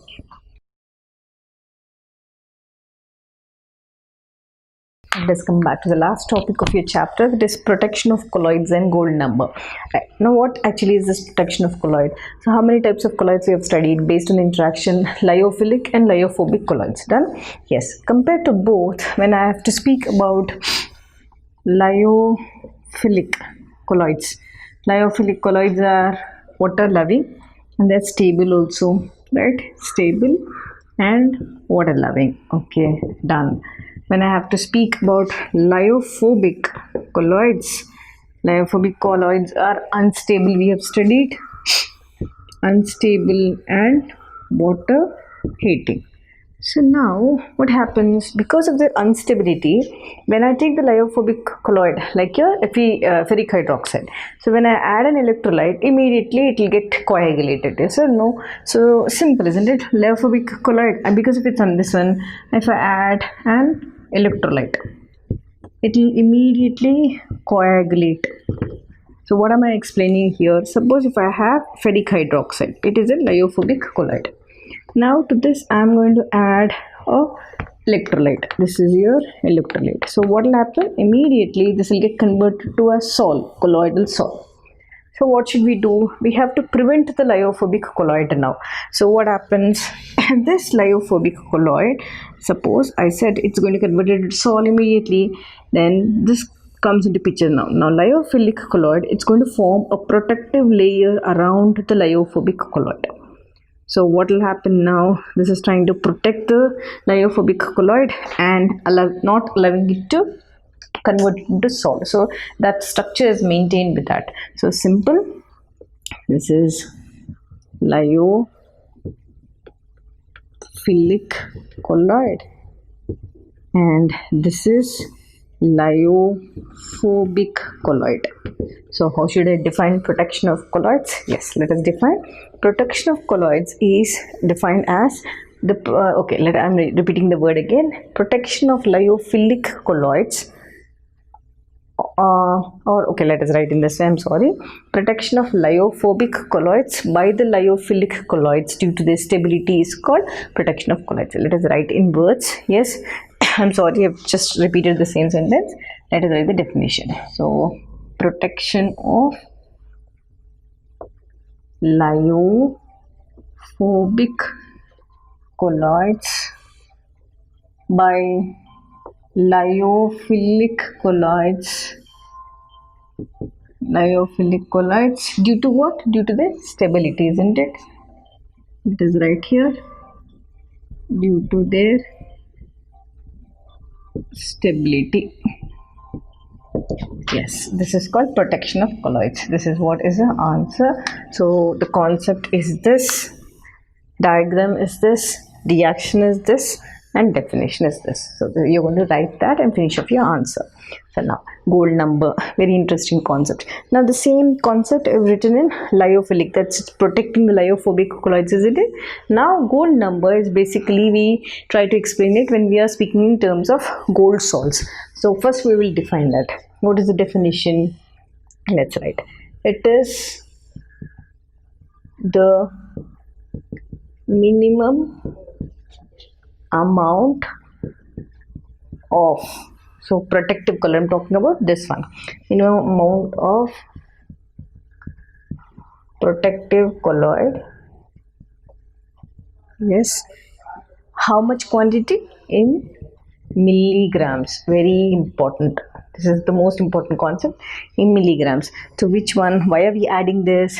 So this is a minimum amount of protective colloid. This colloid in milligrams added to prevent the conversion of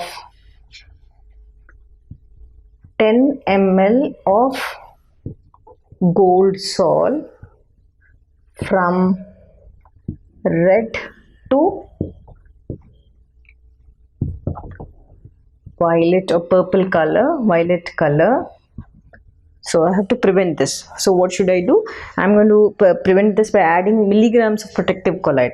So that this is not done. How much? By what do I do to add? By adding 1 ml of 10% NaCl. Okay, I've written so much. Let us discuss. So what did I say? It's a minimum amount of the protective colloid. Okay, minimum amount of the protective colloid in milligrams. It is added to the gold sol in milligrams. Why is it added? To prevent the conversion of 10 ml of gold sol. Let me underline this. 10 ml of gold sol from red to violet color. We don't want that to get converted to, because basically that color yellowish red is the concept, isn't it? We don't want it to convert it into violet color by further adding 10 ml of 10%, 1 ml of 10% NaCl solution to it. So when I add this together, it will not convert it into violet or purple color. So this is called gold number. So what is the concept? Whichever, or all these are protective colloids, isn't it? Now observe, gelatin has a gold number of 0.005 to 0.01. Hemoglobin, the gold number is so much. Albumin, the gold number is so much. Concept is, lesser the gold number,